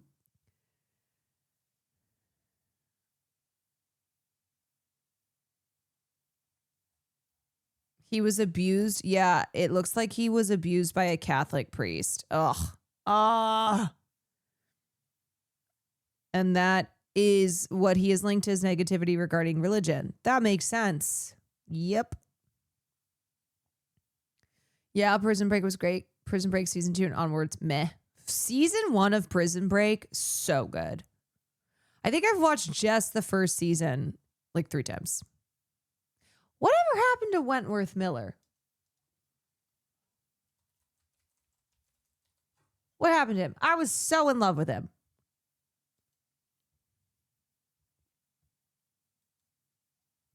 I wanted to get when I was watching that show, I was like, I want to be in prison so that he can break me out of prison. Okay, give me 1 sec because I really need to pee. So, uno momento.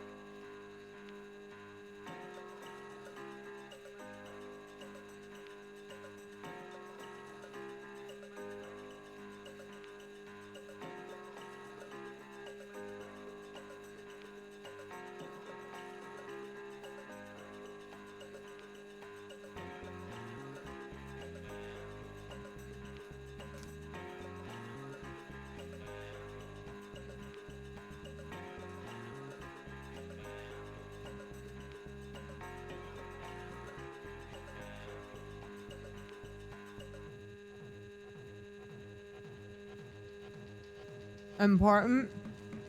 Sorry, I laughed because I look out in the corner of my eye and it says suggested channels Amaranth and she has 400 viewers.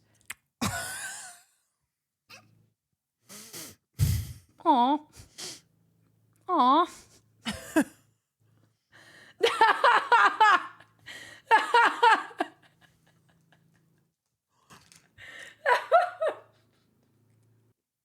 Please. This is why, honestly, I don't bother giving her attention. You can see when someone starts to fall off and then they just start doing fuck shit. They just start doing fuck shit to try and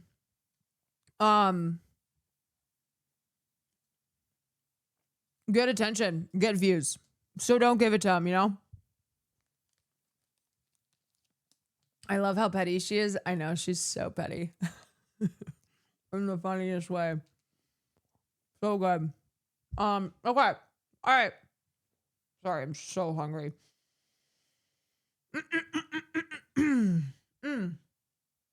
Let's do some gaming. How about that? I think that was a good way to wrap her up. A good way to wrap her up. Let's do some gay men. Some gay men. Gay men. Gay men. Gay men. Take me to church. I will.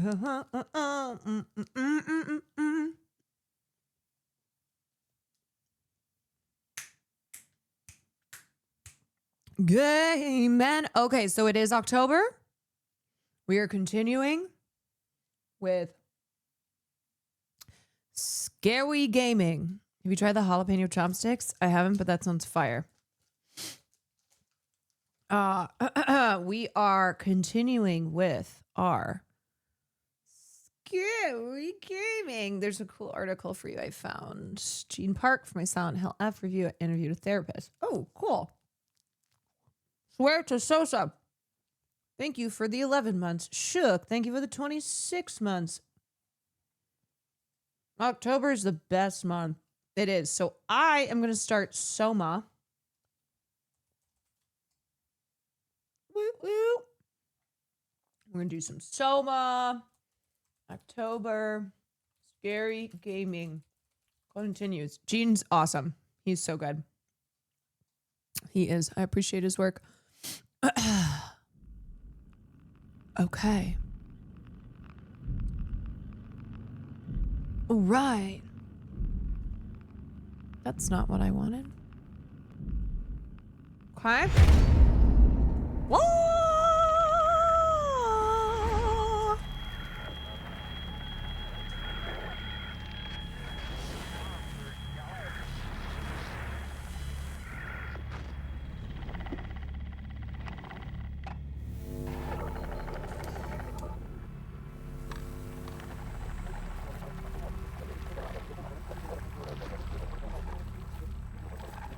I don't know anything really about this game. Adjust the gamma so you can barely make out the details on the robot poster. Robot poster? What robot poster?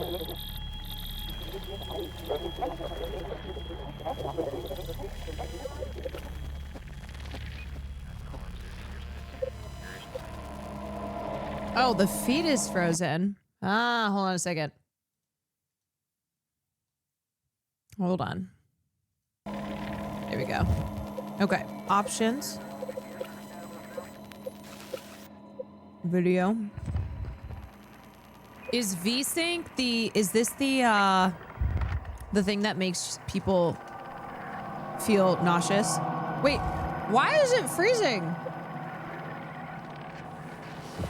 Hold on.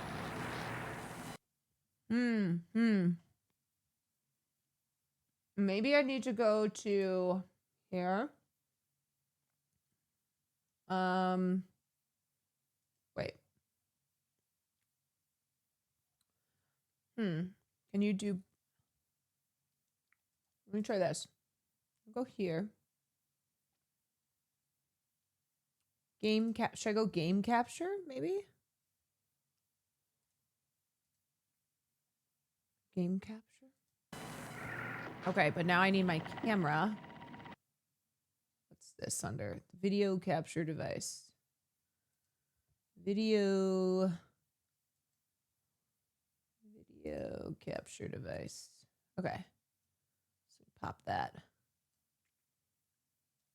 Oh, shit. Okay.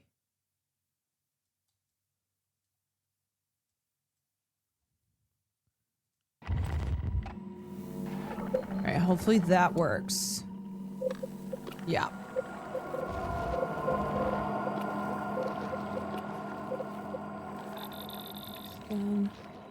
Subtitles, let's go on. Guys, closed caption. Want this?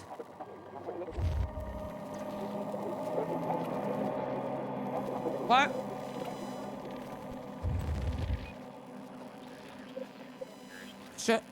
Hints, video distortion effects, color separation. VSync helps you avoid screen tears. Okay.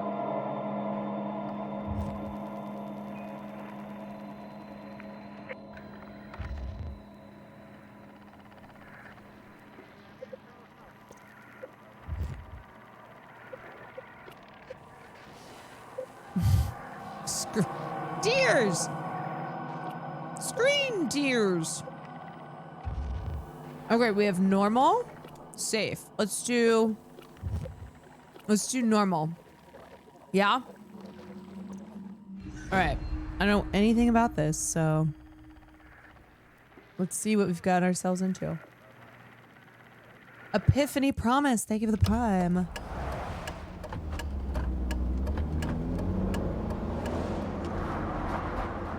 Are you okay, Simon? I think you're bleeding. Oh, that's nothing. It's just my brain can't stop bleeding from the accident. Whoa! Hold on. A little bit loud. Let me see. Okay. Here, take this. No, that's for later, for the scan. It's green. Ashley, I need to tell you something. Simon, please don't make this weird. No, it's not like that. Don't make it weird. Alexandria, thank you for the Now. raid. Who's David Munchie? Why is there never What's enough up, time? everyone? What's happening? For what?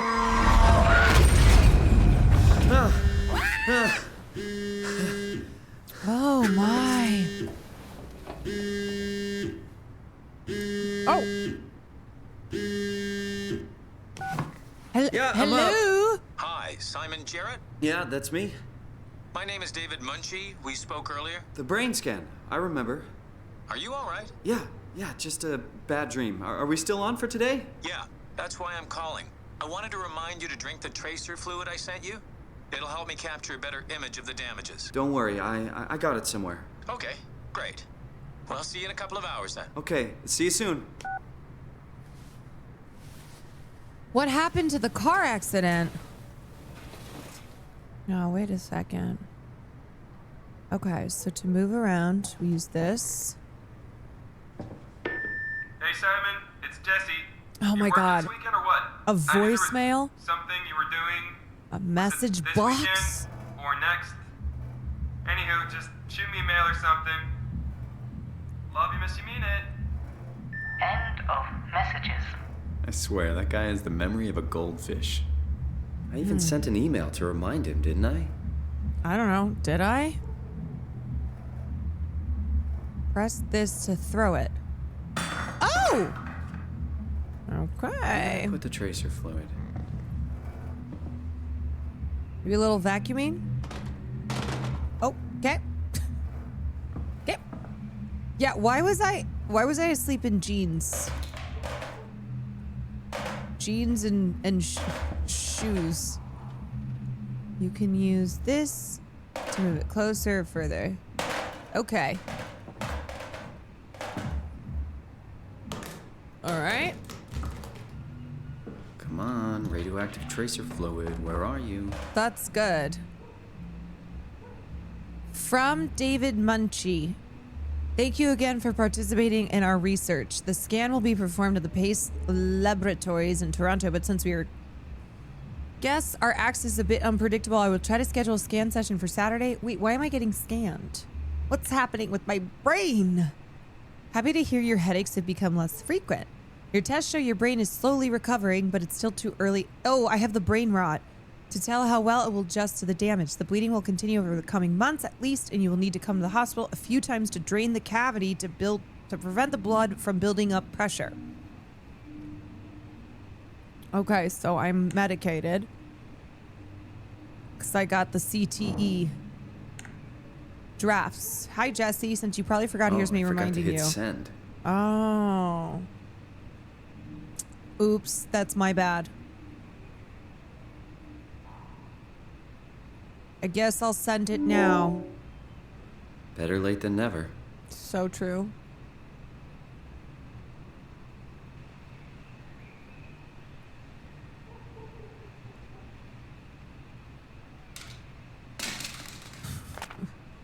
I like that I'm just throwing things around the room. October, what? Okay. Get well soon, love, Mom. Okay, so clearly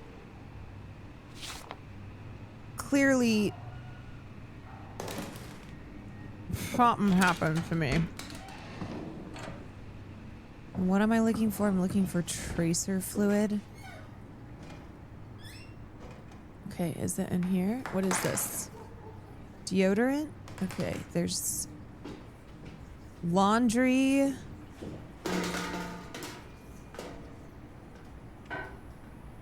Kind of a menace in here. What's this? Massive recoil. Film? John Hughes, a corrupt cop working in Hong Kong. One day his life is turned upside down as he meets Amber. Get ready to go rogue, for it's time to go against the triad, the police, and the supernatural forces. You know what? I could fuck with watching a movie.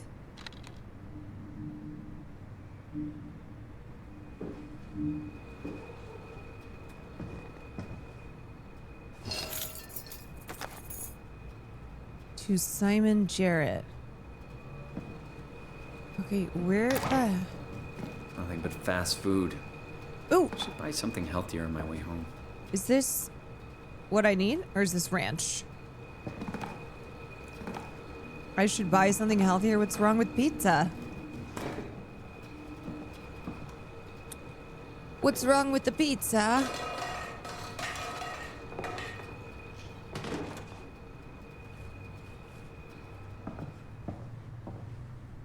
Pizza and ranch. But I love pizza and ranch. I really should drink the tracer fluid before I go see Dr. Munchie. Oh, wait, I should drink the tracer fluid. It's gotta be this. Nope. Wait, why am I drinking? Why did I feel like tracer fluid is something for a car? Is it this? Maybe this?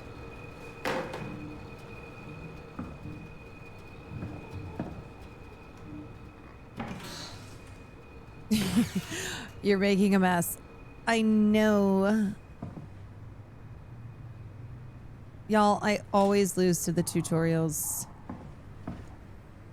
What am I thinking of? Oh, blinker fluid? That's for a car. Yeah, that's definitely... There it is. There it is.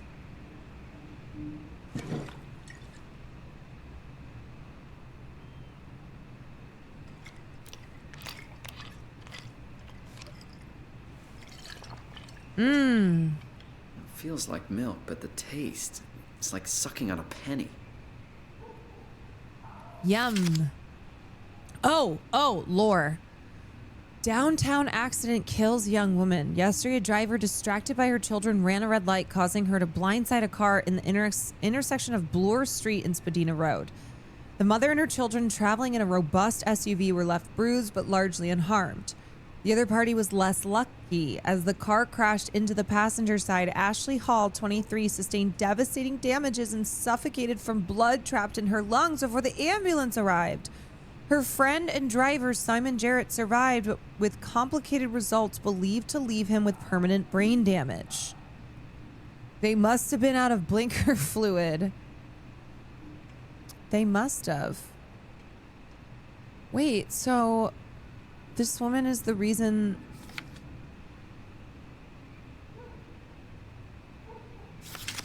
This woman is the reason that my brain is broken. Is there a gun? Haha.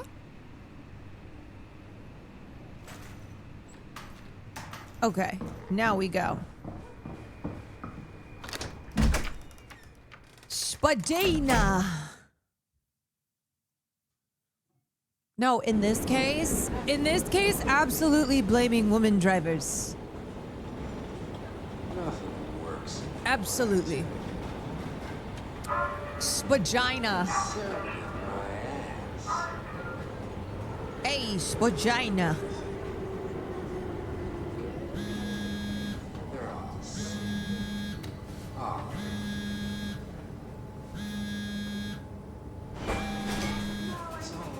Oh, I guess I'll answer it. Jesse. Hello. Hey, Simon. I got your email. Just wanted to wish you good luck and let you know I got you covered. Thanks. I should be able to come to the store after the scan. Don't sweat it. I got Matt and Chris helping me out. Maddie from SNL? Guess you didn't hear? He's coming in full time, working the comics section. That's Ashley's job. Yeah. Well, Ashley's dead. You know. Forget it. Not doing her any favors by leaving an empty spot. Not like she's coming back. Well, good luck. Hope they find a way to reverse the whole, dying thing. Dying thing? You're the worst support ever. What should I say? I'll see you later, Jesse. Don't burn the place down while I'm gone. I think you once said Will tells you don't know how good you have at experiencing anime. That's the same with games because I'm playing the goats. Yeah. Wait, where's the TTC? Am I in Canada? Where am I? Toto, we're not in Kansas anymore. I'm in Toronto. I've never been there before. They mentioned Toronto? Well... Hello? Y'all Dr. know Munchie? I don't listen. Wait, so Spadina is real. I thought it was all made up. Where is everyone? I thought this place would be busy. Spadina? Spadina.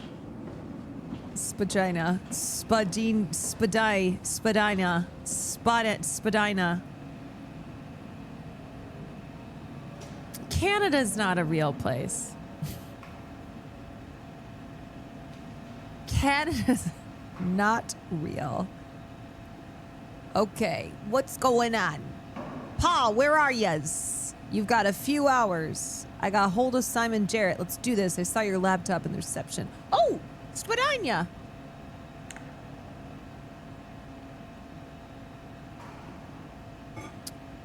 Scan now. Hi, Paul. Talked to Pace about using the lab this week. I've managed to book the scanner for tomorrow morning and again on Friday. It's not a lot, but they said we could use the empty reception area as a kind of office. It would allow us to use their computers to run models, and if a time slot opens up, we can get in there and use the scanner rig right away. I thought we could run some tests tomorrow. We could do a scan of each other to learn... Ooh. What if we scanned each other's bodies to learn the equipment? It's supposed to be pretty easy. On Friday, I'm hoping Dr. Erin Peak will send somebody over. She was a patient that was recently in a car crash. She has a patient. Oh, that's me.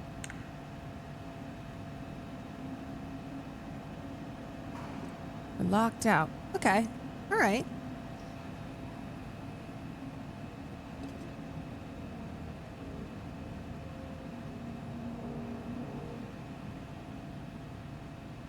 Should I do some prank calls?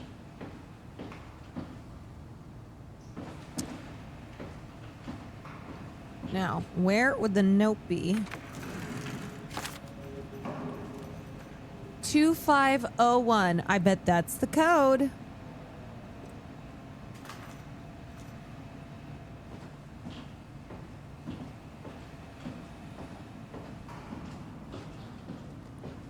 Just like the one kingdom takes a song, like she's singing.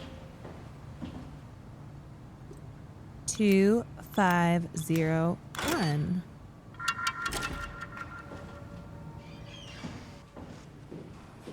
Press and hold shift. James G. John G. Willie, are you done?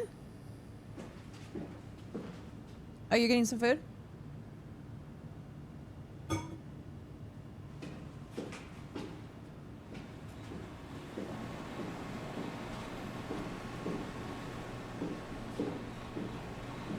I'm gonna scan my, oh, a drill.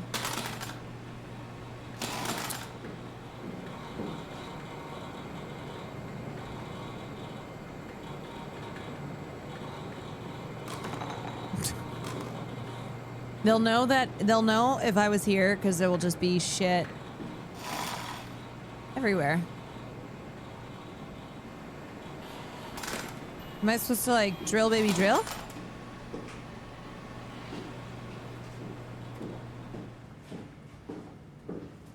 Drill, baby, drill. Ah. Oh, hi. Oh, Didn't hi. hear you come in. Poultry. Simon Did Jarrett, Poultry right? share the Dr. pics? Munchie? Well, it's just Mr. Munchie, but I'm working on it. He takes Actually, such you're cool helping me pics. right now. Is this part of your thesis work? Yeah, it's a study I'm doing with my colleague Paul Berg. We hope to design a gentle way to work with brain reconstruction to help people like you. Oh, did you Teddy take the bear, tracer thank you for the fluid? 9 months. Yes, I did. Great. Well, we can start whenever you're ready. Look at those pics. Okay, let's do it. Let's look at my brain. Let's go.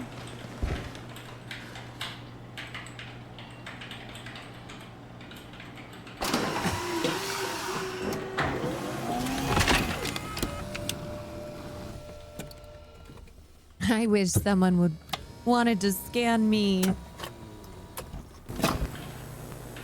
Yeah, All I'm right, just gonna have to let me watch just get hours this of out the AI way. slop.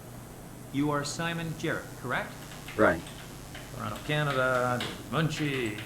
Born 1988, July 16. Right. Platner graph, version 6. Good. All files in order. Will this hurt? It's just a scan. It'll hurt about as much as getting your picture taken. Indians thought cameras would steal their souls. That's so. Well, let's hope they're wrong. Why do I think some stuff Ready? is about to happen? Say cheese.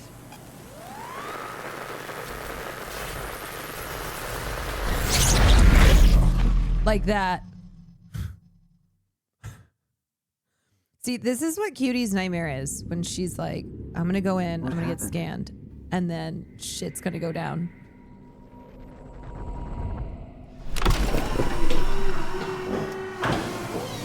Hello?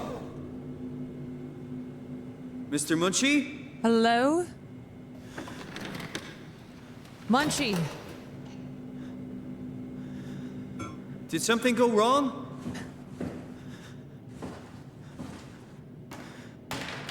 I would think... This isn't funny. I think something went wrong. Oh, shit. What the hell is this place? How did I get here? What?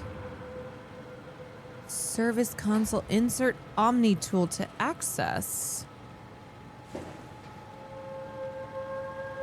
What's going on? Ah!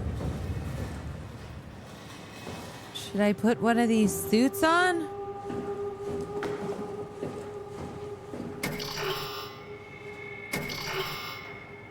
What the hell is happening?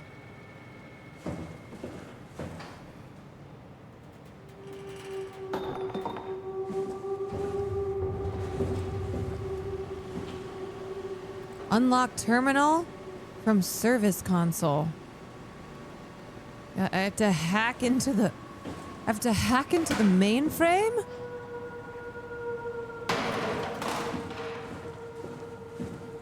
Okay. Build, shape, toolbox. Okay. Oh God! What's going on? Okay, how do I do this?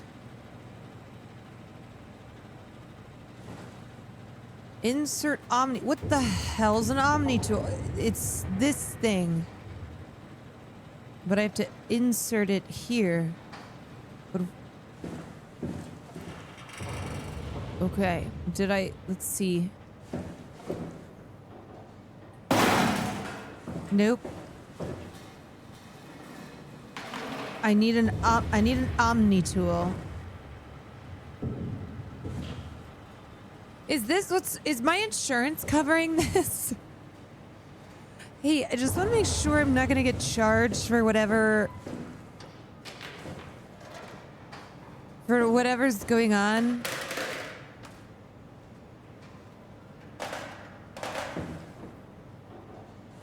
Oh, I'm in Canada. That's right. It's all covered. Thank God. Okay. Then proceed away.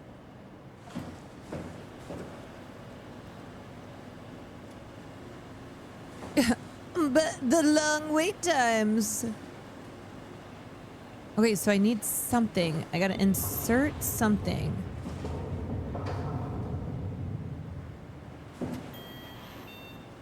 Why is it making little noises? Beep, beep. But maybe Canada has fallen and then they won't cover it anymore.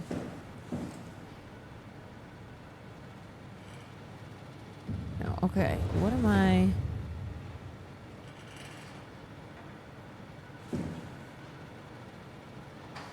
I need to find... Wait, did a hint appear on screen and I just totally missed it? Hello?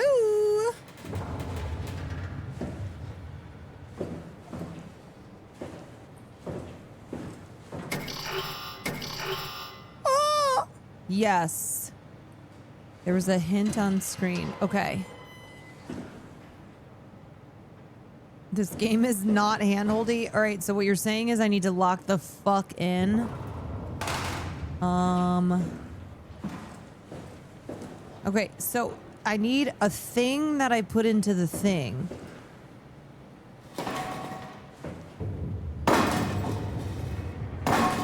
It's got to be something with this.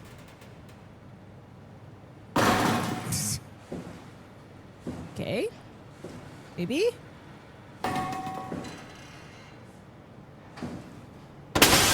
Oh, maybe it's that. Aha. Ah.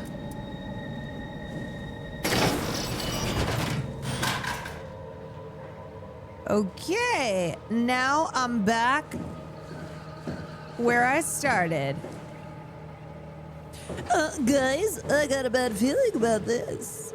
Okay, so maybe I should look around a little bit, see what's going on.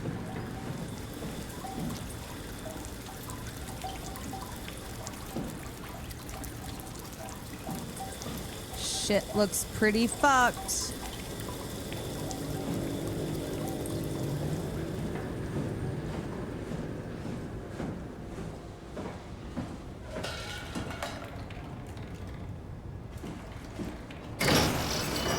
Hello, is anybody in here?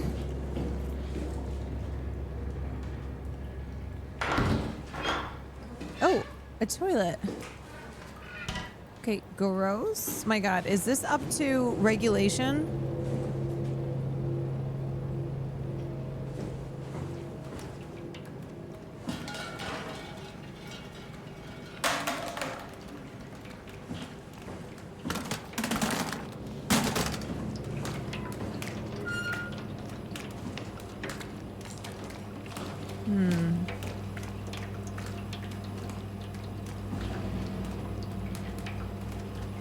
Why does something look off? I mean, this whole thing looks off.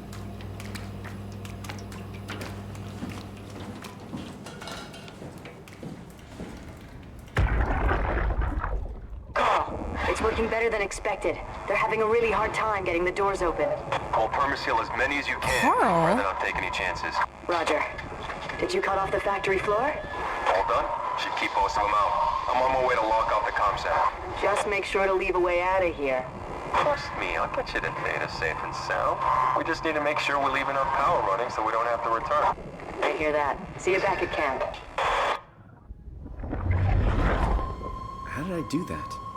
Is this part of the scan still? It's working better than Hello?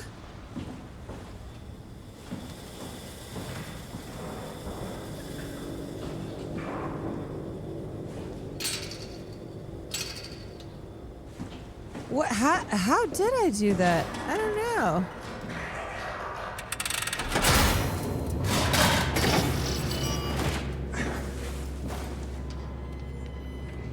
I have no idea.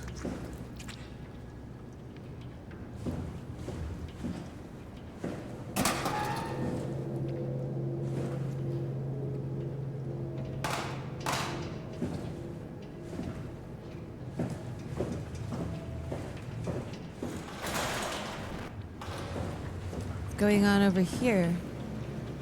This looks like something. Uh-oh. What the hell? Oh! Is that bad?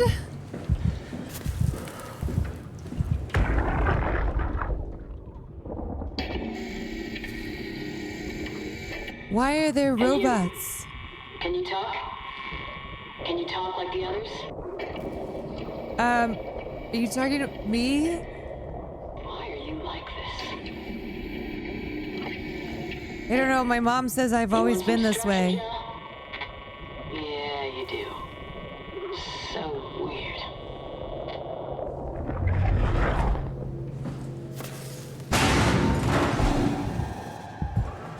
I feel like that's not good. Whatever just happened. You know what? I don't care. The free healthcare is worth it. Well, I probably should go.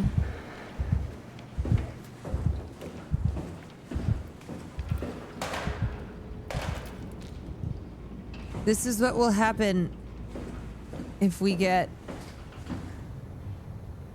universal healthcare. Okay, wait, it gave me a hint. So, I feel like I should probably do whatever. Okay, let's see.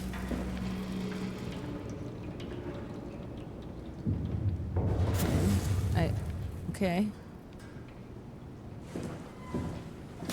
Hey guys, he's right behind me, isn't he? Okay. Maybe not.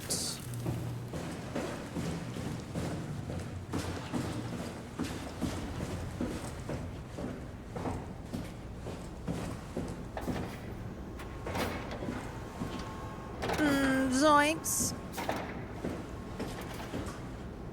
This place is huge.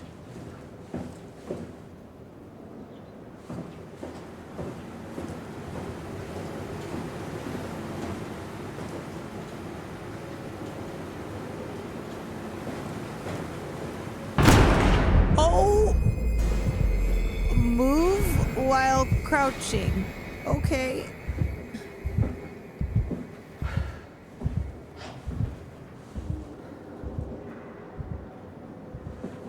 Okay.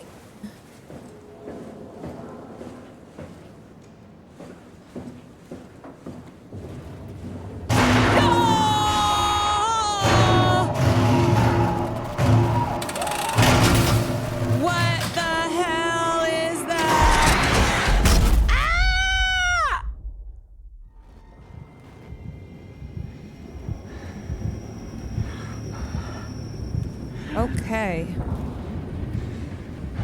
WTF?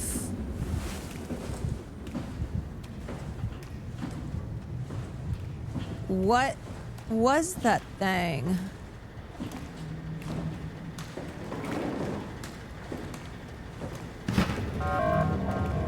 Ooh, does this... Oh, this is like a stealth. Oh, is this like Alien?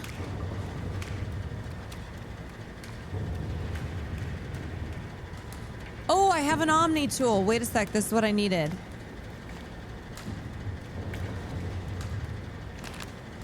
Okay, I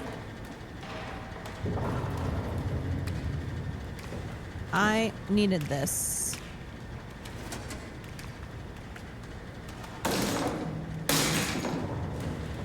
Yeah.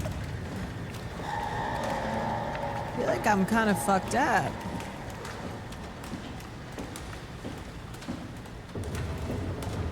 Okay, so I gotta go back to the other place.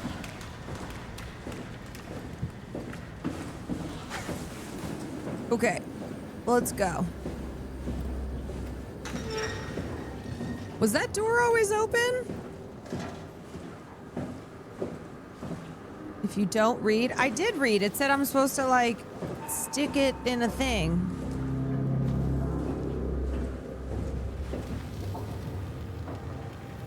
You can use it to like unlock stuff.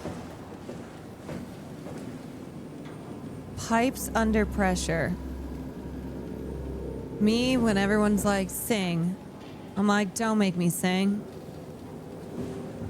Don't make me sing. Don't put these pipes under pressure.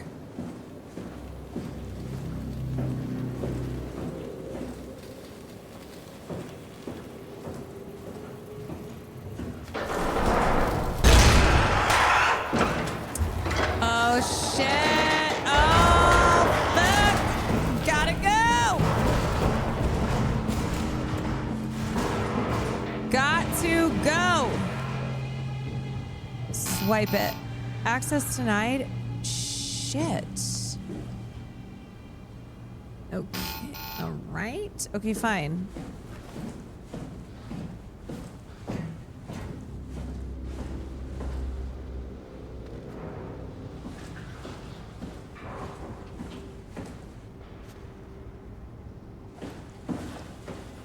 Me when I swipe my debit card. No funds available.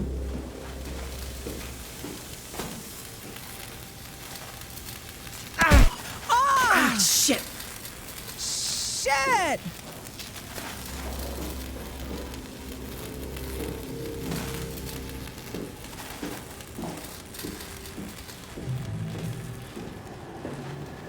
The heck happened?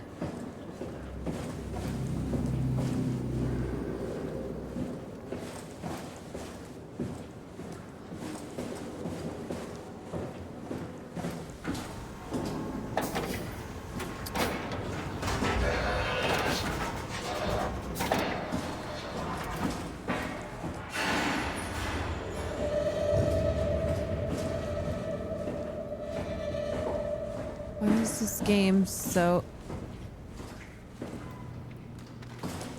Yo, can somebody turn some lights on? I think this is where I need to go. There we go. Aha! Okay. All right. Omni tool in. Service console optional 3, including pilot seat, activated. Okay. Thank you, Jane.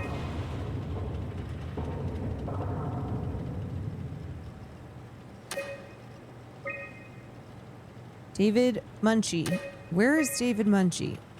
Manage tooltip. Welcome back, Luis. Your Omni tool is in perfect condition, but not fitted with a tool chip. Noted that without a tool chip, your FST kit will be unavailable, including your cross-site. Oh, that's why I couldn't get in. To continue using your designated privilege, please insert a tool chip and run an update. Okay, well, how the hell am I going to get a tool chip? I know they told you that field technicians would get full access throughout Pathos 2. I'm here to tell you that's not gonna happen. Don't get me wrong, I don't want to get in your way. We need you guys to keep this place up and running. But there needs to be at least some level of security on these things. I don't want to hear you barged into some quarantined area at Omicron and just knocked out the whole place with some virus or whatever the hell they're doing over there. This is what you can do. You'll be able to use it to open doors. Basically all of them. If you can't, there's something wrong or someone didn't want you in there. Then what do? You shove that Omni tool into a terminal and see if you can't get around it somehow. I mean, sometimes you'll need to get into places where you don't belong. True. Just find a way. You're an engineer, for crying out loud. What else? Take care of your gear. Don't be an asshole. That's about it, really. My name is John Strohmeyer, Pathos 2 security operative. I got an office at Theta. Come see me if you got any issues you can't handle yourself. Good luck.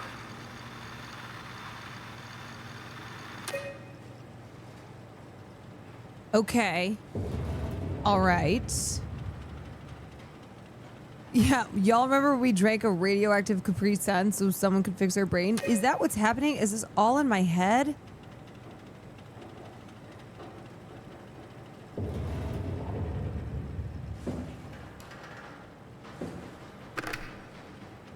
A chip. Tool chip found. Tool chip found. Okay, great. So now we come in here. Got a tool chip. Manage tool chip. Update.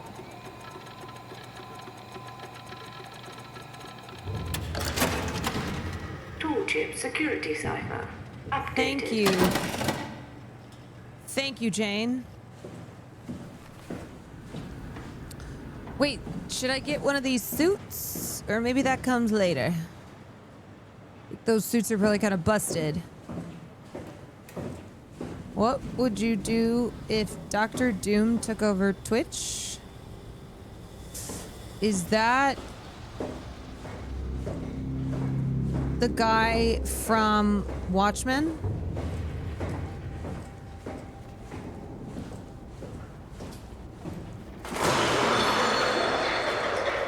Oh, shit!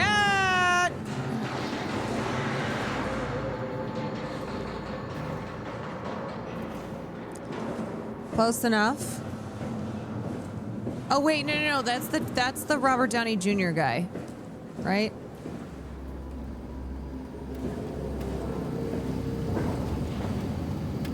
That's who Robert Downey Jr. is playing?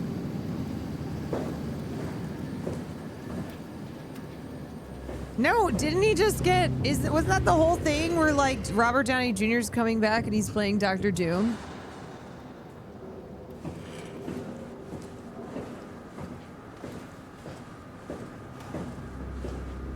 It's the rapper. Oh, stop. Oh. Ah!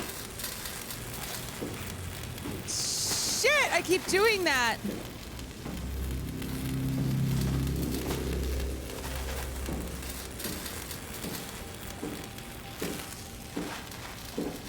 Fuck, I think I'm not doing well. Gotta stay away from that.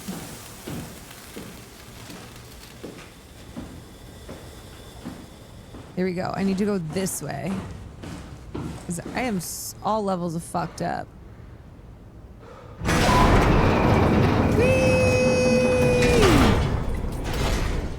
Okay, new location. Oh, wait, we're underwater? Wait, is this like BioShock? Why is your character wobbly? Because I had a few cocktails.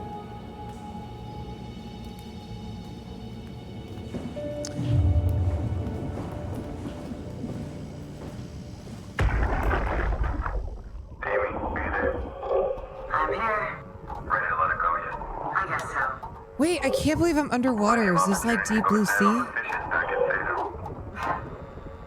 gonna miss this place. Come on. We've worked here for years. You're not even gonna miss it a little bit? A power plant full of psychotic machines. I'll find a way to go. Colone's phone got swarmed. Whatever. Seal that thing and get back to camp already. Roger that.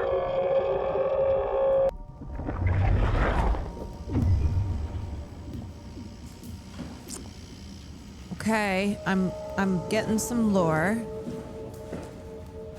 You're getting some lore. Okay, somebody's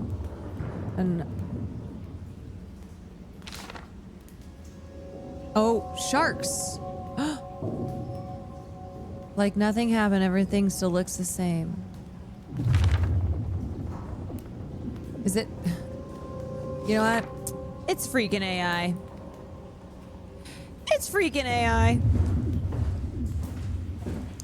I can't believe I'm underwater. Okay, I'm starting to feel a little claustrophobic.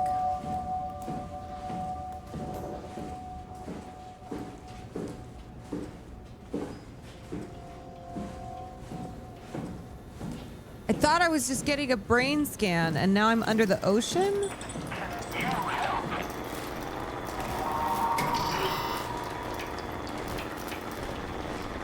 Can I help?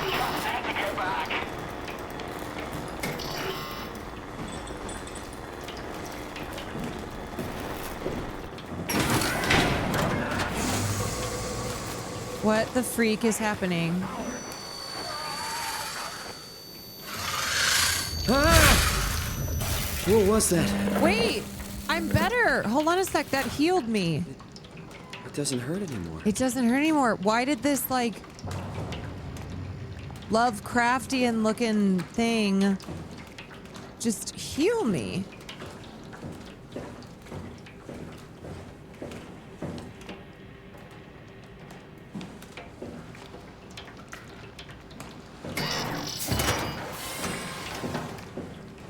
The show hole healed? It really did. Show hole saves lives.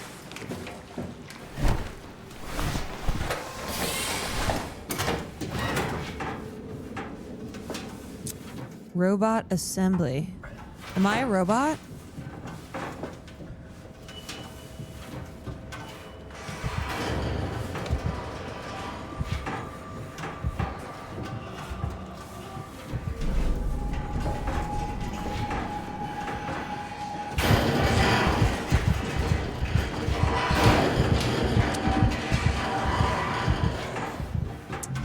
Yeah, see, whenever that happens, I'm like, do I go faster or do I go slower?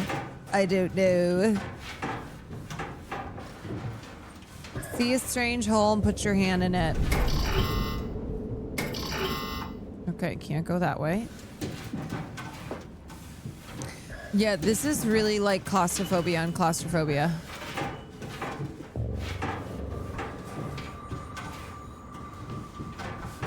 Interacted with robots.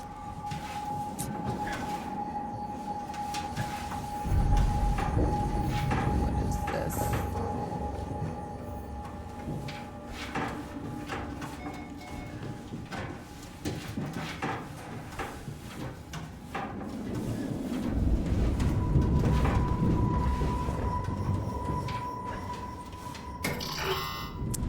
Can't get out of here.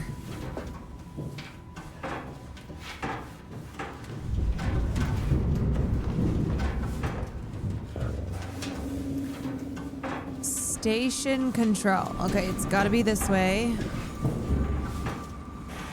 Sound design's really good. Yeah, it's this way.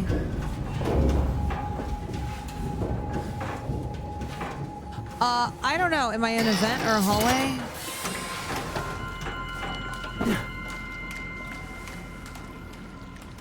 Okay. Whoo! At least I can stand up again. What is this goo? What is this goo?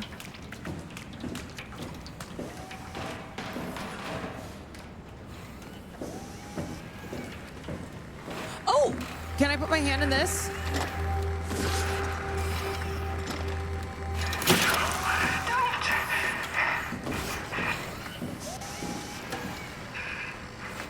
Wait.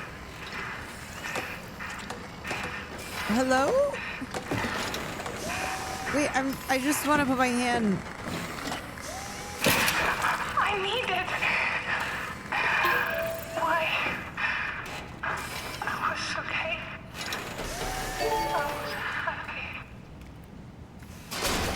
I'm sorry. I don't know what's going on.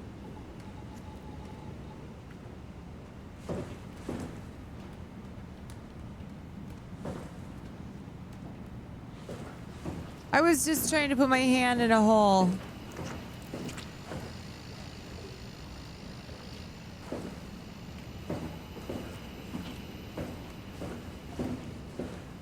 Did I just kill that robot? So sorry. Stand clear.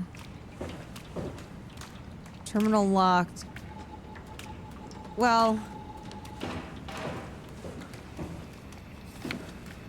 don't touch the structure gel leakage. Oops, already did. Can't confirm its effect on WAU. Issue's been reported.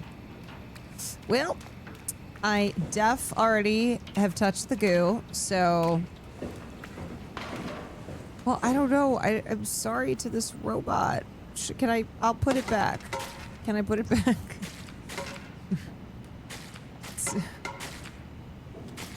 Okay, nope. So sorry.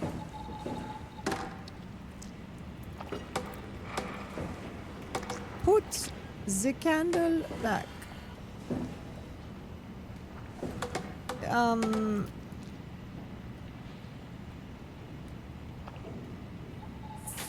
Is this okay?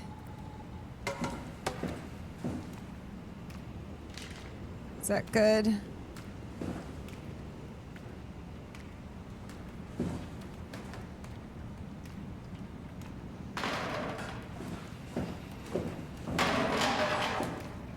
Okay, how do I open this door? I need some power. Can I use the robot to power?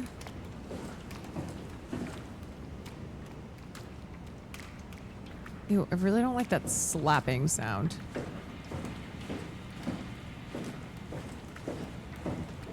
I need to unlock this terminal. So, how do I do that? I feel like it's gotta be something with this robot shit.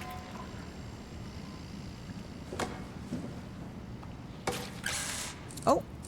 Oh! Manual boot sequence. Okay. Like this? Oh.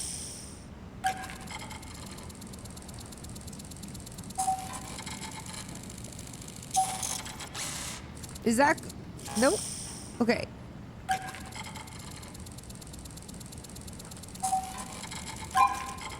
Okay. Oh!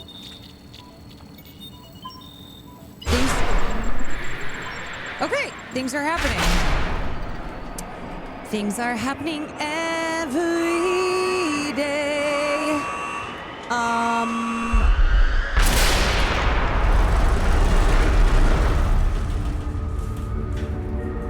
Whoa. Zoinks. Did I just launch a nuke? Oh, something's happening over here.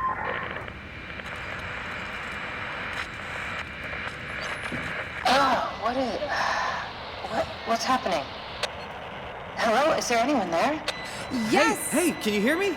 Hello? I hear you. Upslot, what's going on? I have no idea. I just sort of woke up here. In the room right now? It was like a seat with a helmet. Is that right? What's your name? I'm Simon Jarrett. And what do you... signal... Damn relays. Where are you now? I have no idea. Someplace dealing with electrical power. I'm not sure if it's a plant or a transformer. Yeah, you're probably in a thermal plant somewhere. You want to go upstairs to the comm center. It's the room with the dome ceiling. Hey, look, this place is not... There's something seriously wrong here. Hello? Hey. I'm sorry, I didn't catch that. We lost another relay. Yeah, things are Listen, fucked. head for the comm center upstairs. I'll wait here. Yeah, see, here's the thing. I just went in to get a brain scan, and then I woke up. And I don't know what the hell's happening.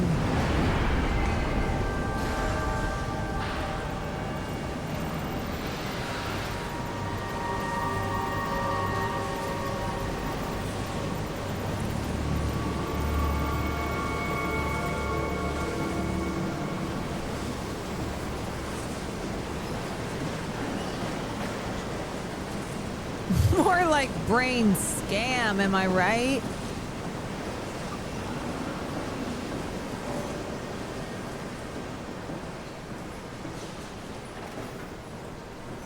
There's someone that I can like talk to around here. Ow! Shit, I need to touch a hole again. Okay. Yes, put your hand in. Ugh.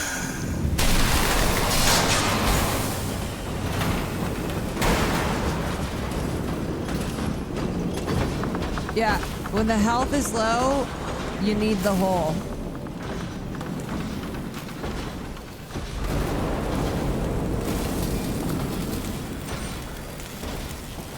Oh, shit!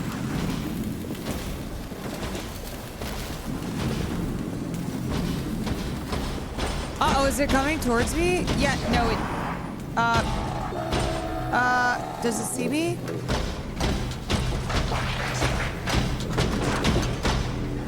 I can't tell if it freaking sees me or not. Ah! Shit! Ooh, okay. I got busted. Wait, I'm all fucked up again. I need a hole.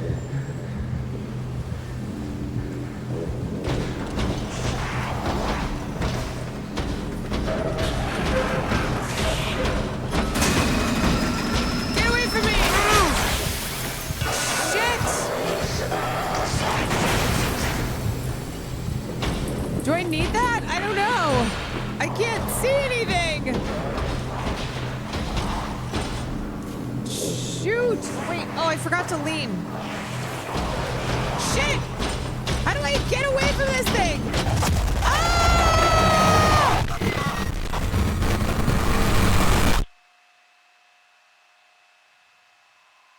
You died.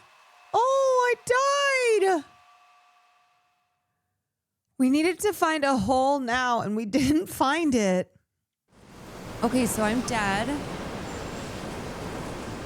Okay, so where am I now? I see. Dying is not good. No. Okay. Okay, so I'm not gonna jump down this. Oh, okay. Well, I fell.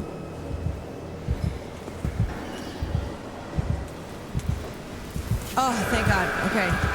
Here's the hole. Ugh. Okay. Good hole. Oh, shit. Shit!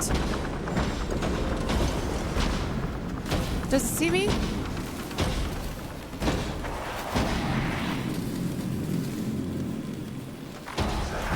Shit, fucker. How do I get away from this guy?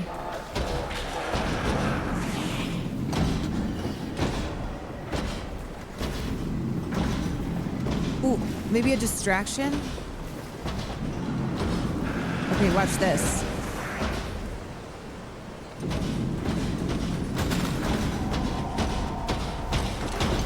Shit. Nope, that's not what I wanted it to do. Ah!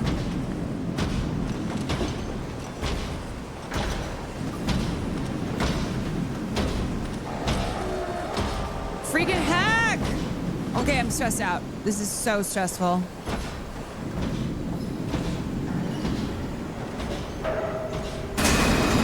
Freak! Do I want this? I don't know. Ah!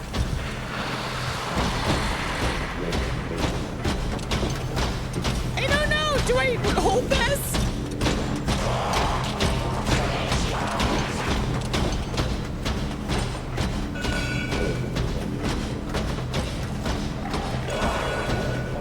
Do you think he's distracted?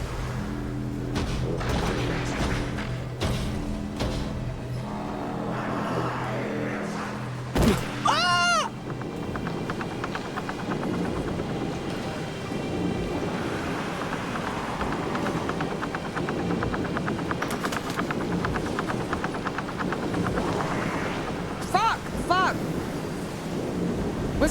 want? Wait, is he like doing something? Is he preparing stuff? Ah! Ah! Oh my god! Oh my god! Oh my god! Oh my god! Fuck! I can't get away from this guy.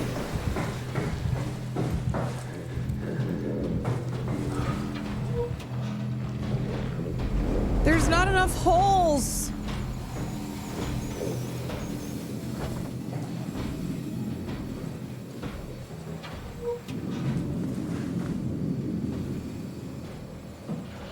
What does he want from me?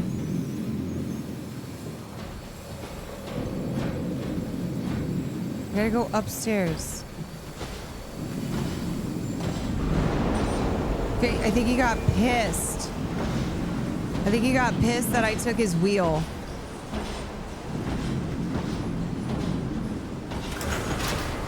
Was that too? I don't know. I feel like I'm fucking with this shit.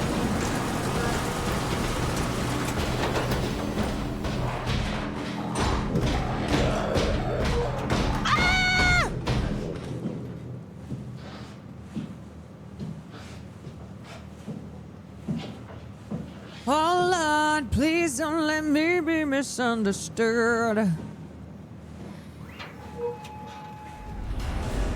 Okay, I think I'm in a safe place. Oh my god, thank God, another hole. Thank God.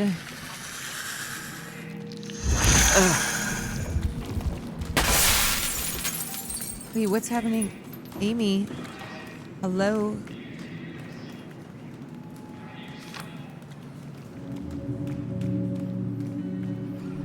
Who's Amy? Log in ID.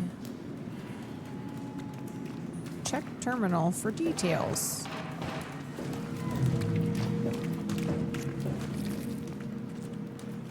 Girl, you fiending? I see hole, I touch.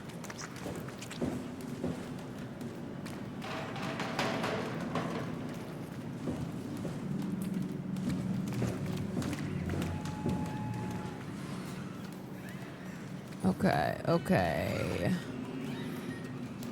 I'm in the shuttle. You are here. I see a hole. I touch it a hole. Amy's sketchbook. Oh, Amy's the one who's making all these little art things.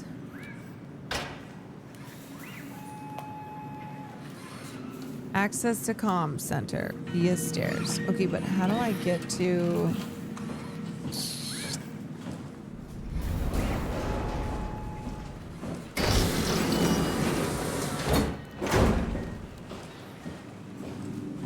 I need to get the login. What's in here? Where's the freaking, like, saves and stuff? I don't even know what my... Honestly, I did not sign up for this shit. Everything from the ferret to the concept. If anyone ever thinks they'll play you again, they're gonna have a hell of a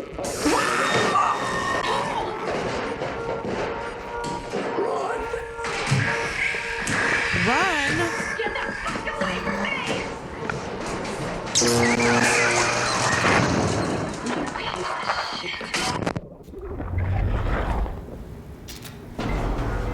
Oh, bad robot?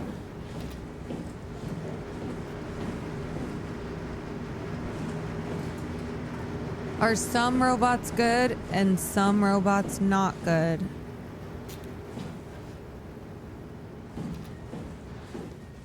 What is this game? It's called SOMA. Okay, I don't know if I want to go in there. Maybe I'll go over here. Oh, lovely, so let me be listen. I'm never ready for these parts. What? Who's this? Oh God, he's dead? Oh, Carl!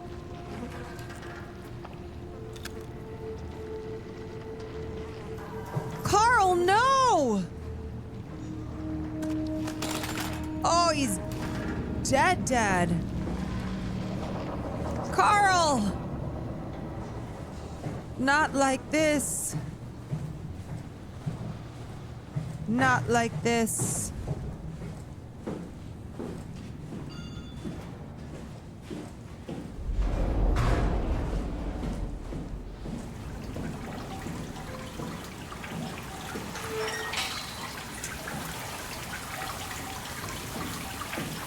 Carl needed some coal. Oh, shit. What'd I do?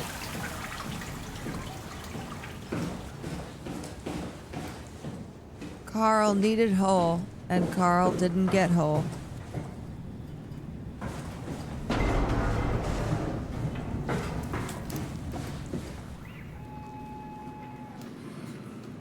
Hey, can I get into this thing now?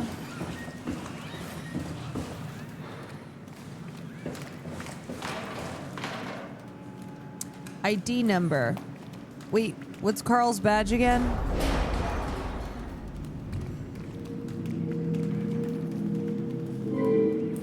Seven 022.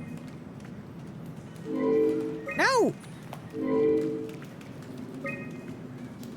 Wait, what did Carl's badge say? 0722. Logged in as Carl Semken. Oh, I'm sorry, Carl. I have to be you. Power production's been secured. We sealed off the factories to keep the plant running. All superfluous systems have been turned off, and if anyone ever has to return, know that the power flow regulator is hanging on by a thread. If you flip the switch, it's probably no turning back. We're out of here, Carl. But sadly, Carl never got out. Never sent that mail. Power manager. Shut down one of the highlighted sections to divert power to the comm center. Okay.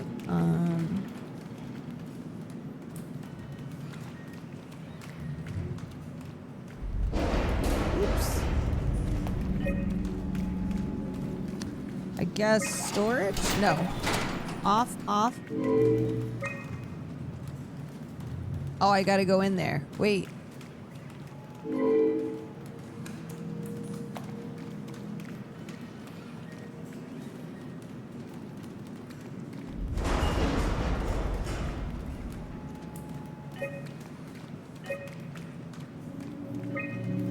Oh, shit!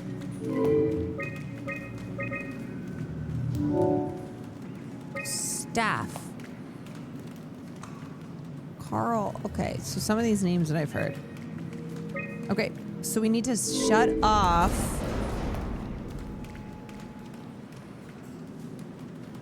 one of those.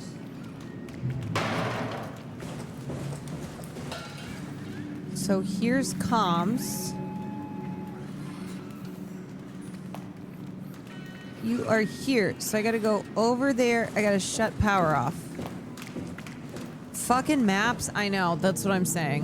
I'm like, these fucking maps. Okay, so we need to get power to the comm center. So we gotta shut one of these off. Like I'm making a ton of noise. What's over here? Let's see. Are these bad robots?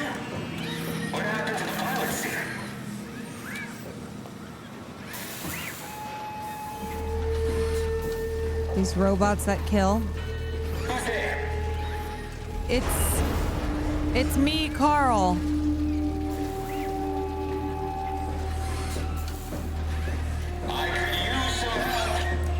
You know what? You and me both, buddy. You and me both. What are you guys doing? Wait, are you making... What are you? Are you blind? It's me, Carl.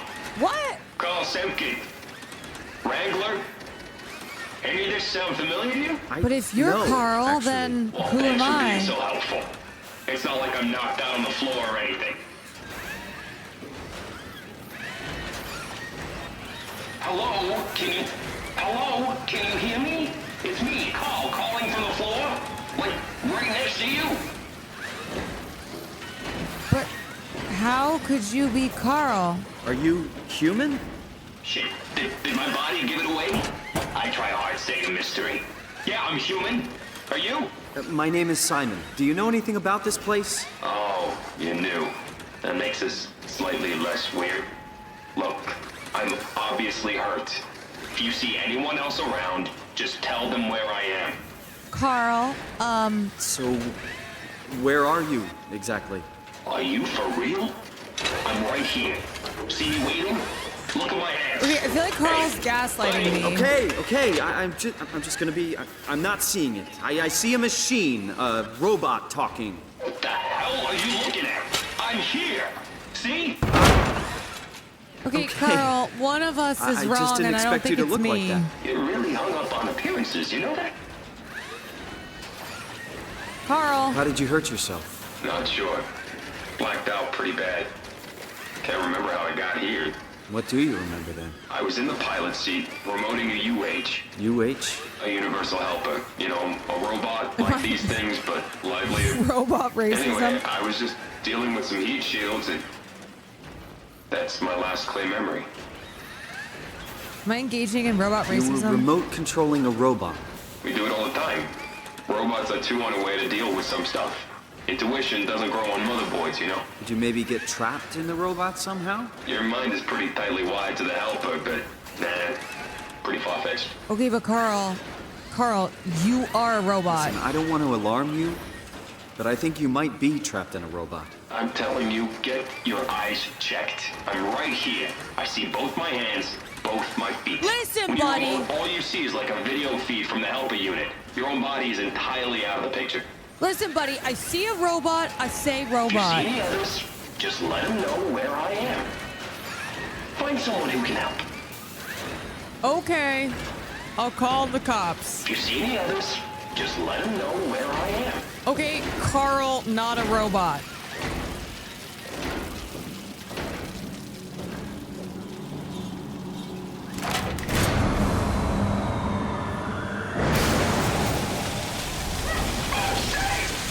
Oh, shit! Oh, shit, Carl!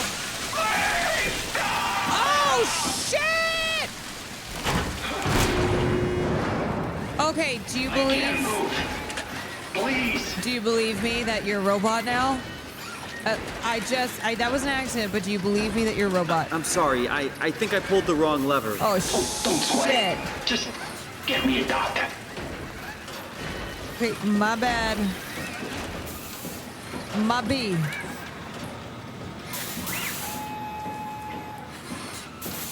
Here's the thing, though. Carl's gonna have to...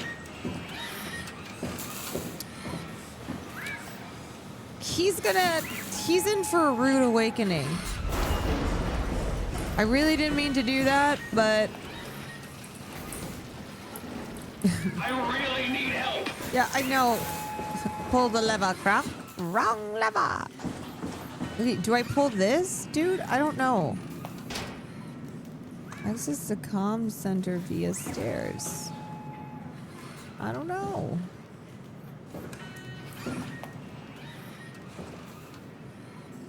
Comm center via stairs. Okay, so I need to turn power off somewhere.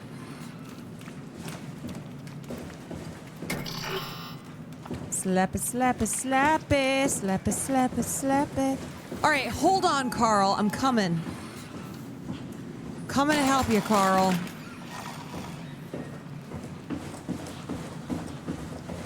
You just hang tight, buddy. You just hang tight. And I'm coming. Okay, but how do I, like, do this shot? Okay, I gotta turn off power. Here. Carl, just hold on.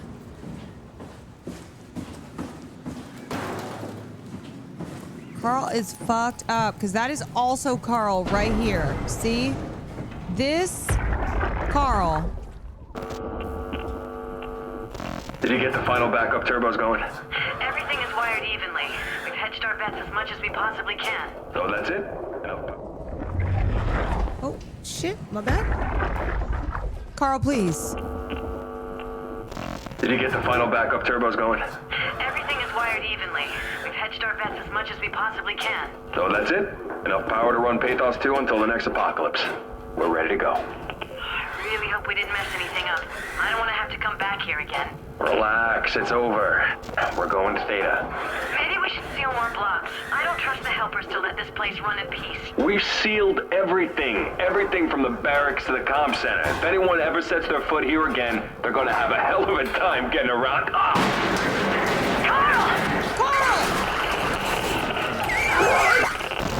Okay, so honestly, straight up, Carl, he's just in denial. I don't know. I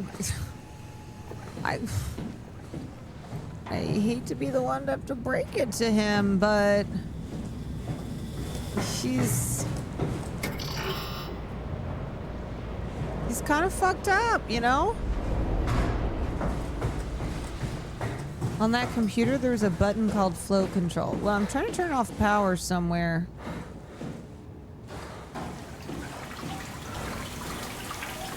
But I don't know if I have to do it on the computer.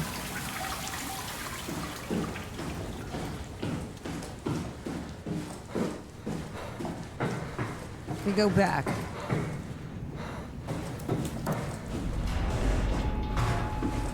Carl's like, I'm dead. Carl's dead.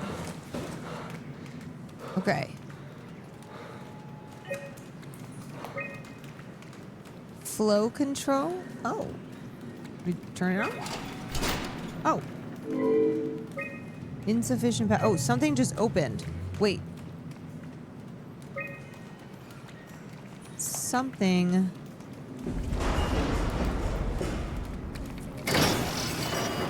Storage. Oh, I see. Okay, I get it. I get it.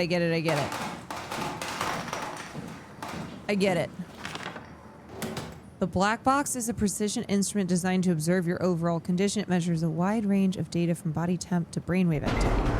This information discusses the range of please forward. Wait, I gotta inject myself? Oh, all right, let's do it. Come on, let's go. Okay, fuck it. Shoot her up. Oh, never mind. Okay. Oh.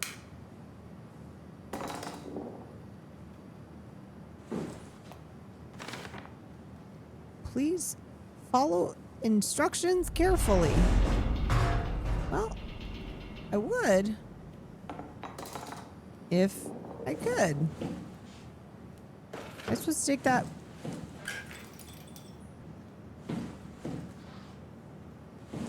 Should I be taking that with me? I want to take the whole. Okay.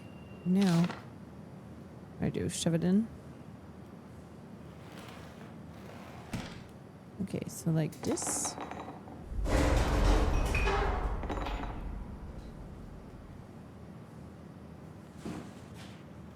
I need to do something. Should I put this in Carl?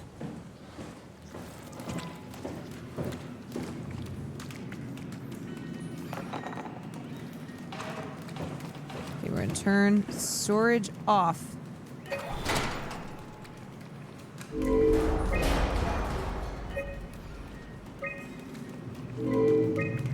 not enough power. What if I turn that off? Nope. Okay. All right. Shut down one of the highlighted sections, but how?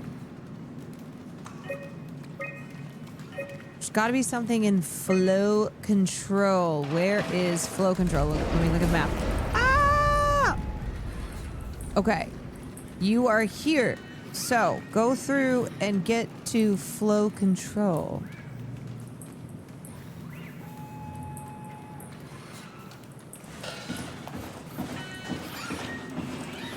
Carl, you good? You just hang in there, buddy. Flow control to Major Tom. All right, buddy, you just hang on.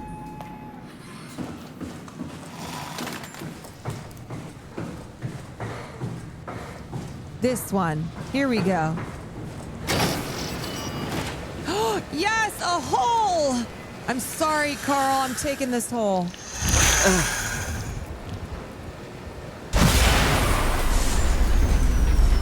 I'm taking the hole, Carl. We drain the system. If you pull the lever, there's no turning back. Make sure you want it bad enough. I mean, here's the thing. I just kind of pull first and then think about it later. So, yeah, I'm good. Okay, what?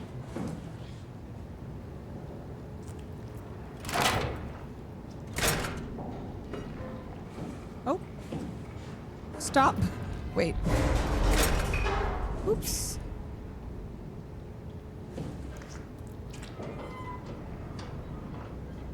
Did I do it?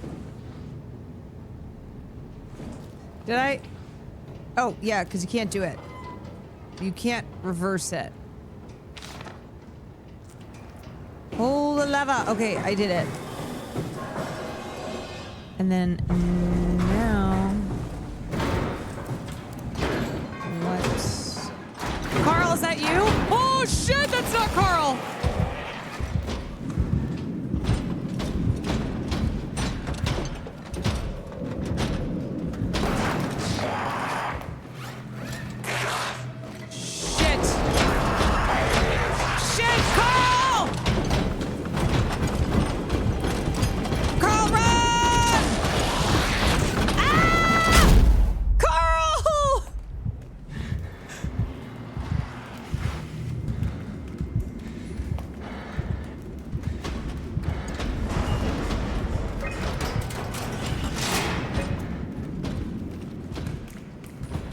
Shit, I need another hole.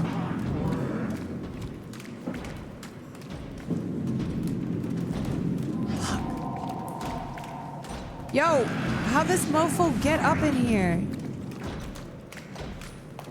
Okay, he's going for Carl. Carl, I'm sorry, I'm gonna need you to distract him. Oh, shit! Carl, I might have to, like...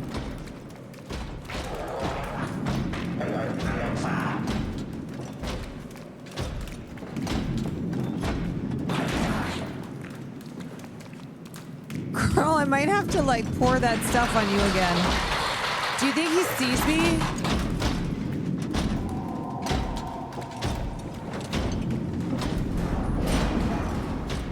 Okay, time to go.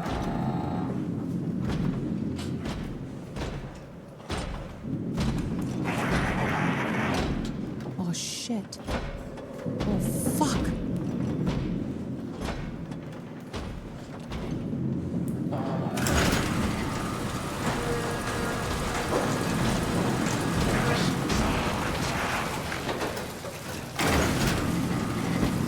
Oh my god. Need a hole. Need a hole. Need a hole. Woo! Just when you think... Just when you think you don't have them. Thank God. Alright, Carl. I'm coming for you next. Maybe.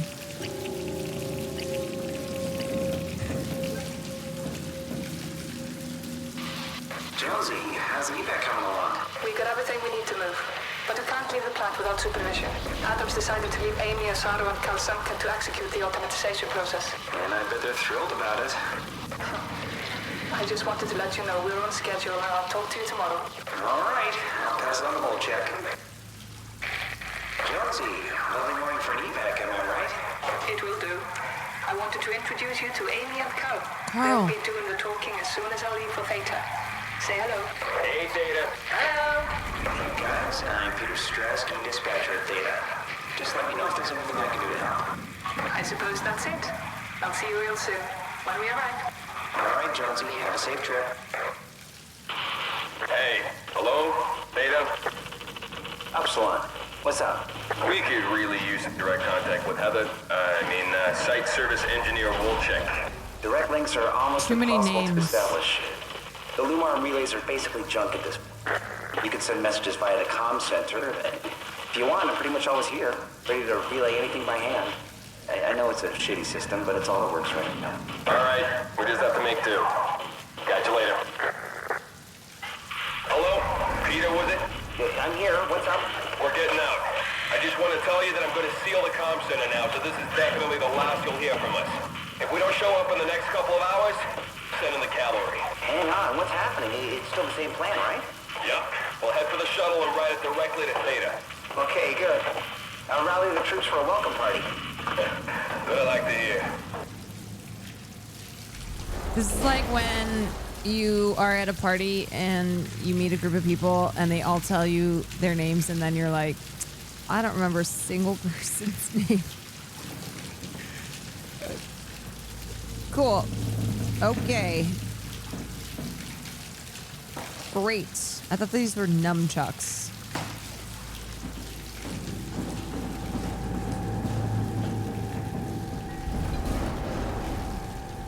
What's going on? No idea. This feels like it's a lot bigger than me and you. It's maybe one of those that goes all the way to the top, you know?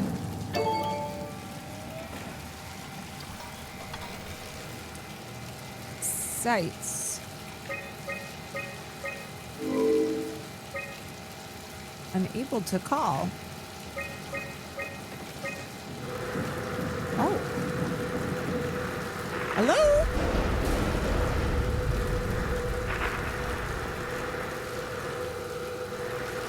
Hello? Hello? Hello?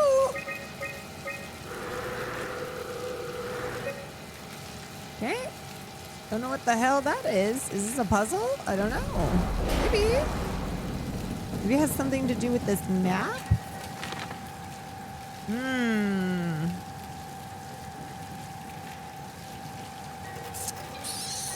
London, Cadiz. London, Lisbon.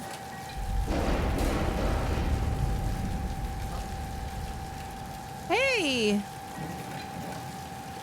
Are you done streaming? We got any food? I don't know. I hasn't had dinner. Whatever. I'm almost there.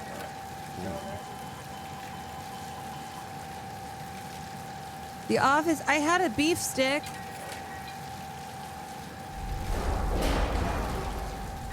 Okay, let me see.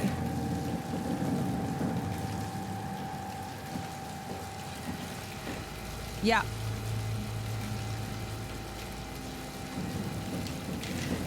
Is it an egg thing?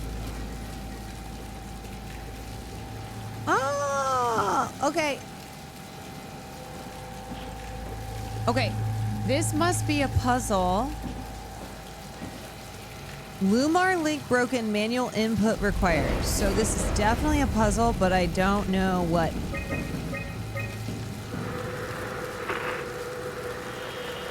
Oh! Oh, wait a second. Hold your horses, everybody. Hold your horses. Aha!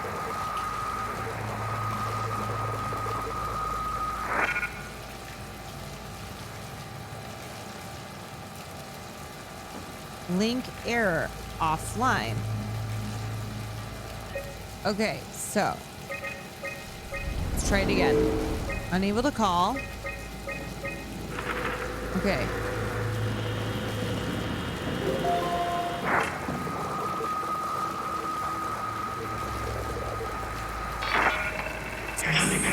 Ah. We're doing comms. Okay, we connected for a moment. We're getting the comms back on.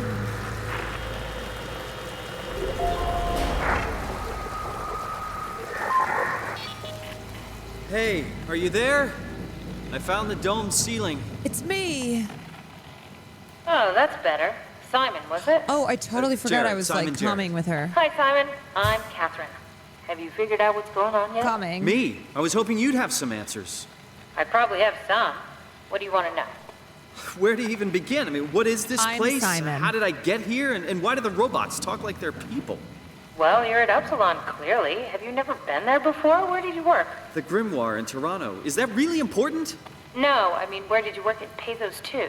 I don't know what that is. I was just getting a brain That's scan. unexpected. Did you come directly from Toronto? Yeah, I did. And it was very unexpected. Have you seen any people? Like staff or field technicians? Only robots, crazy ones. This is also strange. You're telling me. What was that? Whoa! What's going on? I think this place is about to collapse. What do I do? Simon, come to Lambda. How do I get there? There are shuttle trains connecting all the sites. Come here. I'll wait for you. What? Shit! Shit! Where do I? Where should Oh my God! Nightmare! Ah! Okay, Carl, it's so Jover. Hello? Am I in the water? Are there sharks?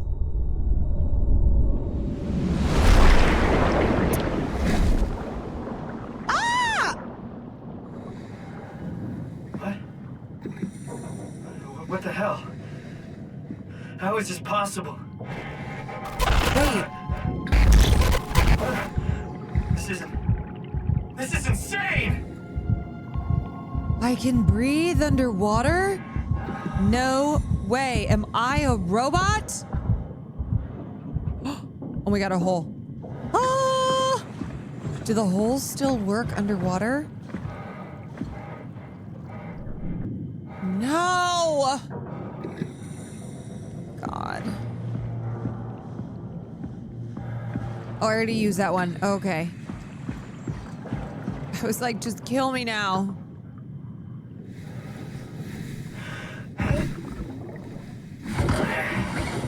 What the hell? How did I get in this suit?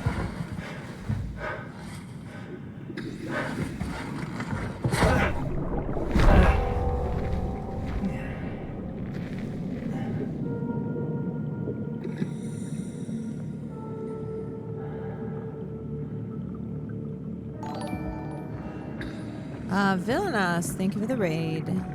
Thank you. What's up, everybody? Wait, I'm like fully underwater. Do you think... Lambda. Find the shuttle to Lambda. Do you think Carl's okay?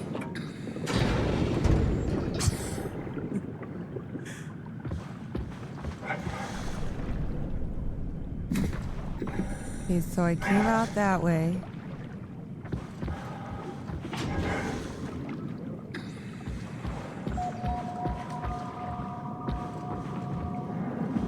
Yeah, see, I just kind of went in to get a brain scan and things keep getting crazier.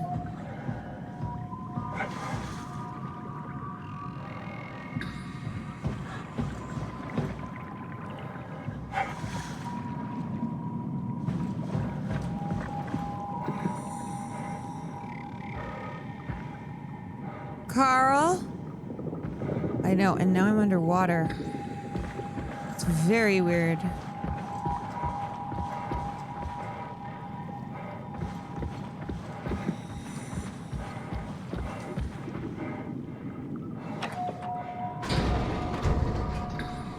It's not working.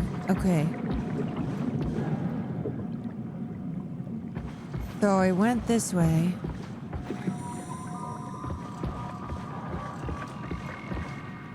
Zeppelin transport. Like Led Zeppelin?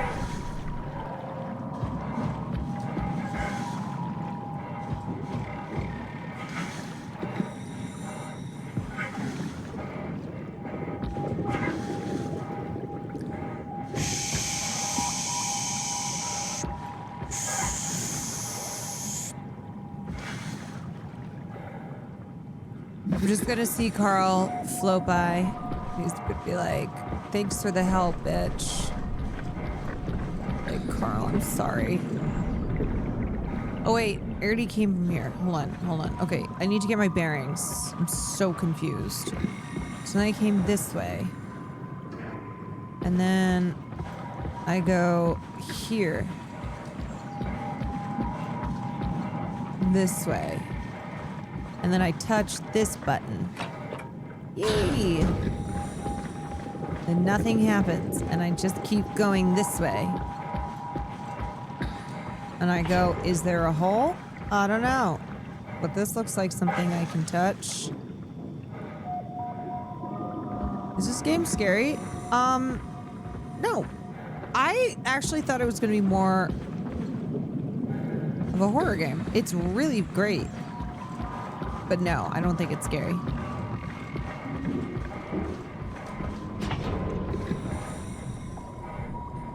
Kind of just running around, touching things.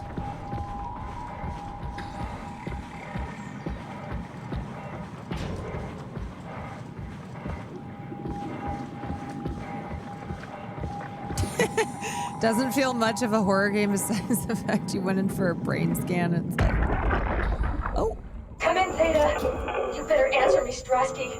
Come on! Amy, where are you? The fields. I had to leave. Is Carl with you? It all went to hell. Carl's dead! You got the power automated, right? Or also maybe a robot. You need the power to keep the sites running. Oh, fuck the power!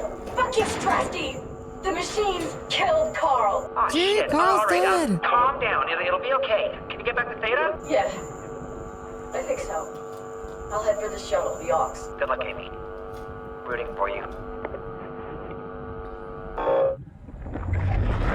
Carl is gonna be so upset when he finds out he's dead. And I'm gonna try not to be like, I told you so. Because, I mean, nobody want to hear that, but...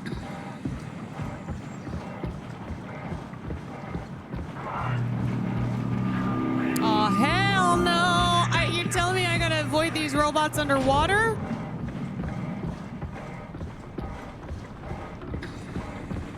Hole? No. No hole.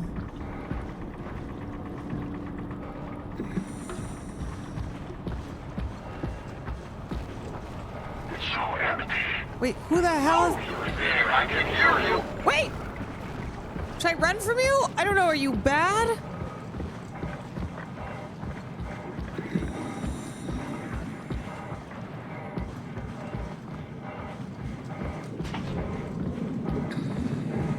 Trying to fuck with me? Alright, this is gotta be it.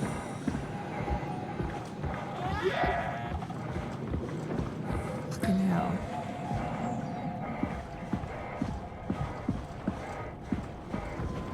Epsilon B, Epsilon B.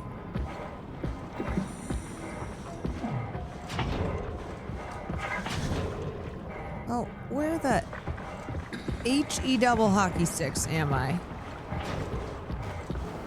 Oh, this piece of shit.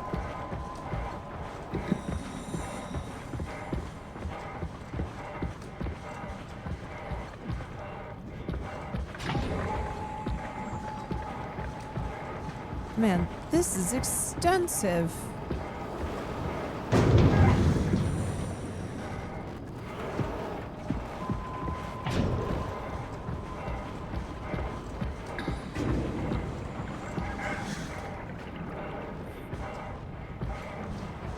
Okay, this kind of looks like maybe the thing.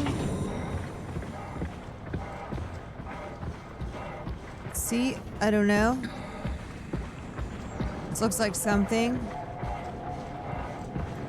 What's going on down here? Is this a thing?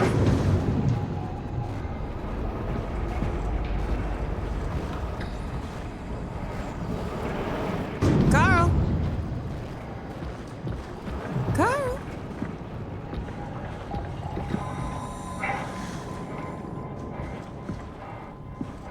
Do the fish know? Should I ask them? Like, hello? Epsilon. I keep seeing these signs.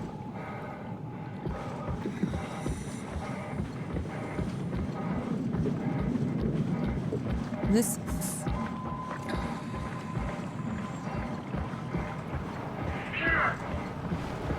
Oh, shit!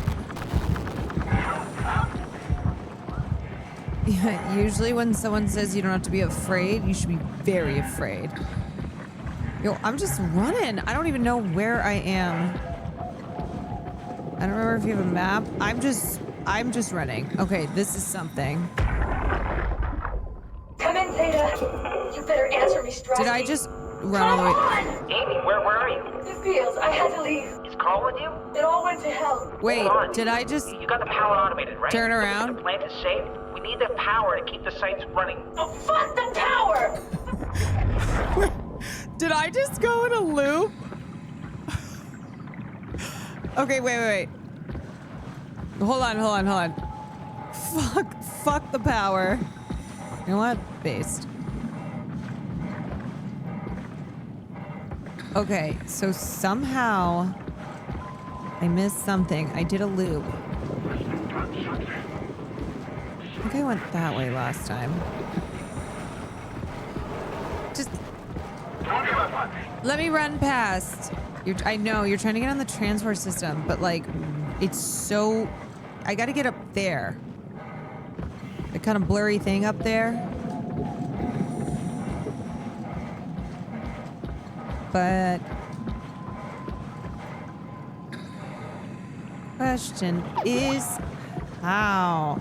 It's got to be this thing over here for sure.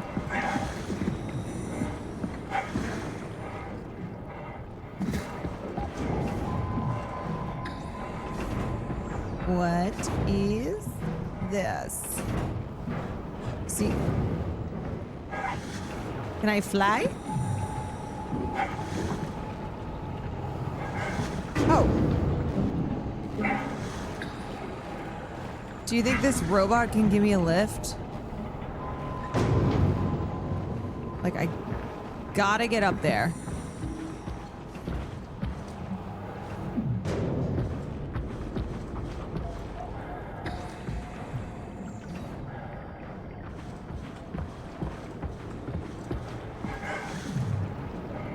Can I get some uppies? See, this is the place I need to be.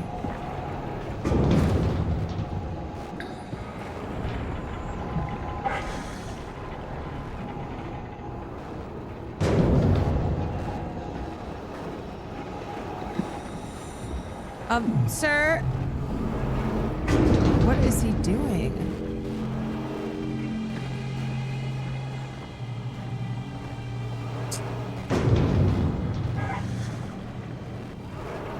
Let my people go. Maybe this?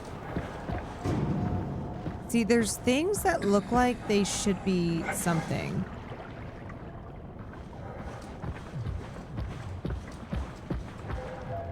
You know? Okay, so it's something to do with that. Now, not even tell where the path is.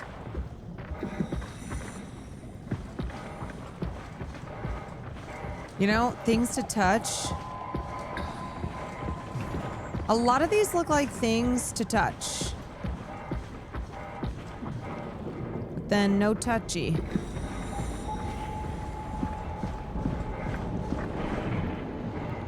But then no touchy. Okay.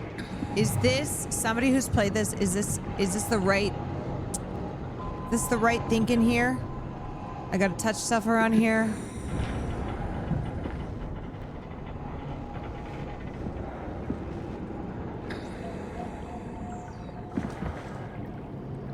No, you missed something.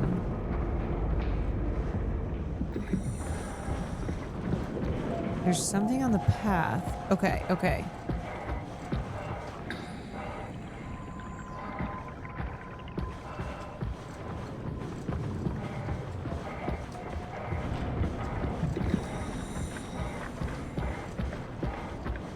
Follow the path. Let my people go.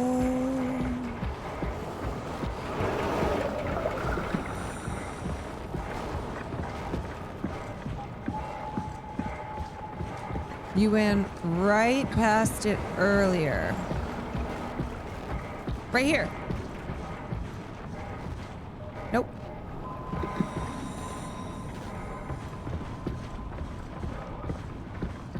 Oh, wait, y'all. This? Where'd that come from?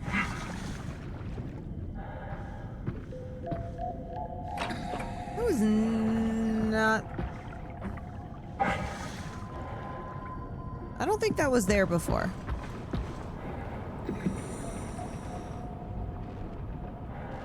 Right place. Okay, so still need to find something. Okay, okay. What am I looking for? Okay, so that red tower. Creepy. Creepy red tower.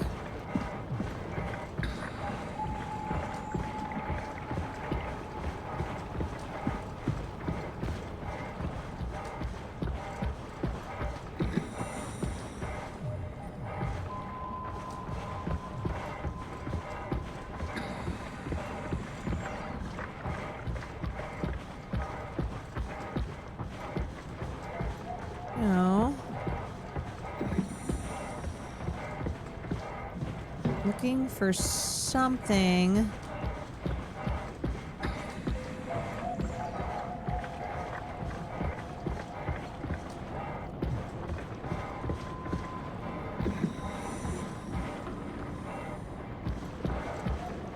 Bring us a shrubbery. Is this the path? I can't tell if this is the path. No, now I'm off the path, right?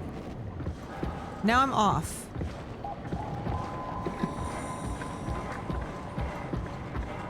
Okay, stay on the path.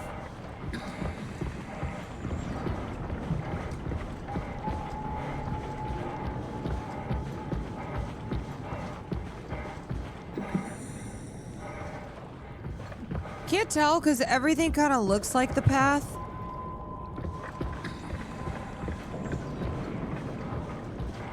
If everything's the path, then nothing is the path.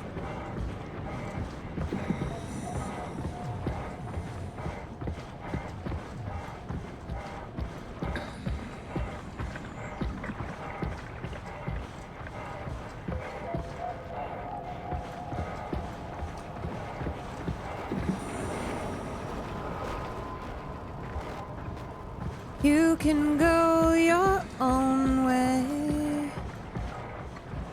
The path is marked by the light post with the 4 lights. Okay, so here. Light post. Light post. Light post.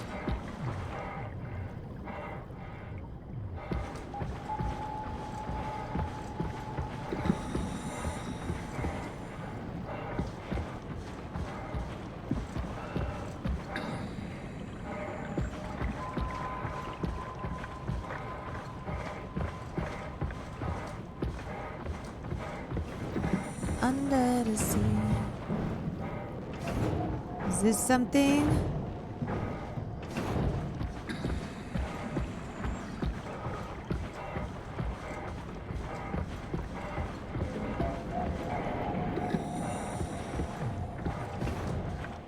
Okay, so there's light post.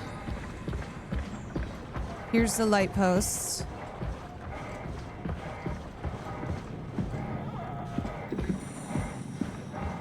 Light post. What was that? Okay, light post.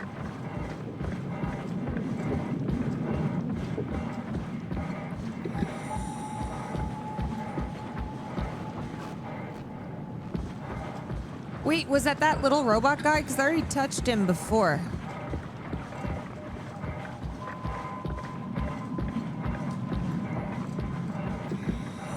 This little guy? I already touched him, didn't I? Oh, I ran. Okay. I ran past and I kind of gave him a little touch. Oh, hi. Free my dog. Oh. Okay, you're welcome.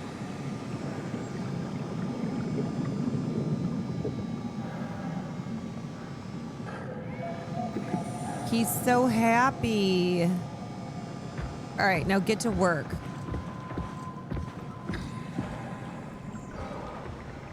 Come on.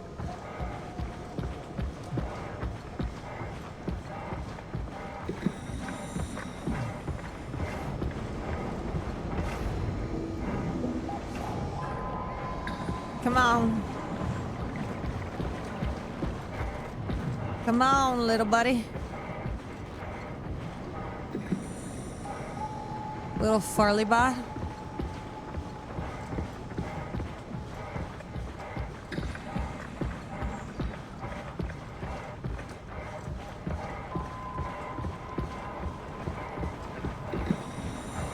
Come on, little Farley bot.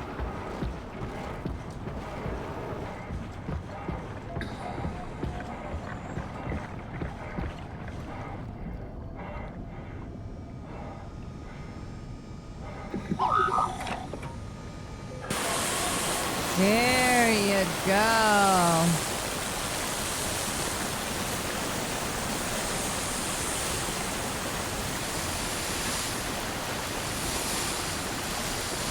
I blanked out to midnight.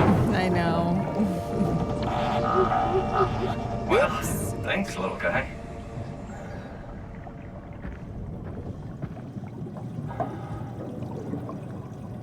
Swipe OmniTool. Thanks, little Farley bot.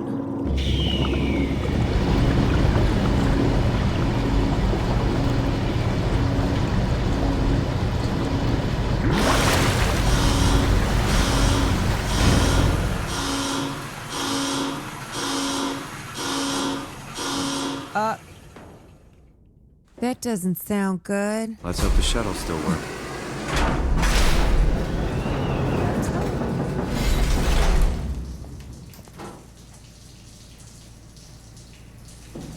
Ah. Where did I get a flashlight? Don't ask questions. The Fubs, thank you for the gifted. All right.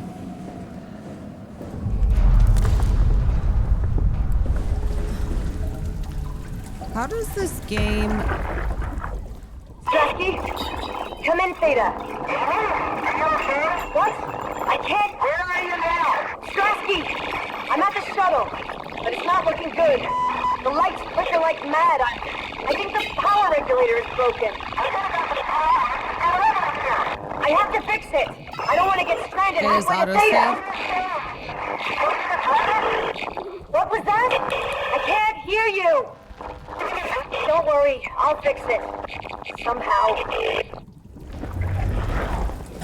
Just like always up to Lady. All right, I think I'm gonna stop there.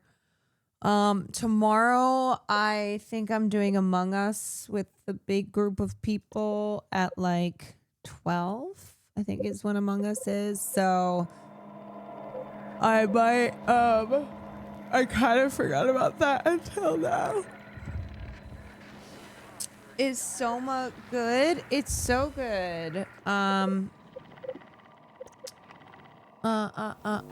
you sure you want to exit? Yes. Yes. Is that wait, Emerone? Wait a second. Emerone, like I don't know if we've met, but I obviously saw hi. I didn't want to be like, hey, are you the person that Neon harassed? But I think that's you. So I'm so sorry that happened to you. I talked about it on stream in relation to also just everything that happened this weekend. So I hope your friend's okay too. That was just disgusting. I'm sorry that happened to y'all. But yes, it is very Soma it's very fun. I've been enjoying it so far. I've only played for a couple hours. Appreciate you saying that. I mean, it just made me so mad. It made me so mad because, of course, it ended up then ruining y'all's weekend. It's like you shouldn't have to not go to TwitchCon because assholes like Neon are just running around harassing people. I said on stream yesterday, I was like, I really want to have a call with Twitch and be like, here's a list of all the things that I think if you guys want to show effort that you are working to improve the con for people, start off by not featuring a streamer like Neon. Don't give him a meet and greet. Last year, he harassed a trans streamer, and then y'all not only had him back this year, but you featured him. So let's not do that. There are plenty of great streamers out there who are not harassing people, who are not clip farmers. So anyway, I'm sorry that happened to you. I know it can be overwhelming when you have a moment like that go viral. And of course, a lot of people are on your side, but like, also the shitheads and the freaks who watch streamers like this will try and make your life hell. So you should def have a call with them. Yeah, I'm kind of like putting together everything like that. The lack of accessibility for disabled streamers. Anyway, the incel army is strong. The incel army is strong, but you know what? You know what the best way to make them so upset is to like not go away. To not go anywhere. Be like, sorry. Oh, sorry. Yeah, I'm here. Oh, cry about it. It gives us strength. It keeps us going to make the haters mad. You know? Anyway, y'all. You just carry on. Well, it's very nice to meet you. I hope to meet you in person soon. Y'all, that is going to be it for me. Gaming time has come to an end, but tomorrow I'll be live. I might go live a little bit earlier because I think that kind of suck for y'all if I were to play Among Us and not be live, but I don't really want to just like go live at 12. So I may go live, do a little news, and then play some Among Us. I'll say hi next time I see you. Have a great night, and thank you for being so nice. Oh, you're friends with Jatoon. Oh, yeah, love him. Love Jatoon.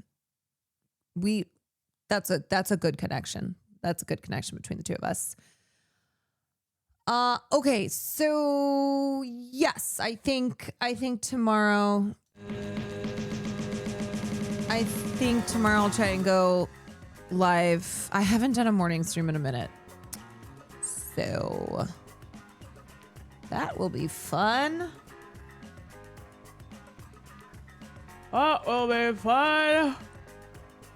Oh God, I gotta sell the gems I got from Paris. Oh yes, unrelated to the Louvre heist. Unrelated to the Louvre heist. I just happened to get a lot of gems from Paris.